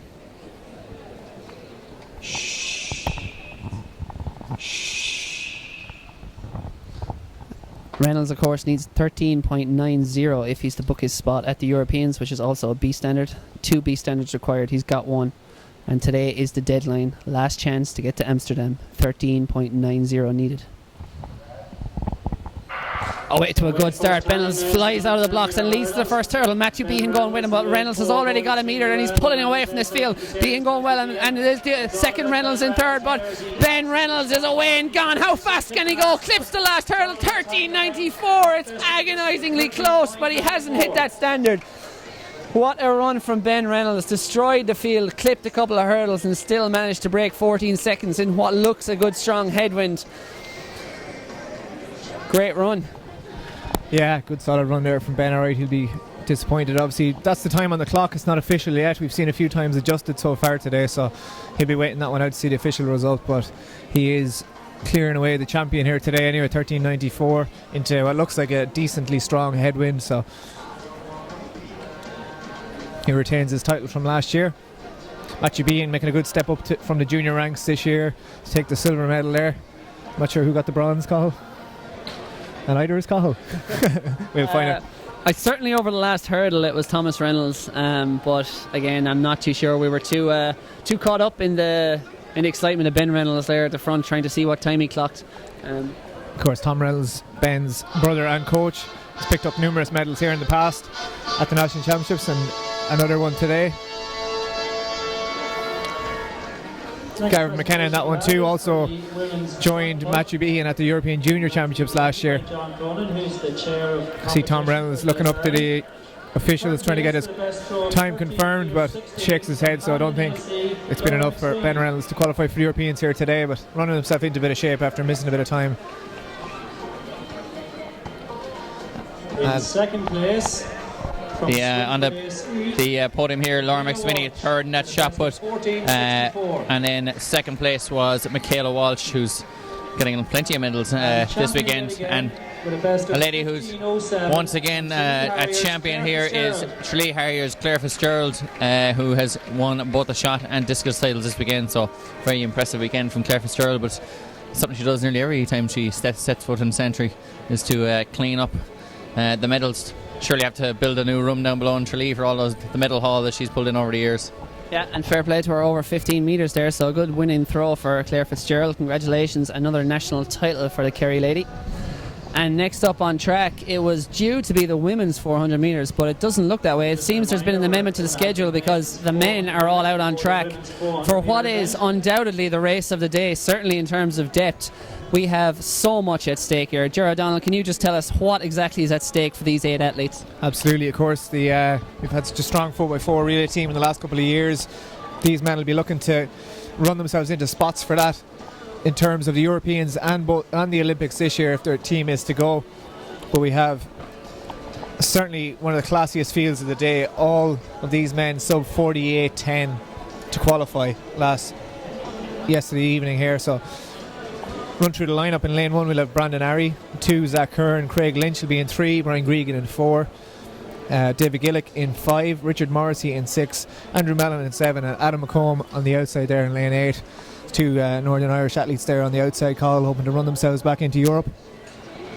I think Andrew Mellon was on Facebook earlier this week calling for United Ireland, and he's hoping to run himself onto Team Ireland United. Yeah, it should be a cracker. So much at stake for these athletes. Northern Irish, Republic of Irish, they're all Irish here today, and they want to don that green singlet at the European Championships in Amsterdam next month, and again at the Olympic Games. Ireland currently is among the top 16 teams, I believe, that's due to compete at the Olympic Games in the men's 4x400. So much at stake. A lot of that, of course, could change in the next 3 weeks depending on results of the European Championships in Amsterdam, July 6th to the 10th. That'll be a big weekend depending on if somebody's team. But we saw it yesterday with Timmy Crowe, who got eliminated in the heats, ran the wrong kind of race, and he could see it. He was utterly dejected. He was horrified after he crossed the finish, went down on his knees, head in hands. There was so much at stake for him by not making this final, but it was cutthroat qualification criteria. Only the winner of each heat yesterday went through from 6 heats, so it was vicious. And there's going to be so much at stake. There's going to be a lot of people walking out of here delirious with excitement, and there's going to be a lot of people walking out here from this race absolutely distraught. We have a result to bring you from the women's 100 metre hurdles. That's it was the Limerick lady Liliana O'Hora who took victory there in 14:36 of Duneen. Second was Kate Taylor in 15:04. Third was Naomi Morgan in 15:15. So a great win there for Liliana O'Hora. Congratulations to her. The oldest athlete in the field at 21, and she's the national title holder. Pole vault men was won by Thomas Houlihan with 4:40. Obviously not ideal conditions for the pole vault. So next the men's 400 metres. But he took victory on countback ahead of Ian Rogers, who was former champion. 4:40 also was the best height Ian Rogers cleared, but obviously an earlier failure counting against him there. And it was Michael Bowler, the decathlete, 4:20 who took third there. Women's 3,000 metre steeplechase was won by Michelle Finn with 9:46.81. As we said, that's a season's best for her, a huge season's best, and not very far off her personal best, only 3 seconds away, which on her own for that last kilometre in dire conditions is fantastic. Second was Kerry O'Flaherty, 9:58.81, and third Elizabeth Egan, 11:49. So we just see Zach Curran on the camera there, a very established 800 metre runner in his own right, and he's looking to do some damage here over 400 metres. Probably one of the only men in this field who won't be too worried about getting lane 2. He's used to running quick in lane 1 all the way around for 2 laps, so 1 lap shouldn't do him any trouble, but he'll certainly be a strong finisher. You seen him closing down very quickly yesterday in his heat. Craig Lynch is the fastest in the field. In lane 3 you can see him there just stripping down his tights. 46.90 he has ran this year. Outside him you've got Brian Gregan of Clonliffe Harriers. Of course he is one of the classiest athletes in this field. 45.53 I believe is his personal best from a couple of years ago. European under 23 silver medalist. Not quite in that shape just yet this year, but he was impressive yesterday in his heat, and he's hoping to run back into a bit of shape. David Gillick outside that.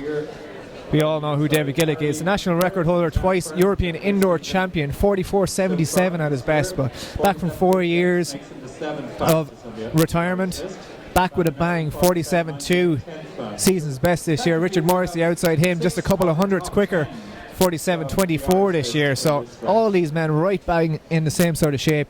Outside that, Adam McComb off to a flyer yesterday, really stormed out that first 200. Just got caught in the end, but by David Gillick in fact, but he is going to be one of the fastest men from the start. He is in fact in lane 8, McComb, so he's going to be one of the quickest starters. Keep an eye out for him, along with Lynch out of the blocks. And in lane 7, Andrew Mellon of Queen's University AC, strong finisher, big lad, full of power. Brandon Arry. And in third place from Brandon Arry is in lane 1, the tightest lane of the day, but he ran 48.07 here yesterday. PB of 47.98 just last week, so he will be hoping to get something similar to that today, but lane 1 will be a tough ask. We can see the girls up on the podium. Naomi Morgan, City of Derry, getting her bronze place, with Kate Taylor on the number 2 podium getting the silver. Ladies in red all round. And the winner, and Liliana O'Hora will be the happiest women in the stadium today, delighted with her national title. I think that it's actually Kate Farrelly of City of Lisburn with 15.73 there, second place for her in the red singlet. Confusing all these red singlets. And then it was goal... Oh, sorry. Incorrect. I'm looking at the incorrect info. Read from the top down, Cahill. We'll let you out one slip this weekend, I suppose. So it was Naomi Morgan, Kate Taylor and Liliana Hora, the 3 medalists. So we see these 400 metre men standing behind their blocks. It's all to play for. There are European standards up for grabs. There are relay spots up for grabs for both the Europeans and possibly the Olympic Games in Rio de Janeiro.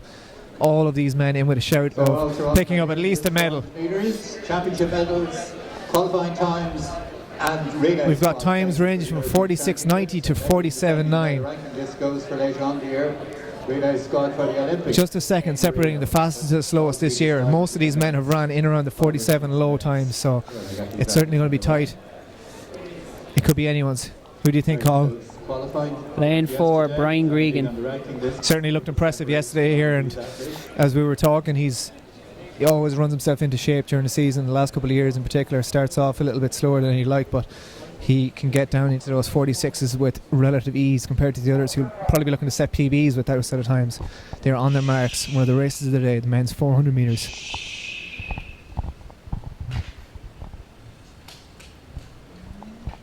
Craig Lynch just kicks his blocks, has to readjust. Last man to get into them. As we see the officials just checking.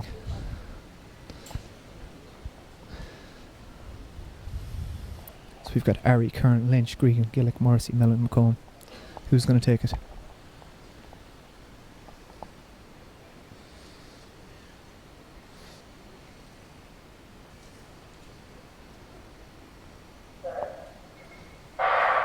And we're away at the first time of asking, and it is Lynch out well, as is McComb on the outside. Lynch eating up the stagger on Gregan at the minute, but he's holding him so far. Curran out to a slower start, the 800 metre man, the long legs will work that back into the home straight, but Gregan is certainly going well here, as are Mellon and McComb on the outside. Gillick just holding off Brian Gregan at the minute. Richard Morrissey going well. We approach the 200 metre mark. The clock is just taking over. 21, 22. Lynch, Gregan, Morrissey. Who's going to take it? Mellon holding on well on the outside there. Brandon Ari trying to do good work in lane 1. Zach Curran will certainly be the strongest in the last 100 metres. It looks like Craig Lynch at 300 metres to come through. 33 seconds. Lynch is in the lead and Gregan is pushing him. They're shoulder to shoulder. David Gillick trying to get back at them. Craig Lynch and Shercock AC trying to hold off Brian Gregan. Brian Gregan's strength will hold on. He's just going to nip by Izzy. Craig Lynch is tying up and Brian Gregan takes the title. Craig Lynch in second. 46.30 on the clock. Wow. David Gillick gets up for bronze, and that'll be a PB by about a half a second at least for Craig Lynch, and Brian Gregan taking a full second off his season's best.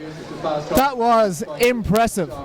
Incredible run from Brian Gregan. What a run. He paced it perfectly, and fair play to Craig Lynch as well. He's more of a 200 metre, even 100 metre, 60 metre specialist, and he went out conservatively. Didn't want to use up all his energy. Saved a bit for the home straight. He knew he'd need it. He knew there'd be a titanic struggle down the home straight, and it came down to 3 athletes as expected. Craig Lynch, David Gillick, Brian Gregan. Age versus youth versus experience versus past glories, current glories. They were all in there, but Brian Gregan, the former champion, on the way back to his best. What a run. The fastest Irishman by far this year now, 46.30. What that should mean is we will have 3 men running the 4 flat also in Europeans in Amsterdam, provided David Gillick snuck under that 46.80 European B standard. If they're going to be there for that relay already, I'm sure they'll be allowed to be entered in the individual. So Brian Gregan, 46.30 on our clock. That has to be ratified yet, but he is most definitely the champion. Just getting Craig Lynch on the line with David Gillick, our current national record holder, getting up for the bronze. Wow, that was some race. And it was Richard Morrissey just getting the better of, getting fourth, just getting the better of Andrew Mellon to take 4th place, and that may prove essential given that we have now seen that Thomas Barr and Mark English are both back in form with a bang earlier on today. They'll likely be part of the 400 metre squad if chosen for the Europeans in Amsterdam, maybe even Rio. So 6 get to go, 4 get to run. So 4th place there may prove essential, as may 5th depending on the health and fitness of Thomas Barr and Mark English. But what a place for 400 metre running in Ireland. We'll get the official confirmation of those results, but fantastic. Craig Lynch has dominated this year. Before him, it was the era of Brian Gregan, and before him again it was the era of our best ever quarter miler in David Gillick. But as we saw, Brian Gregan back on top with a bang. He is now the king, undisputed. What a run. So I have a unofficial result here, 46.28 for Brian Gregan, so that's a season's best by 1 full second. What a day to do it here at the National Championships in Morton Stadium, sponsored by GloHealth. In second place, Craig Lynch takes over a half a second off his PB. We'll just go back to that. Thomas Reynolds getting his bronze medal for the 110 metre hurdles. In second place from Crusaders AC is Matthew Behan. Matthew Behan, the young man from Crusaders AC, gets the silver medal, just stepping up to the senior ranks for the first time this year. And the champion, again, from Northdown AC, Ben Reynolds. And Ben Reynolds retains his title, bring it back to Northdown.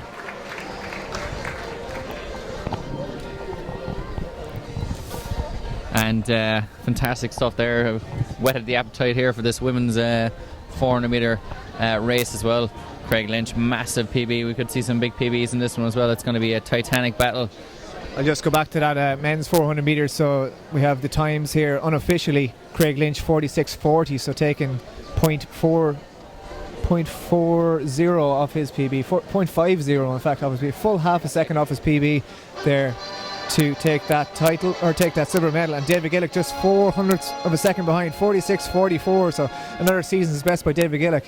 That is some going. Richard Morrissey 46.68. Andrew Mellon with a huge PB as well, 46.80, which would also be a B standard for the Europeans, but unfortunately there are 4 men quicker than him in the same race. 46.96 for Zach Kern, another PB. 47.64 for Adam McComb, and Brandon Larry with a PB of 47.77 down in 8th place. 8th place, 47.77. The top 6 men ran 46 seconds. Outrageous. Easily the best depth and performance we've seen in a 400 metre race in a hell of a long time. I know we had the Project 400 about 5 or 6 years ago, maybe even a bit longer, 8 years ago, but this is a whole different ball game here. It's 6 men running in the 46 second range, and so many men up for the medals there, and the athletes of the class of Richard Morrissey even getting run out. But we're on to the women here now, and Gabriel Coveney in this one, and we have the start list here.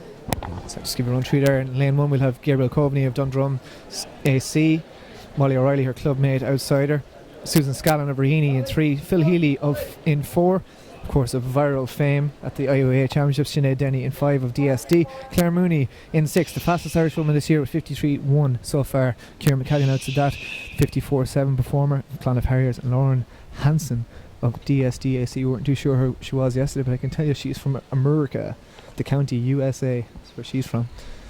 3 DSD athletes in this one, so keep an eye out on 4, 5 and 6. We've got Healy, 4 DSD in fact, Roland tells me. Hopefully they've got a relay entered here later on today as well. Phil Healy in 4, Sinead Denny in 5, Claire Mooney in 6. The 3 fastest Irish women in over 400 this year so far. And we are away. Will we get the same kind of drama that we've seen in that men's 400 metres? There's equally as much up for grabs here. Claire Mooney has gone out much harder than she did yesterday, but of course her and Sinead Denny come from more of a strength base than the speed of Phil Healy, who is of course former 60 metre, 100 metre, 200 metre champion.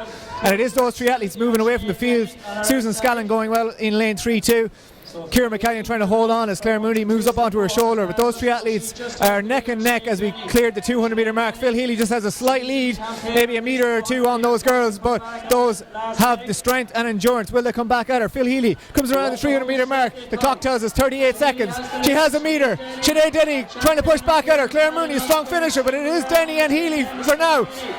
Come to 350. Sinead Denny is working hard. Will she catch Phil Healy? Phil Healy is tying up. Sinead Denny coming back, and she moves away. Ciara McCallion gets the 3rd. Sinead Denny 53.64. 364 super run. Just a metre ahead of Phil Healy. Ciara McCallion takes the bronze ahead of Claire Mooney. As I lose my voice.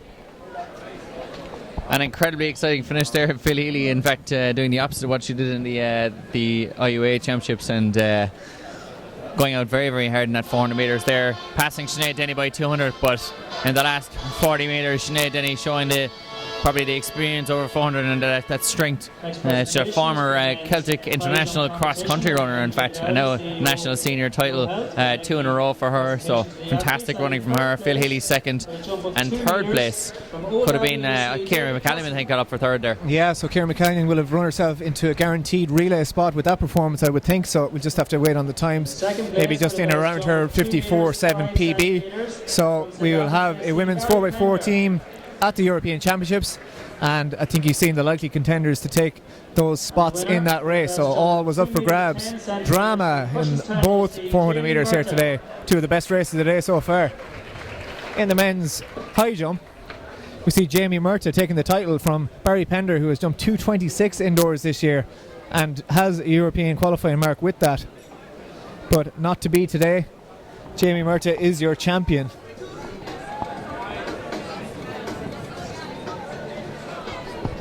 I'm just trying to figure out that third place finish over there. It looks to be David Cusson, I think, from Old Abbey AC. He's a 2:10 man at his best, so he'll the likely contender there for a bronze medal. So Jamie Murtagh with the win, second Barry Pender, and third place I think was... Yeah, you're right there, running 2:10 or 2 metres for David Cusson in third place, just one on count back from Dion Ryan of Waterford AC, but Jamie Murtagh cleared 2:10 to take the title, ahead of Barry Pender, who jumped 2:05 on his second attempt, and David Cusson with the bronze medal. So some excellent high jumping there, and the likes of Keith Marks jumped over 2 metres this season as well, and Dion Ryan there. There's plenty of depth in men's high jumping at the moment. Barry Pender, probably the elder statesman of the field at this moment in time, but second place there, Jamie Murtagh with the win. As we hear Ben Reynolds getting his Brian Gregan down there getting being interviewed for that 400 metre win. Fantastic, just beating out Craig Lynch, who came very strong in the last 100 metres and almost won that one over Brian Gregan. Brian retaining a national title there after I suppose a difficult start to the season, but fantastic race. 6 men in the 46-second range, so incredible running there over 400 metres. 2 incredible quarter-mile races there, men and women's. Probably some of the most exciting races of the day. Sinead Denny winning the women's and Brian Gregan winning the men's, and both races been won by a nose. You're back there. Brian Gregan just thanking everyone for believing in him there. He says it's been a hell of a road the last couple of months. He's been sick and he's been battling back, and obviously he says the conditions aren't perfect there today. They're getting better as the day goes on, but the flags are still blowing very hard. So all of those men running massive PBs and season's bests in that race in those conditions. They certainly didn't leave anything on the track there. They got themselves up for the day. Nobody lost the head. All played it cool and really gave their utmost for serious performances. I suppose the thing to look forward to there is the fact that it's so early in the season. It's only the 26th of June, so these athletes will definitely improve as time goes on throughout the rest of the season, and David Gillick in particular is 2 seconds from the start of the season to now, massive season's best there for him. Yeah, running a comfortable European standard there. Like, I mean, who would have predicted that at the start of the year? You have the likes of Craig Lynch there in second place. Started the season with 47.10 as a PB, ran 46.90 for a big PB, then down to 46.40 here today. You have Andrew Mellon doing likewise. Started the season, shocked everyone by running a 47-second indoor 400, and that was impressive, and now he's down to 46.80 as well here at the National Championships. You've got Zach Curran running 46 seconds, as I said, David Gillick back into the 46s. Just outrageous running all around. Likes of Brandon Arry there will take great comfort from that, running a 47.7 from lane 1, a big PB too. Just to confirm that women's 400 metre hurl, 400 metre flat result, we did of course see Sinead Denny take the title 53.64, Phil Healy in second with 53.78, Kieran McCallion got the bronze with 54.48, PB for her there as well by a couple of tenths of a second. Claire Mooney in fourth with 54.61. And that men's, we'll just run through it one more time, why not? We might run through it every 10 minutes for the rest of the day. Brian Gregan 46.28, Craig Lynch 46.40, David Gillick 46.44, Richard Morrissey 46.68, Andrew Mellon 46.80, Zach Curran 46.96, Adam McComb 47.64, and Brandon Arry 47.77. So McComb just suffering from the outside lane syndrome on that one, I would think, with all those men being able to play it cool inside him. The men's long jump, we've seen the presentation not too long ago. We have the official results here. Adam McMullen, of course, took the title with 7:52. Craig Lynch in second position, 46:40, and it's 7:52 for Adam McMullen. That wind was blowing. You can see in terms of the conditions for those 400 metre athletes, it was up to a 3.4 for the long jump, so that would have been on the 400 metre athletes' back down the home straight, but also in their faces as they came around the bend. Shane Howard took the silver medal with 7:35 with a plus 1.6. I think that might be a PB for him. And Sam Healy getting back into some good form with 7 metres 30, European Junior finalist. And I mean, even in that one there, you've Keith Marks, who's jumped 7:48 already this season, and he was down jumping 6:77. I know he injured himself just before the Irish Schools Championships a month ago.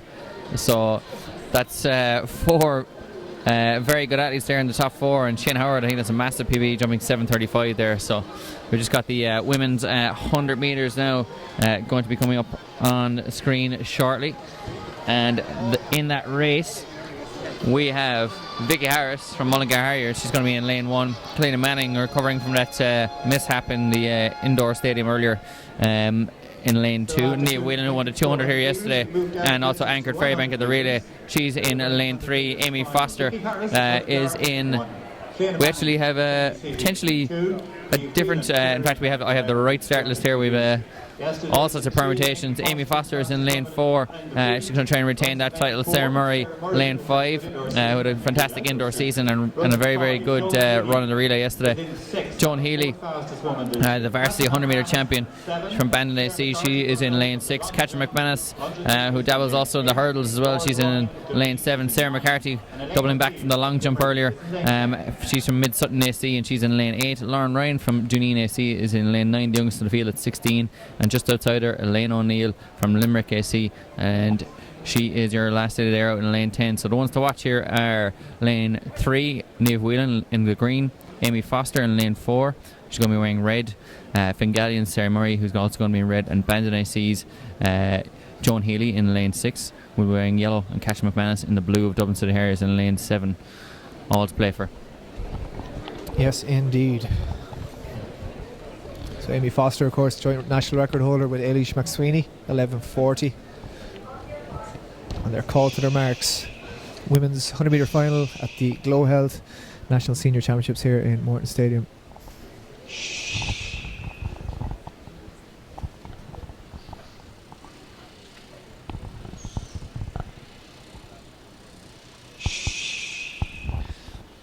Harris, Manning, Whelan, Foster, Murray, Healy, McManus, McCarthy, Ryan and O'Neill.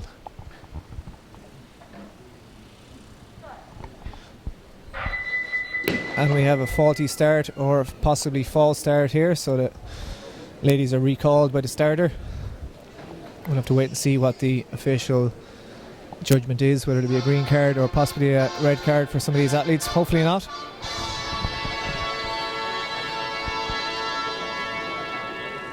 Next presentation will be for the women's 400 metres, and the medals will be presented by Caroline O'Shea and John Foley, CEO of Athletics Ireland. So the 3 medalists for the women's 400 metres are standing behind the podium. They've just about got their breath back. Ciara McCallion steps up onto the podium, a PB in the bronze medal position for her, Clonliffe Harriers. In second place and still learning a trade in 400 metre running from Bandon AC, Phil Healy. Phil Healy of Bandon AC taking the silver medal, and after only a couple of 400 metre races in her life, just starting out this season. Recently sponsored by New Balance as well. Yeah, you can see her covering up her Bandon vest there. Won't be happy with that.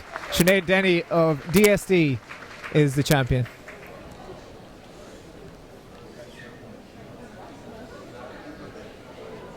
And we're back up to this women's 100 metre final. We have a full flight of 10 ladies, no disqualifications after that faulty first start. Green card shown to the athletes, so hopefully this one will get away to a flyer.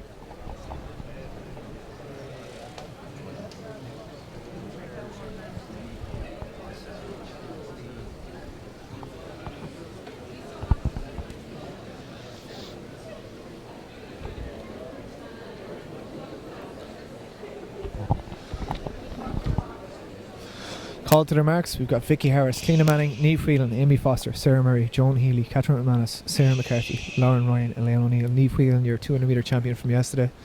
Amy Foster, the fastest in the field this year so far. And we have a man obstructing our view, quite ignorantly. But by the time they get to the 20 metre mark, that won't matter.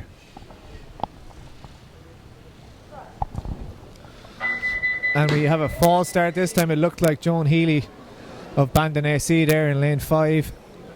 She will be sweating for the next couple of seconds to see what the starter says. Plenty of tension down at the start here. It's women's 100 metres.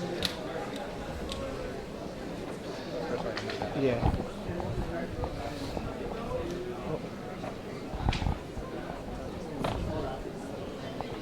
Our muscle man Stu just moving at an obstruction from the steps down there. So we'll have a clear view of these ladies here. The starters make their decision. If you click back on your own stream there along the red bar along the bottom, you'll be able to check out a replay of that one. Make your own mind up, as you can for any of the races today here at the GloHealth National Championships. You can check back on any of them in around 2 hours into the stream. We had Thomas Barr storming back to a great 40 metre hurdles victory. We had Mark English shortly after that reclaiming his 800 metre title. And just a few minutes ago we had 2 fantastic races, some of the races of the day in the men's and women's 400 metres. Top 6 in the 400 metres running sub 47. We have a yellow card for lane 5, Sarah Murray, and then we have a green card for all the other athletes, so that's good news. We've still got the entire field intact. Some athletes wiping their brows there. 2 were called twice. Third time of asking, will we get a third time lucky?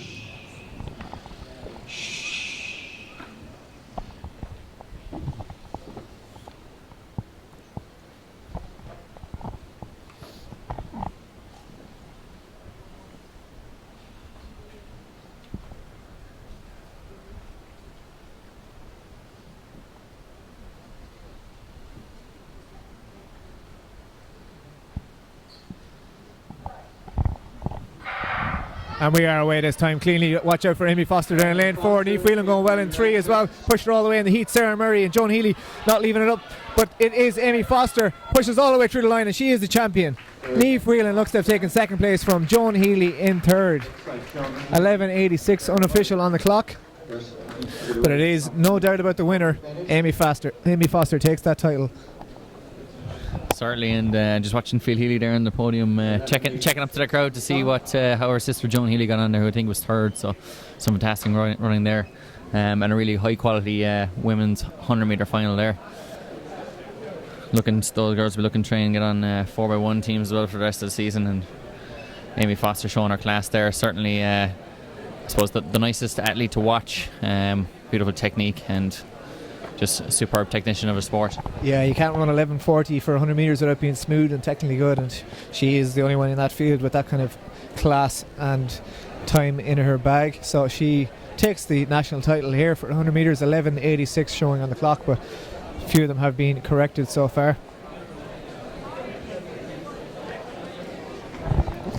And here's we're going to find out the fastest Irishman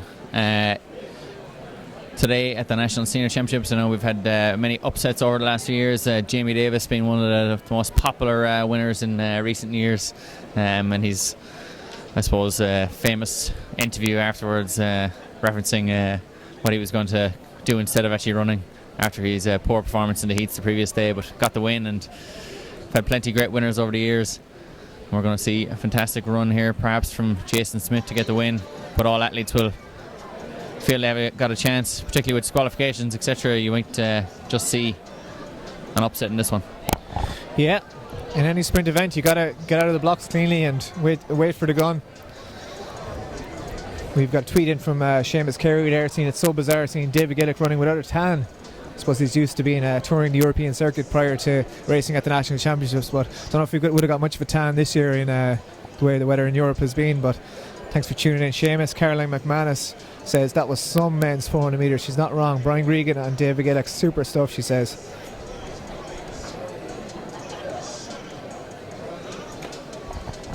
Certainly, and I think everyone's buzzing after that 400 metres, and then followed up with a great women's 400 metres as well. You don't want a damp squib straight away afterwards, but the girls served up a dish that Gillick would have been proud of. Absolutely. Don't know if he'd be fit to eat anything right now though.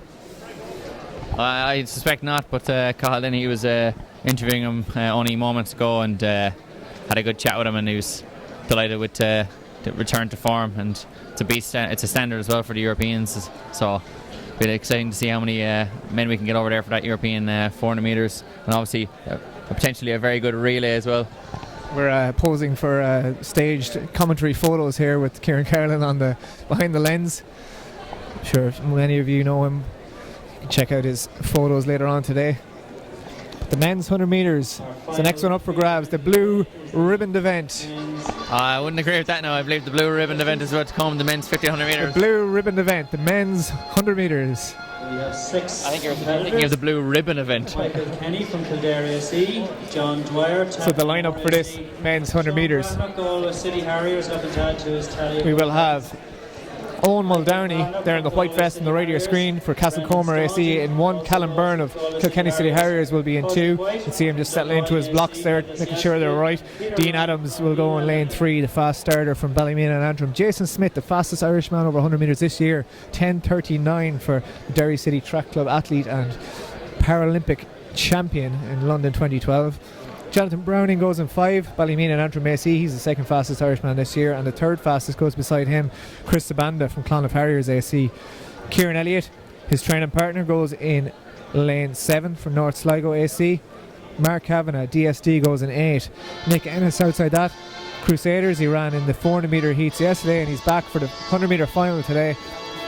And Codicina Ogbene of Leevale AC will be hoping to run at least the PB and get up towards those medal spots in this men's 100 metre final. Sponsors, accompanied by John Foley, CEO of Athletics Ireland.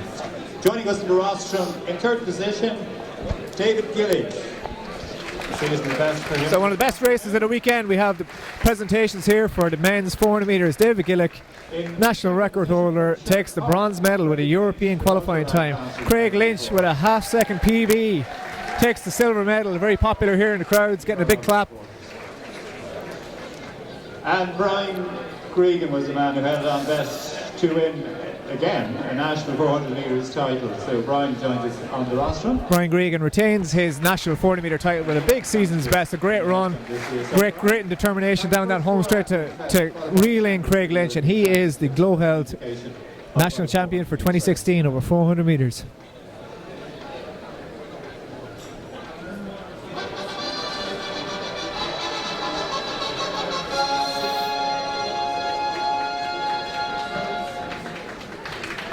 Next race up on the track is the final of the men's 100 metres. Brian Gregan was presented with a ridiculously small cup there as well, similar to the Ashes trophy. Don't think he'll get many be able to drink his post recovery shake out of that.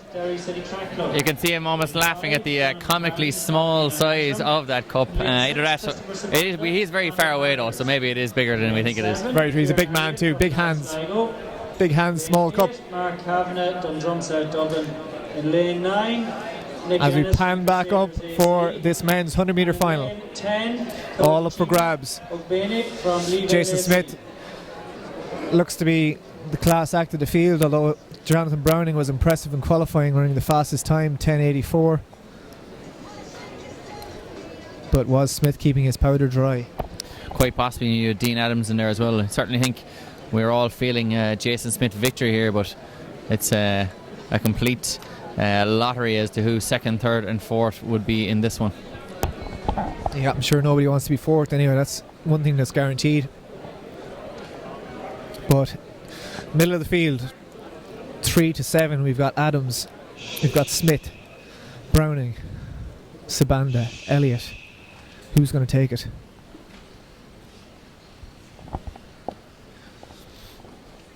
So hopefully we get away with the first time asking here after a couple of dodgy starts in the women's. Watch out for the fast starters of Adams in 3, Browning in 5. Jason Smith in lane 4. And we are cleanly away. The rain starts to fall and the men are out of the blocks. Dean Adams out to the flyer, as is Jonathan Browning, but Jason Smith is holding them off for now. Jonathan Browning pushing him all the way to the line, but I think Jason Smith is just going to hold on. 10.73 for the win, and Jonathan Browning took the silver medal. I think it was Christopher Sabanda of the home club Clonard Harriers getting up there for 3rd place. Yeah, great run there from Chris. Those are the 3 fastest men over 100 metres in Ireland so far this year that are here. We have a couple of faster entrants, but faster men that weren't entered or different events, but you can only beat who's on the line. And Jason Smith bet them all. He is the champion. Jonathan Browning in 2nd, and Chris Sabanda takes the bronze medal, we think, for Clonard Harriers AC. National Competitions Committee doing the honours, and joining us in the roster. And presentation here. We have Sean Brannock is in 2nd place, although they've got a little bit confused here. We've our 3rd place athlete, Owen Sheridan, young Owen Sheridan from Meath. He's got 3rd place. Sean Brannock was 2nd. Sean Brannock, or as I would say, Brannock, is up there for 2nd place. And then Marco Pons is going to be getting there for 1st place in the discus. So Sean Brannock he's probably get 1st place in the amount of medals he's got today. He's been up on the podium all day, but Marco Pons getting up for the win in this one, beating Sean Brannock. And finally Owen Sheridan there in 3rd place. So well done to Marco Pons on a national senior men's discus title there, and lads all congratulating each other. Yeah, Sean Brannock picking up his 3rd medal of the weekend, 2 titles, the weight for height yesterday, throwing that lump of metal over the pole vault uprights, and of course his specialist event, the shot put, where he chucked 18 metres this year but won it with 17 metres today. And of course there Marco Pons retaining his national title in the men's discus. The weather has taken a turn for the worst there. It's getting miserable out there, starting to rain again. You can see Brian Gregan being interviewed infield there by our joint national record holder Eilish McSweeney for the purposes of RTE. You'll be able to catch those highlights on RTE later on this evening. Check your planner for exact details. But of course you can just click back on this YouTube link on the Entry YouTube channel all day, all night, and watch those races over and over and over and over. And I believe over again. And the 100 metre B final coming up here now. B for better than the previous final. So some of these athletes unfortunate not to make that A final, and we'll be hoping to get a good run out here and try and run a PB. And the weather has, as Jura said, taken a turn for the worse, and perhaps that'll affect the start in this one. However, I am looking forward to the 1500 metres, and the men's 1500 metres has Owen Everard on the start list, and only a few years back he took the win here in an incredibly wet and windy Santry Stadium, and we thoroughly enjoyed it. Brian Maher was out camping out on the hill for the week, and I see Dick Hooper is over there as well, the great Raheny Shamrock marathoner, and he's in his usual perch on the hill, the cop end of Santry Stadium, where all the ultras go to cause hassle and throw shapes. And Owen Everard took the win there 3 years ago in that 1500 metre race in similar conditions, so you might be looking forward to a similar type of win today. Yeah, so the men for the 100 metre B final, we've got 4 athletes lining up here. Looks like Mikey Cullen there in lane 3 of Monapians AC. I think Niall Flanagan is in 4 from Cushenstown. Eamon Fahy goes in 5 there with Israel Ibianu in 6, so just 4 athletes lining up for this one. So B100 metre final, we've got Mikey Cullen from Monapians in lane 3, Niall Flanagan. The weather is miserable right now. Rain and a strong headwind into these lads' faces, so they'll be hoping to just get a good run out. I don't think there's going to be any fast times set in this B race.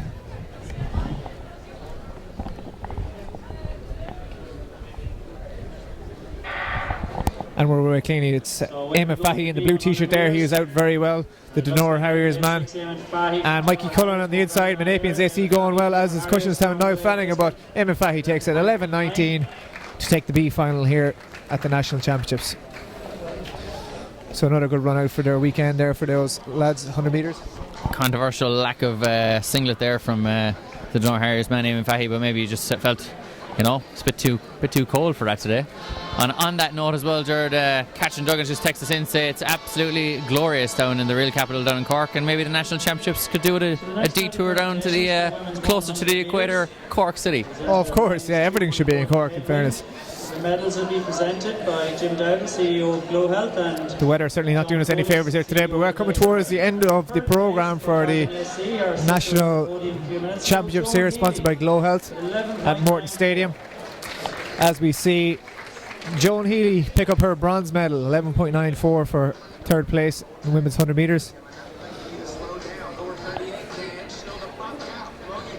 In second place with a time of 11.92 from Ferrybank AC. Just ahead of her, Niamh Whelan with 11.92 from Ferrybank AC. She takes the silver medal, yesterday's 200 metre champion. She's joint Irish record holder. She ran 11.83 today. We have Amy Foster. And Amy Foster takes the title and the gold medal with 11.83.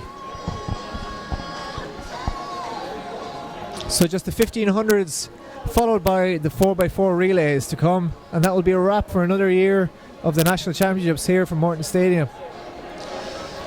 Who's going to take the 1500, Ronan? I think the women's is doubtless. It'll be Ciara McGeehan in that one, and then the men's 1500 metres we're feeling on Everett, but we're horribly biased, so we can't be fully sure of that one, but his own club mates were saying it earlier on, and it's the feeling in the stadium right now. But John Travers it's like that mystery team we had yesterday in the 4x100. He's a mystery box. He could run, he's run a 355 mile, he could do anything. He could come out here today and decide that it's going to be his title and take it. Dara Birmingham's in there as well, Keith Fallon, Joe Warren, Gareth Hill, Michael Dyer. But before we get to that, we're going to have the women's 1500 metres. So this one has Niamh Boland of Crusaders AC in it, Ciara McGeehan of UCD AC, Fiona Keogh from Kilmore AC, and Niamh Donnelly from Dublin City Harriers, Maeve Lavery from City of Lisburn, Greta Strimkaita from Clonliffe Harriers AC, Sarah Tracy, who I suppose disregarded the steeplechase for a shot at the title here from Dunboyne AC and ran very well yesterday in the heats. Jessica Craig from Northdown AC, Aisling Joyce from Clare Morris AC, Emer O'Brien from Clonliffe Harriers, Rachel Gibson from Northdown, Aisling Crosby from Newry, and Ellie Harton from UCD AC. And awoken from his slumber by the sounds of a bell of a middle distance race is Cathal Dennehy. I am absolutely stoked for these 1500s, and that was not a slumber. That was I was stood down from action. I was told, get off the mic, you don't know anything about sprints, by one Gerard O'Donnell, who's now texting and updating his social media following as to the status of injury. Hey Gerard, do you ever put out a statement on Twitter? Are you good enough to put out a statement? He's just putting out that statement as we speak, I think. Yeah, we've got the women's and men's 1500s, as Ronan tells me to get your damn feet off the seats. They don't like that around here. We don't like that in this part of the country. And as we shelter safely here in the stands, I can confirm that Ailish McSweeney is getting rained upon as she stands opposite our 100 metre champion and joint national record holder over 100 metres, Amy Foster. Exactly. I suppose they're discussing, when you ran it, when I ran it, it was... Well, when I ran it, it was a 1.6 win. When you ran it, it was 1.4. So, just so you know, I'm inherently faster. No, I'm sure they're very cordial. I think there's definitely a long-term hatred between these two athletes. No? Okay, probably cordial. Let me go cordial. No, well, it may kick off. Things may kick off. But at the moment, she's being interviewed for RTE, which you can see in 7 hours or so. 7 hours. We bring it live. We even forego the France-Ireland match. Because, Irish athletes can beat French athletes, Soccer team can't win. Mugs. Useless mugs. What did they ever achieve? No, we're all very proud of our boys in green, so to speak. And our boys and girls and men and women in green will be in action in Amsterdam in 11 days' time only until those European Championships. Yeah, I did enjoy winding up the non-running fraternity by going, yep, Euros are on this summer now. Absolutely looking forward to it. But obviously he was referencing. Big trip to Amsterdam for the lads. A few results, by the way. We mentioned Amy Foster officially 11.83 for the win. She won by 900ths of a second from Niamh Whelan, 11.92, and Joan Healy, 11.94 for third. And a wind there was so strong that if it was behind him, it would have been illegal. It was 2.1 meters per second. And so yeah, almost half a second off her national record. And joint national record, Amy Foster and Eilish McSweeney, of course. She'll probably be handing down a few tips to her there when in their mid-race interview. You know, something like, when I warmed up, Amy, you know, this is what I did, just so you know. No, they're equal, on a par. Men's high jump.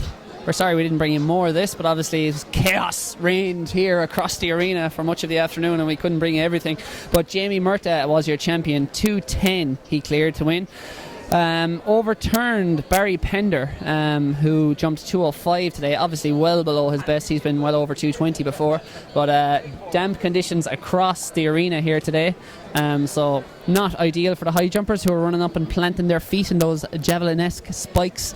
Never going to be too conducive to good jumping. David Cusson, by the way, finished third with 2 meters, beating Dion Ryan, worthy of a mention, in fourth, also cleared 2 meters, but beaten on countback. Next up, it's not a race, it's a medal ceremony, and it is the fastest men in Ireland. Well, technically the fastest man in Ireland was injured and not here, but you can only beat who shows up, and Jason Smith, he is now the title holder, national 100-metre champion. He sure is, and he won that by a nose from Jonathan Browning there, who's just on his right in shot, and Christopher Sabanda on his left from Clonliffe Harriers had a good run yesterday in the 200 metres as well, so some excellent work there. Just get you a shot with the results there. Claire Fitzgerald with the win, Michaela Walsh in second, Laura McSweeney in third, so they threw 15.07, 14.64 and 13.16 respectively. And I can give you the results from this 100 metres just to give you an idea. Christopher Sabanda, 10.93 is what he ran in the 100 metres in, broke 11 seconds and receives his bronze medal there. In second place was Jonathan Browning, who was a silver medalist in this in 10.75, just in front of the man in the middle, Jason Smith, 10.71. A good bit off his personal best, but in the conditions and considering he's on the comeback trail at 10.71, clocking in a competitive race there is very impressive from Jason Smith. So it was Jason Smith, Jonathan Browning and Christopher Sabanda, 1, 2 and 3 in that one. And then finally in the the 100 metre B race, Eamon Fahy got the win in 11.17. Israel Ibanu and Niall Flanagan rounded that out in 11.55 and 11.56. And as we see there, Jason Smith is getting all kinds of awards up on the podium. Congratulations to him. Reclaims his national title. Jason Smith, of course. Big countdown. He's not quite. He almost made the last Olympics in London, and he won't be making this Olympics. But he will most certainly be at the Paralympic Games in early September in Rio de Janeiro. I think it's September 7th or 8th they get underway. And again, the Usain Bolt of the Olympics, and we're happy to have him here in Santry. There are many stars here in Santry, and he is one of the A-listers, most certainly. He lit up the London Games, and let's hope he'll be the bullet in Brazil in about 2 months' time. Because you really come up that there off the top of your head, didn't you? It's impressive. Don't worry about it. That's why I get the big bucks. I know, I'm paid mere pittance. But getting ready for the women's 1500 metres here. The weather is inclement, to say the very least. It's dire. We're in dire straits here, but unfortunately they're not playing, Cathal. I do enjoy dire straits. Alex Wright certainly did the walk of life earlier in that 10k walk. He sure did, and who will be crowned the Sultan of the 1500 metres later on in the men's? Will it be Owen Everard? Will it be John Travers? But before all that, we've got the women's 1500, and we can pretty much anoint Ciara McGeehan the winner in this one before we even kick off. But who knows? And who knows who's going to get silver and bronze? Fiona Keogh is a 2:07 800 metre runner. She's going to be thereabouts, if it's particularly if it's slow. But Sarah Tracy with the type of athlete that says, I'm not going to make this slow. I'm going to go hard from the gun, and we'll see what happens. And Ciara McGeehan will either have to chase, or go hard from the front herself. And then you also have Rachel Gibson in there as well, Aisling Crosby and Ellie Hartnett. They would be your most likely medalists. But it is certainly a classy field at the front with Ciara McGeehan there. You can see just at the front of the shot there, Cian McGeehan is walking ahead of the group, possibly laying down the law here and saying, all right, this is the position I'm going to be in for the entire race. This is psychological warfare here from Cian McGeehan, I believe, as master plan hatched by Jerry Kieran.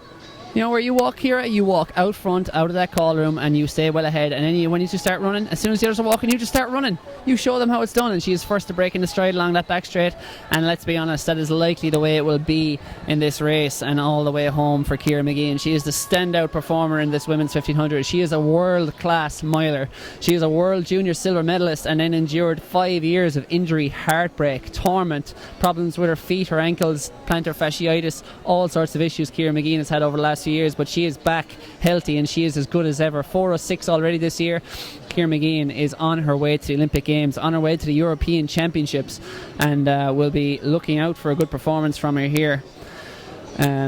She led all the way to win the 800 metres here last year, overturned the favourite Ciara Everard, which was a big shock on the day, but Ciara McGeehan, when it comes to her, little surprise to you, because she is an athlete of absurd talent. We spoke about it at Mark English earlier and how the gulf in class existed between him and the rest of the field, and it's very much the case with Ciara McGeehan. She is as talented a female athlete, as talented as an athlete as we've had in this country in a couple of decades, possibly since Sonia O'Sullivan. She's been an athlete very much in the mould of Sonia O'Sullivan all the way through up her junior career, and it was a pity her career was derailed for a few years, but she has plenty of time. She's still young, many more years to get back to the very top level, and it wouldn't surprise me at all if we see her down approaching Sonia Sullivan's national record and attempting to crack that 4-minute barrier, which is pretty much the benchmark of truly world-class 1500 metre running for women. You can get down into 4-minute shape, you're going to be a contender at the Olympic Games. And while this Olympic Games may not see Ciara McGeehan contending for a medal, certainly if she stays healthy between now and Tokyo, she could develop into any sort of runner. But it's a privilege to have her here today, and with the injuries and the knife-edge world of legs, you never know when these athletes are going to be struck down by misfortune and bad luck. So we'll keep our fingers crossed. We'll knock on all kinds of wood for all our stars, all our Mark English, Thomas Barrs, Ciara McGeehans and so on. Ronan, how do you think this race is going to play out? I think there's really only two options here. Either Ciara McGeehan says, I wouldn't mind running pretty fast here, and toddles off on her own, or else she decides, well, maybe I'll just try and practice a little bit of tactics here and sit in the group and then kick for home maybe with 500 to go. It's kind of those two options. I can't see anyone else making any running of it, and often when there's such a massive favourite in the race, is not only a class above but several classes above the rest of the field, it can often be a case that the other athletes merely allow the top class athlete to do whatever the hell they like and either run ahead or they do absolutely nothing in the race and all wait and play it to their tune. Exactly, and it would be no surprise here to see those athletes. But one athlete who will hold no fear here, because she doesn't run with fear, because she's good enough not to run with fear, especially at this level, is Sarah Tracy, part of the European cross-country team which struck gold a few years ago, senior women's level, and she has qualified for Olympic Games courtesy of that 9:44 run last year in Letterkenny. She wasn't quick enough to go to the World Championships, unlike Michelle Finn and Kerry O'Flaherty at the steeplechase, but she is quick enough to go to the Olympic Games, and she is already qualified and looked impressive yesterday in the heats, and I wouldn't be surprised, given her aerobic engine, to see Sarah Tracy take this out from the front. Possibly Ciara McGeehan sitting in. I can't imagine she'll be too keen on taking this out herself, or indeed trying to run a fast time given the blustery, damp conditions here in Morton Stadium. So I'd expect that Sarah Tracy may take the lead and Ciara McGeehan will save it all for an explosive last 300. Certainly, Sarah Tracy wouldn't be known for a finishing kick either, so in order to get amongst the medals here, she's definitely going to have to go out hard from the gun. And the likes of Fiona Keogh, Aisling Crosby and Rachel Gibson, Ellie Hartnett will have to try and kick home for the bronze medal, I suspect, but we'll see soon enough. Here goes. Already you can see Ellie Hartnett getting out there hard from the gun, and Sarah Tracy settling in, and Aisling Crosby making her way up the inside. Sarah Tracy easily getting into the front there, but it hasn't gone off at a lightning quick pace whatsoever, and unfortunately Cathal, you've been proved incorrect for the moment, but Sarah Tracy is going to lead with Ciara McGeehan in second place. I would say I've proved absolutely correct in that Sarah Tracy has gone to front and Ciara McGeehan has sat in and is going to wait until the last 300. Another side note to this race, by the way, an athlete to watch out for right at the back of your field, far right of your shot there, is Greta Strem Kaita. She is a partially sighted athlete from Clonliffe Harriers 1500 who has has carved chunks off her personal best this year. She's only been in Ireland a couple of years, but she will be representing us at the Paralympics in September. Another star. You may not know her name now, but you certainly will in September when she goes to those games. She is running with her guide there as well from Clonliffe Harriers. That is Emer O'Brien just in front of her, the other blonde-haired Clonliffe athlete. They're running at the back of the pack at the moment. They'll be looking for a personal best performance and maybe try and claw back a few places and get in amongst this pack over the last couple of laps. But up the front at the moment, Sarah Tracy is taking them along at a slow pace. It's pretty pedestrian right now. We do have a clock in it. This one of the clocks is working, and it's 74 seconds through 400 metres, so extremely casual from these athletes of this calibre. Also Kelly, I think I see Kelly Neely in there. So nothing. Do I? Maybe not, but at the moment it's No, she was in the heats yesterday, but appears not to have come to the final today. But Sarah Tracy still in the lead here. Niamh Donnelly was coming up on the outside there, but it's still the same setup here. It is, in fact, Sarah Tracy, Ciara McGeehan, and that does look like Kelly Neely just on the outside, even though she's not on our star list here. But she'll definitely be contending with 4:12 athlete, will be contending for a medal here as well. But Fiona Keogh just showing herself there on the outside, as we will try and get a quick look. That is in fact Kelly Neely there in the centre of the shot. So and Kelly Neely won an 800 metre gold in the Masters, European Indoor Masters Championships in Ancona, Italy early this year. So she is forever young, but she doesn't want to just beat the older athletes. She has shown she can mix it with the young, the best athletes in Ireland at the moment. And the best athlete in Ireland in the middle distances at the moment is right there in the centre of your shot. It's Ciara McGeehan in the yellow singlet of UCD, the college she attends where she studies physiotherapy. She's finishing up there next year, I think, and the 24-year-old athlete told me she moved into a new house there a few weeks ago, which is one of the biggest stresses she had to endure in the summer. Lives with a Spanish and an Italian, I think.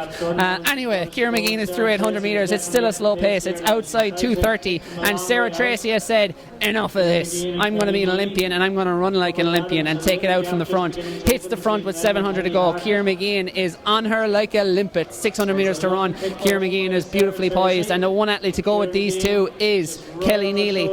There's a gap now back to fourth. That is Ellie Hartnett of UCD. The other UCD athlete, she may try and run into a medal, but at the moment Sarah Tracy in control out front. Certainly Ciara McGeehan coming around here now with 500 to run, and Ellie Hartnett back and forth. Fiona Keogh and Aisling Crosby, they're trying to battle out for the minor placings, but at the moment Sarah Tracy with 450 metres to run. She has the inside rail. Ciara McGeehan is sitting poised on her shoulder, and Kelly Neely letting them take all the wind there, using her experience to sit in third place, but she's going to try and go by Sarah Tracy as Ciara McGeehan makes a big move with 400 to go. She's gone by her, and Kelly Neely in third, Sarah Tracy in second. Ellie Hartnett kind of on her own there in fourth place, but Ciara McGeehan is already opening up a gap of about 2 or 3 metres in Sarah Tracy, and Kelly Neely is going to try and go by and try and get up there to get up to Ciara McGeehan. But Ciara McGeehan here with 300 metres to run looks to have this one sewn up, and Sarah Tracy and Kelly Neely battling it out for second place. Can Sarah Tracy or Kelly Neely raise another effort in the home straight? Ciara McGeehan has gone early, but she's good enough to go early. She has run that 200 metre segment in 30 seconds exactly. She has turned the screw on this women's 1500 metre field, and no one can live with it. Not Sarah Tracy, not Kelly Neely. Ciara McGeehan, she's bound for Amsterdam, she's bound for Rio, and she is blowing this field apart here in Santry. She's got a 10 metre advantage with 100 to go. The Jerry Kiernan coached athlete back to her brilliant best. Ciara McGeehan charging down the home straight. She's gonna take the national 1500 metre title. Ciara McGeehan, the perfect send-off. 61 for the last lap. Sarah Tracy takes second, Kelly Neely takes third, and a long gap then back to... That's Rachel Gibson from Northdown coming in there in fourth place. Ellie Hartnett in fifth. Aisling Crosby get up for sixth place, and that is Jessica Craig from Northdown AC get up for seventh place. Fiona Keogh and Aisling Joyce then filling out the minor places, but a 30-second last 200, and as you said, a 61-second last 400 there from Ciara McGeehan. Now the time was slow, Cathal, but at the same time a 61-second last lap is good shifting. Nothing wrong with that at all. And I see Jerry Kiernan standing there in field with the headset on, the mic, the virtual reality headset, and he is going, yes, happy with that. I think he's actually listening to Adele's set from Glastonbury last night. He's a massive Adele fan, so I believe. Big fan. Loves that one, Hello. Thinks it's even better than Lionel Richie. Next up we have the men's 1500 metres. Moving seamlessly from Jerry Kiernan, Adele, to the silky smooth running of Owen Everard in the men's 1500 metres. This should be a cracker. It was us. We're getting a few inquiries here from up to the commentary booth. which we're happy to oblige. We're always happy to oblige. Autograph requests or, restraining orders and such things that are generally presented to us. Kieran McGee has been interviewed here in this arena. We'll try and have a quick listen in. Easier there. I never like to think that because we've got some top quality girls coming from other distances into my distance.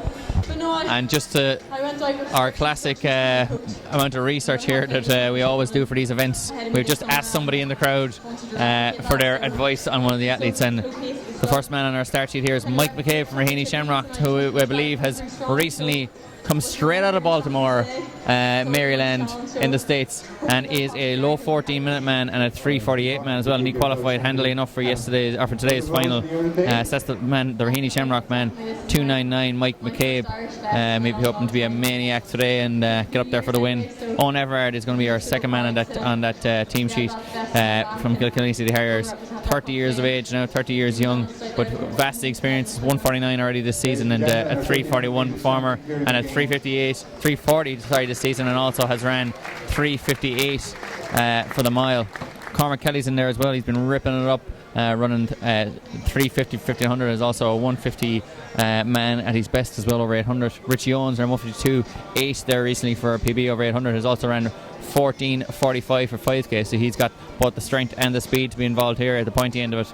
Fintan Stewart, youngest man in the field, 17 years of age, ran 3:51 and led for most of yesterday's heat to get himself into this final. Had a poor enough showing in the Irish schools, but is looking for redemption here now in the national senior final. He's the only schoolboy in this final.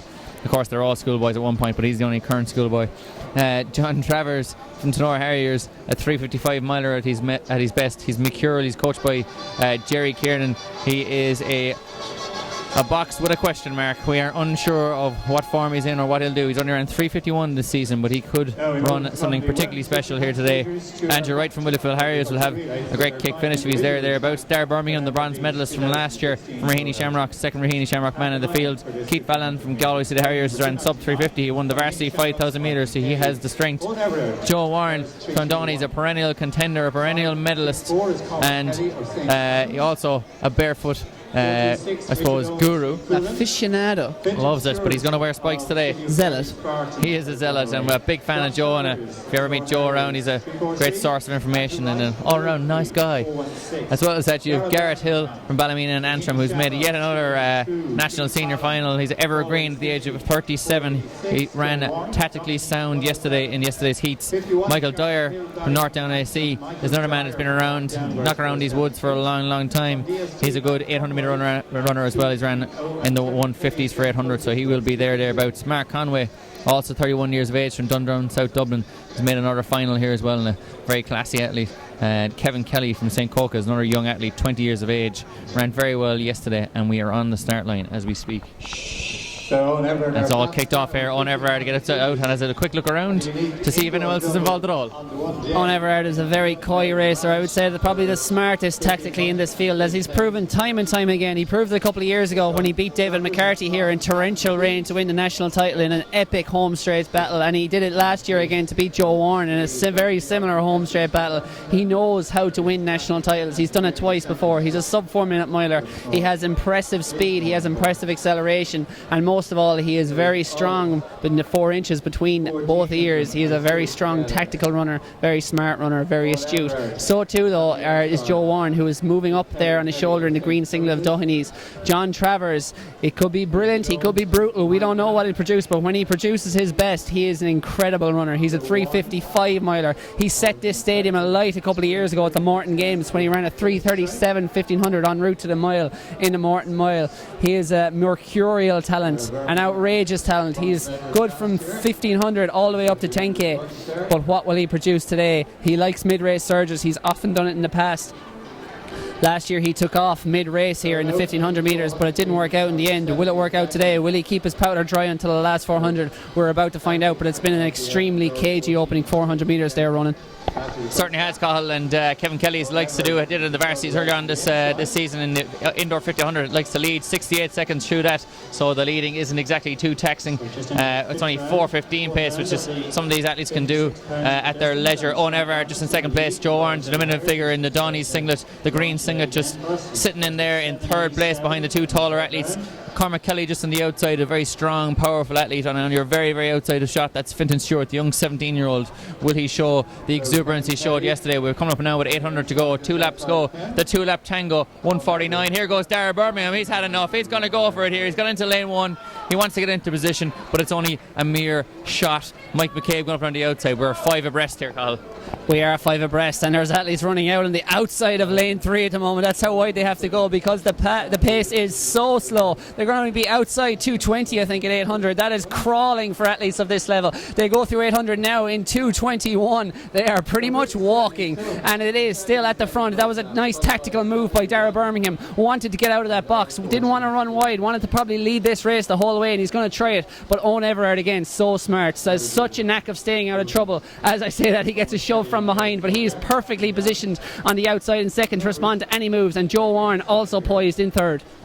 All the athletes still involved in this one. I see Andrew right there in the black and white singlet of Willowfield Harriers, just the outside blue and white singlet. She's gone into lane 2 there, but coming into the home straight for the second last time, we are 3-4 abreast here. All the athletes still involved. Mike Cable coming on the outside. Dara Birmingham, bronze medalist from last year. Will he get up for another medal this year? It's going to be unbelievable. Who's going to fire the trigger? Who's going to crack? We're playing chicken here. Let's go, boys. 400 to go. What a race we have in store. They hit 400 now in about 3:07, and it is Dara Birmingham at the front. He's a medalist in this before. He knows how to get it done, and that move at 400 to go has served him well because he has the lead. He has command of this race with 300 to go, but Owen Everard looks ready to strike. And here goes Joe Warren, the 800-metre specialist from previous years, is now gone early and gone hard, and Owen Everard is the only one to go with him. John Travers now coming out of the pack, goes after him. Joe Warren has 200 to go. It's a repeat of last year. Owen Everard now is stalking him all the way. 2 meters to the rears. 3 meters back to John Travers, who is now raising another effort. Can John Travers come back from nowhere to win this national title? Owen Everard out to lane 2, hits the front, but here comes Travers on the outside. Everard fights back. Travers with another gear. Travers takes the title. 3:4:01. That was a 54-second last lap from John Travers to take the crown.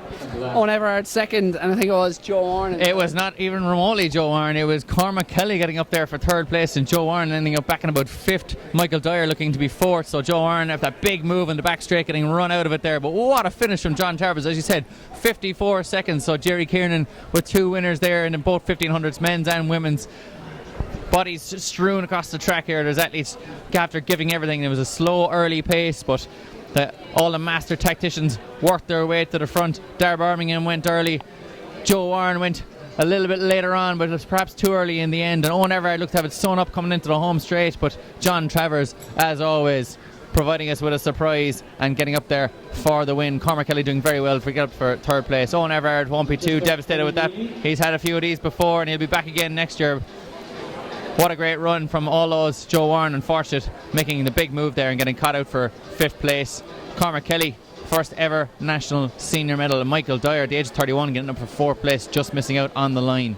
If you're going to go down in a blaze of glory, and that's what Joe Warren did with that vicious surge with 300 to go. It didn't pay off, but maybe another day it will for him. What a race. As you see, John Travers only got past 20 metres from the finish. Once again, head-to-head battle Owen Everard involved in. He lost one to Colin Costello in this very race before. He was defeated by He defeated Dave McCarthy in a very similar race. He defeated Joe Warren in similar circumstances, and now it's 2-2. He's lost 2 home stretch duels, and he's won 2 in the national 1500.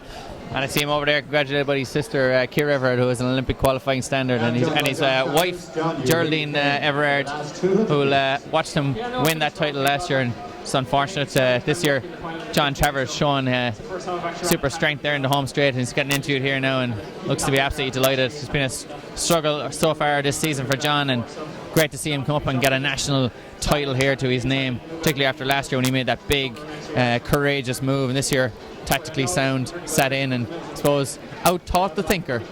Out-thought the thinker, and that was a brilliant run. And I'm sure Jerry Kiernan will have been looking on extremely proudly there. He's coached both 1500 metre champions here today, and both ran extremely tactically astute races. Kieran McGinn, to be honest, probably could have run any sort of race and she would have won that race. But John Travers, the margins were extremely fine in that men's 1500 final, and he nailed it to absolute perfection, playing his cards late but playing them at the perfect time, the last 50 metres when he needed it most. The gears were there. John Travers, your national 1500 metre champion. So the next presentation and we're just going to 1500 metres. And again, the presentation show this presentation here, and then we'll follow that up with an ad break where top three here were Kelly Neely, Silly Lisburn athlete, getting the bronze medal there with a fantastic run. Won the 800 metres, as Carl said, in the European Masters. And as I said, ever young, ever green here, and a fantastic result for Kelly Neely for third place. The top three athletes are very, very high quality here. She ran 4:27.68 for third. Running 4:26.10, Dunboyne AC's Sarah Tracy getting up for the silver medal here at the National Senior Championships. And finally, the incredibly talented, the fantastic Ciara McGeehan getting up there, 4:24.33. Not that the time mattered too much to her. She got the win, got the W, got the title in the bag. Yet another one to add to her collection. That's Ciara McGeehan from UCD AC there. Fantastic running from Ciara McGeehan. So we're just going to cut to a quick ad break there. Something amazing happens when you run. Running increases your confidence, giving you greater control of your life. Control is power. Runners are amazing.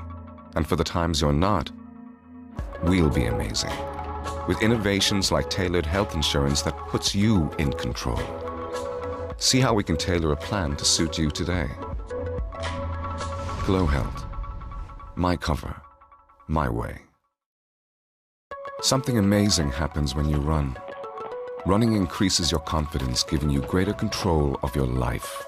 Control is power. Runners are amazing. And for the times you're not, we'll be amazing. With innovations like tailored health insurance that puts you in control. See how we can tailor a plan to suit you today. GloHealth. My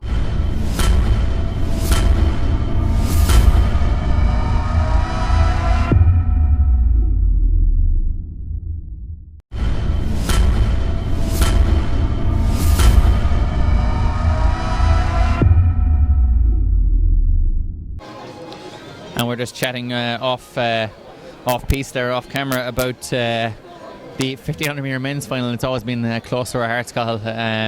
We watched our good friend Owen there finishing in second, but won it a couple of years back, and we were just talking about John Travers' race there. I suppose we didn't even mention him too much. I'd say if we play that back, we didn't hugely mention him throughout the race, because not once did he show his hand, did he show his cards. He sat in.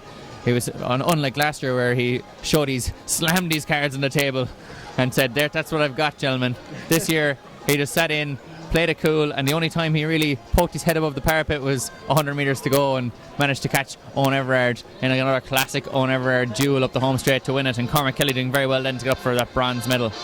Yeah, absolutely delighted for John Travers. He's an absolutely lovely fella. Had the trauma last year losing his dad on the same week where he competed for Ireland in the World University Games over in South Korea. Maintained that, came back from that and everything, all the emotional turmoil that must go with that, and kept running, came back to run the national seniors. He's overcome a lot in the last year, and he is now the national senior 1500 metre champion for the first time.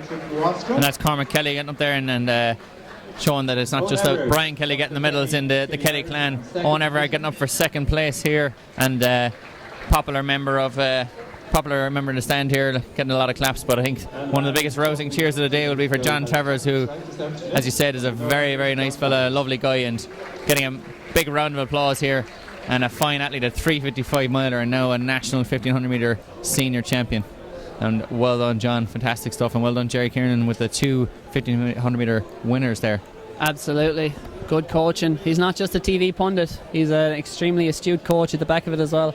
And two 1500 metre champions. So he's not just, as one person described him as a cross-country slogger so famously a decade or so ago. He knows a little bit about the mile as well, and certainly how to coach a good 1500 metre athlete, and let's hope he'll be keeping Kieran McGeehan on the upward curve all the way to the Olympics in Rio. I don't, just on the side there, is Jerry Kieran in the sub-4 minute miler himself? I believe I think he is, yeah. He's one of the special club. I think is there 70 or so Irishmen, I think, who's done it. Anyway, it's a very select club. John Travers and Owen Everard are both in that club, as are Ronan Duggan and Cathal Dennehy, when we ran that 2x804 metre relay a few years ago. That counts, right? We'd be very unlikely even in our current shape to do that. Shh. Out on track and into the pens like herds. Just before we do that, I'm going to get more lynched if I don't do this. Hi to Emily and Nicholas Duggan at home. 3-4, and 1.5 at this age, and enjoying their first national senior championships here on the live stream. And good on them, and we're delighted to all the people who've joined us today. Thank you for joining us, because obviously there's a lot of other sport on today. Mediocre sport. This is where the true stuff is at. The national senior champs, and what a championships it has been. The Saudi Arabian second division football is hotting up as well, the title race at the moment. That's also something to be tuning into. Absolutely. The Copa America final is also on tonight. I know, yes. Is it Argentina and Chile? Chile, yeah. And unfortunately, Colombia knocked out of it earlier in the round, so my Colombia jersey is useless today. Yeah, it's moot. One thing that's not moot though is that, that's seamless, women's 4x400 metre relay that's upcoming on the track. We'll have 3 teams going to the line in this, and it's an all Dublin affair. Dundrum, Raheny and Dublin City Harriers from the north to south to the middle of Dublin. We have a result to bring you first though, and that is that Marco Pons has once again won the men's discus title with a best throw of 53.22. That came in the third round. He took victory ahead of Sean Brannock, who's been a very busy man this weekend. The Galway City Harrier got second with 51.18. Back in third was Owen Sheridan of North West Meath. His best was 49.29, and that was your top 3 in the men's discus. Right, well, I'll apologise to our man Owen Sheridan, who I inferred was a Meath man earlier on. I know he'll be quite upset with that since he's from Westmeath. But on that note, Carl, I think there are going to be 4 teams, not 3 teams as had been prescribed to us. You have Raheny, you have DCH, Dublin City Harriers, and you have Duntermsa Dublin. But I also believe you're going to have Crusaders there as well. 4 teams in this one, so it's going to be exciting stuff. And all Dublin, and we only have a 1 bend stagger here on the lineup, so that's interesting, unusual for the 4x400. I obviously think it's not necessary, judging by where the blocks have been set up, that they can all cut in from the outset. So 4 of these teams, 3 of them are going to leave with a medal, 1's going to leave empty-handed, distraught. So we'll find out pretty soon what's going to happen in this. Athletes just warming up, getting their final few pieces of kit off. Still a warm enough day in Santry, although the wind is blowing. The rain has mercifully let us be for a while. As we gaze out over Santry Domain, or Santry Morton Stadium I should say, in Santry Domain. 16 athletes on their marks. Well, let's see Sinead Denny in action again. Returning, the 400 metre champion is down to run for DSD here. I'm just looking out to try and spot her. Just try and see her on the start line there. She is down as the first DSD runner, but she may have called a halt and cashed her chips while ahead. And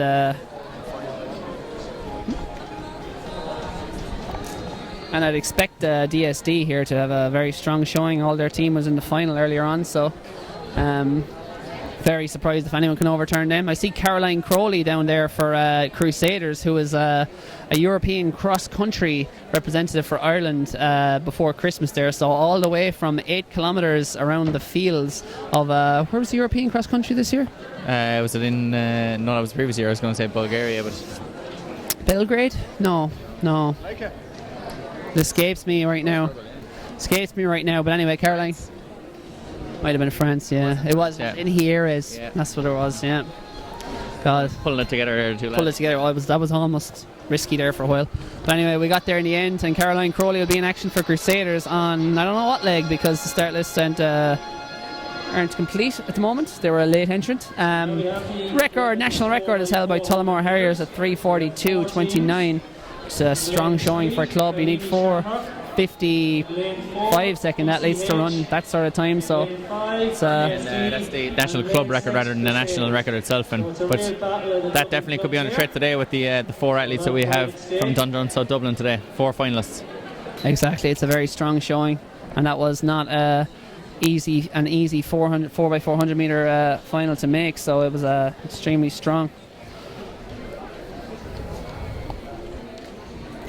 As we see Jerry Kieran there on track with his on the far left of your shot with his champion, newly crowned champion John Travers. Says to him, hello. Johnny, that's what we were looking for. From the other side of the track, from the commentators, the pundits arena. Exactly, and fair play to Jerry. I'm sure he would have been on tenterhooks there watching that one. As we see 4 athletes here on track, getting ready, battens in hand. Got to get the stick around. Just saw yesterday Clonmel Harriers in the 4x1 struggling. As the crowd is going wild here.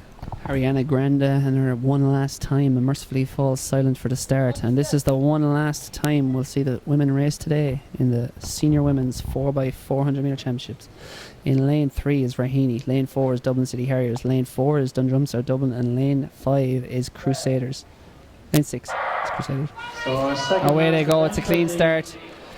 National Senior Athletics. And it looks like for Dublin City Harriers, that looks like Catherine McManus is powering out to lead. Unsurprisingly, she ran the 200 metres earlier. She'll have tired legs. She's been running all weekend, but there's one more good 400 metre run in them, and she is carrying her team out to an immediate lead here. They cut in very quickly. It's a 1-bend stagger. They deemed it unnecessary to run the 3 bends with only 4 teams, and they are well clear at 200 metres as they go through 200 metres in about 27 seconds. I think that was for Catherine McManus. She's got about an 8 metre lead over Crusaders. Certainly, it's a fantastic run here from Catherine McManus. The much talked about DSD team is back in 3rd place, but they were looking to come strong in this home straight and I suppose be a more even team throughout the race. And Catherine McManus here coming up the home straight with about a 15 metre lead back to Crusaders AC, and that's Mary Horgan from Crusaders AC there in 2nd place. 3rd place is DSD, and they are about 15 metres back to get a change over there from Catherine McManus. Dublin City Harriers still in the lead. Very strong running here from Crusaders, and the athletes for Raheny Shamrock are in 4th place, but their big guns are to come later on the 3rd and 4th leg, so it's all to play for here. Tactics, who's your best runner, what leg are they going to be on, and we'll see the accordion effect. And it's to come back towards each other. DCH still leading this one. Crusaders definitely making inroads here with DSD are look bereft of any form here, back in about 15-20 metres back from 2nd place, never mind 1st. And DSD may struggle because just looking down at the athletes in the pens here, Sinead Denny will not be in action for them, so she has taken time out from this, possibly just recovering still from that 400 metre victory earlier on. But DSD are still, nonetheless, despite the absence of Sinead Denny, they are coming back into it. They're powering up here. They may take 2nd by the end of this leg, but no doubts about the leaders. That's Dublin City Harriers, but can they hold on? We're approaching the halfway point, and it's Dublin City Harriers with a 20 metre advantage, but DSD are powering back into it. Back to about 10 metres by the time they change over. Crusaders 3rd and Raheny Shamrock in 4th. That was Gabriel Coveney getting up there very strongly, so DSD are back in this one. They get up to 2nd place. DCH still winning this one. DSD have Lauren Hansen to come on the last leg as well, who was a finalist earlier on. So Raheny Shamrock are in 4th place with Susan Scannell on the last leg, hopefully trying to pull a Phil Healy and work our way back up to the front. DCH still winning this one, but being closed down very, very quickly by DSD, who have making that short work of that lead. They've moved all the way up. Crusaders look to be settled for 3rd place here. Raheny Shamrock back and 4th. DSD passing out Dublin City Harriers here quite easily and coming in with 150 metres to run. They're opening up that gap all the time. She's going to be passing off to Lauren Hansen, who finished well up in that 400 metre final. So Caroline Crowley, the cross-country runner, is going to have to try and be very, very strong over this last leg here for Crusaders. Susan Scannell for Raheny could make serious inroads, and Dublin City Harriers still not out of it yet. Lauren Hansen surely has this one sewn up as a finalist. She gets the baton about 15, 20, 30 metres in the lead. Here goes Lauren Hansen for DSD.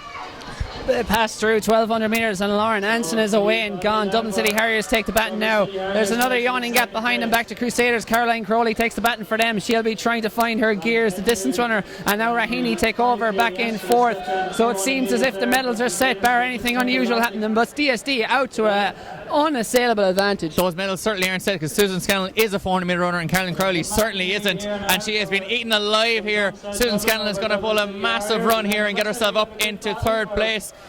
DCH seemed to be settled there for second place, and Lauren Hansen is away and home. She could literally run out into lane 8 here, and she has absolutely no problems winning this one. Susan Scanlon is about to pass out Carolyn Crowley here with 200 metres to go. She mows her down. Carolyn Crowley is out into 4th place. Susan Scanlon, she will hardly make it up to 2nd place here, but she is running extremely well. Lauren Hansen going to take the win here for the DSD Dream Team, and they do get up for that win quite easy. But DCH are having an absolute struggle up the home straight here. Here comes Susan Scanlon. Can she make it? She can hardly make it from here, but DCH are struggling, and it's Lactic City here with 20 metres to go, but Susan Scanlon won't make it. She'll only get up for the bronze medal. So it was DSD, DCH, Raheny Shamrocks, and finally Crusaders of Carolyn Crowley on that final leg for 4th place. Carl? Great race, and DSD, we doubted them, but they proved us wrong mid-race. We pretty much anointed them as champions beforehand, and then temporarily doubted them, I suppose, after 2 legs, but they came good in the end. And now, then there was just one race left, and it's going to be the men's 4x400 metres. Ger, who's your money on here? Just have a look through the start list here. Of course, we don't know who's going to actually show up on the start line, but certainly Ferrybank look very strong there with medalists from the 400 metre hurdles, Thomas Barr and Ben Kiley down on the list. We just have to see who shows up. You can see Ben Kiley and Niall Toohey there at the minute. We also see Jason Harvey lining up for Crusaders. We don't have their teams written down in front of us, but Matthew Behan is also running for that team. He picked up silver in the 110 hurdles earlier, so stepping up in distance here for this one. You can see Barry Upton there from Menapians AC, stalwart of the 400 hurdles in previous years, and hopefully he's back into some good shape here for this relay. We will have 7 teams. We'll have 2 Crusaders teams. We'll have Raheny Shamrocks, Ferrybank AC, Menapians Emerald, and another Menapians team. So 2 Menapians, 2 Crusaders. So our final field official result of the weekend is the 60. Official result from that 1500: John Travers 401.19, Owen Everard 401.32, Cormac Kelly 402.69, Michael Dyer coming in 4th just off that 402.77. From Nina Olympic is Peter Ryan. Peter Ryan taking bronze medal in the weight for distance. In 2nd place with a best of 7 metres 29 from Templemore AC, John Dwyer. John Dwyer of Templemore AC taking the silver medal there. And Sean Brannock getting ready to take his 3rd gold of the weekend. He also took 1 silver. So some weekend of throwing for him. It's his 3rd gold medal. He also has a silver from this weekend. To Sean Brannock from Galway City Harriers at best of 7 metres 87. 7 metres 87 for Sean Brannock to take that weight for distance title. Some man for Chuck and Tin.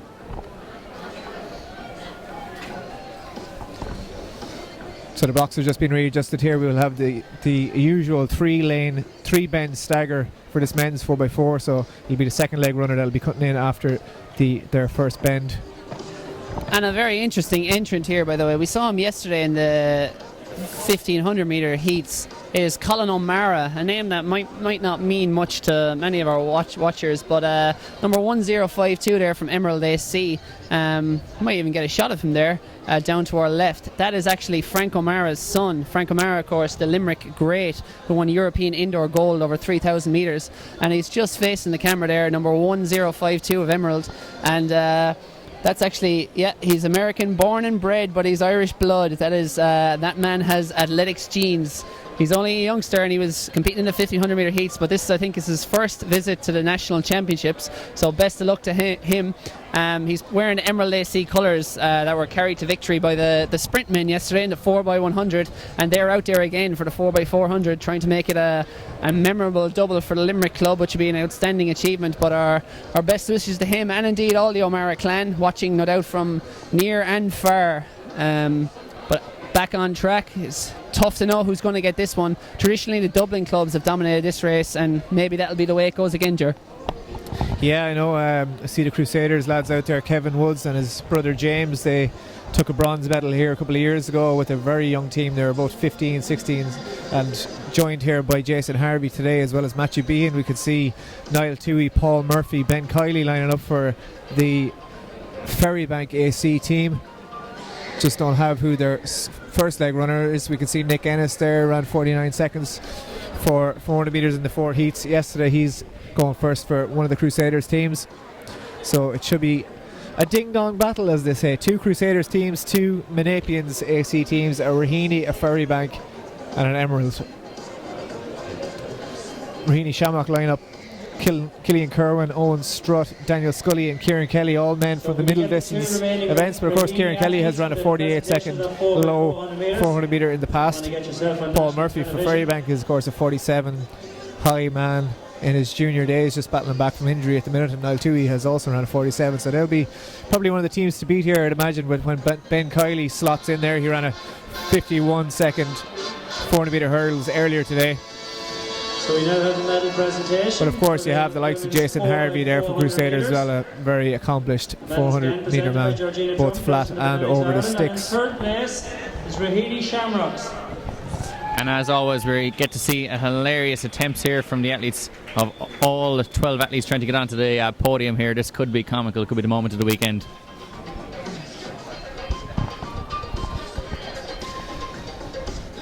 Yeah, it's Raheny Shamrock's ladies getting their medals first.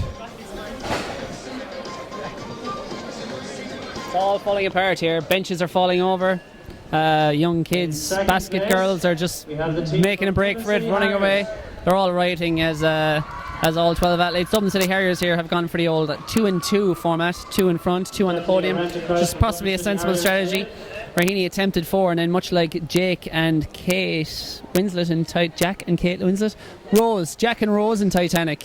One got ditched, one got left in the water from Raheny. But 3 got up there. Will DSD go for all 4 on the podium? I think they might. And there may be 12 on the podium, but there's more than 12 taking photos of them for some reason. I think that's the Celtic DCH renter crowd that Fintan Riley just mentioned there earlier. Big fan club. Photos being taken by all sorts of cameras. Our final track event, 4x4 for men. Crusaders on the inside. As Georgina Drum, our president, struggles to reach the 4th DSD member to give her a medal. And another Raheny team. And then we've got the Menapian second team. So if we pan back over to the 400 metre runners, as the crowd leaves the track, gets out of their way, we will have in lane 2 Crusaders A team with Nick Ennis on the first leg there. Raheny Shamrock will be in 3, Owen Strutt holding the baton. In lane 4 we'll have Ferrybank AC, possibly one of the stronger teams in this race. In 5, Menapians AC's A team with Sean Donoghue starting them off. Emerald AC are out in lane 6. Menapians B will be out in 7, and right on the outside in 8 is the Crusaders B team.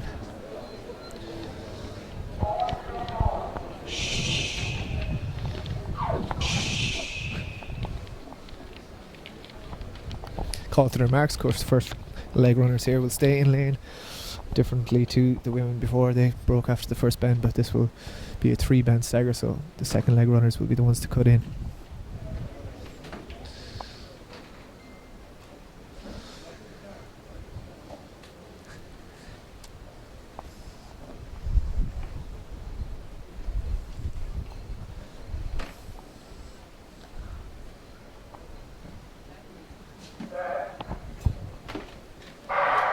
And we're off in the final event of this year's GloHealth National Championships from Morton Stadium. We've got 7 teams in this men's 4x4 team. Nick Ennis on the inside, making good strides up on Raheny Shamrock there in lane 3. It's going to be very hard to tell until the stagger unwinds around with these second leg runners, but certainly it looks like Emerald AC and Crusaders A that are going out very well here on this first leg. Also on the outside, Crusaders B team are storming away with it. But Sean Donoghue of Menapians making a big push there as they come around into the home straight for these first leg runners. Holding off that stagger is Crusaders on the outside, and on the inside Crusaders A team are also pushing on very well, so we'll see as they approach to hand over to the second leg runners. It is Crusaders A and B in the lead, with Emerald AC and now Menapians making a big push to get back at them. Paul Murphy of Ferrybank takes the baton for his second leg. He'll be one of the classier athletes on this leg, and Kevin Woods of Crusaders makes strides down the back straight. He's ran a low 49-second PB this year, but Paul Murphy is chasing him down. He goes from 5th to 2nd in the matter of 10 metres there, and he is hot on the heels of Kevin Woods of Crusaders. Yeah, excellent, intriguing first couple of legs there. Kevin Woods went off hard, but Paul Murphy went off harder, and he has got right up on his heels here as we pass 300 metres. Will Paul Murphy have anything left for the home straight? Because he blasted that first 300. He's trying to hold it together, but Kevin Woods now is starting to draw away for Crusaders. Menapian's coming down strongly on the outside, and then it is Emerald AC and Crusaders B in fourth and fifth at the moment, but Niall Toohey takes over the baton for Ferrybank, and he is out after Crusaders. So it's Matthew Behan there, silver medalist from the 110 hurdles, out in front for Crusaders AC, but Niall Toohey, of course, a very strong 400 metre, 800 metre athlete, is hunting him down, and he goes by him with 250 metres to go on this leg. Barry Upton there in third, chasing down those two out in front. He's running a strong leg, just coming back to fitness, with Raheny Shamrocks sitting in fourth place. Emerald AC behind that, and Crusaders B. But it is Niall Toohey streaking clear here he has 5 or 6 metres over Matthew Behan. Barry Upton holding on to that bronze medal position for Menapians at the minute as they enter the home straight for the penultimate time. We can see Ben Kiley awaiting the baton. It's going to be him versus Jason Harvey. This could be a stormer, second and third from the 40 metre hurdles earlier today. Kiley gets the baton with about a 12 metre lead. Barry Upton hands over in third place, but it is Kiley. He is away. He has 15 metres. Can Jason Harvey do anything to reel this in? He's come back into good form. Both men running really good 51 second 40 metre hurdles, and Harvey is closing him down here on this last 200. The first 200 of this last leg, I should say. It's down to about 10 metres, but he doesn't want to do too much too soon. 200 metres to go. 2:50 on the clock. Menapian's holding on for third, but it looks like Emerald are making a big push to get back at them. Kieran Kelly trying in vain to get his Raheny team back up there, but up front it is Ben Kiley comes into the home straight in the lead for Ferrybank AC. Jason Harvey is storming up the inside. Can he catch him? But Kiley's holding on. 50 metres to go. Cheered off from the inside by his teammate Niall Toohey. Jason Harvey tries in vain, but Ben Kiley holds on for the win. And look back to third place. Who's going to take that? It looks like Emerald AC called in. He shakes his fist in delight. Menapians are caught, and it's bronze for the Limerick team.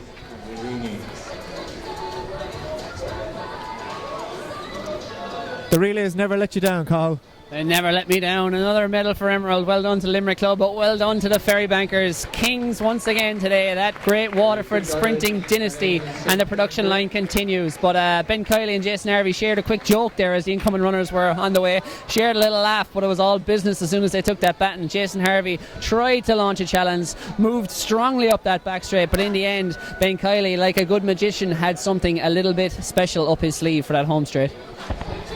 Yeah, so that is a wrap for the 2016 GloHealth National Championships here from Morton Stadium in Santry. We are ever grateful to N-Try here with Dave O'Shea and his brother Ger, as well as Stu, for providing us with some great technical support to get this stream up and running, as well as to AAI for putting the whole thing on. Make sure you tune in to RTE later on as well to get your highlights. We will just say that's a wrap, and thanks very much for tuning in to today's commentary and yesterday. Thanks very much. Hope you enjoyed it. Thank you, everyone. We'll see you again soon. My way. Something amazing happens when you run. Running increases your confidence, giving you greater control of your life. Control is power. Runners are amazing. And for the times you're not, we'll be amazing. With innovations like tailored health insurance that puts you in control. See how we can tailor a plan to suit you today. GloHealth. My cover. My way.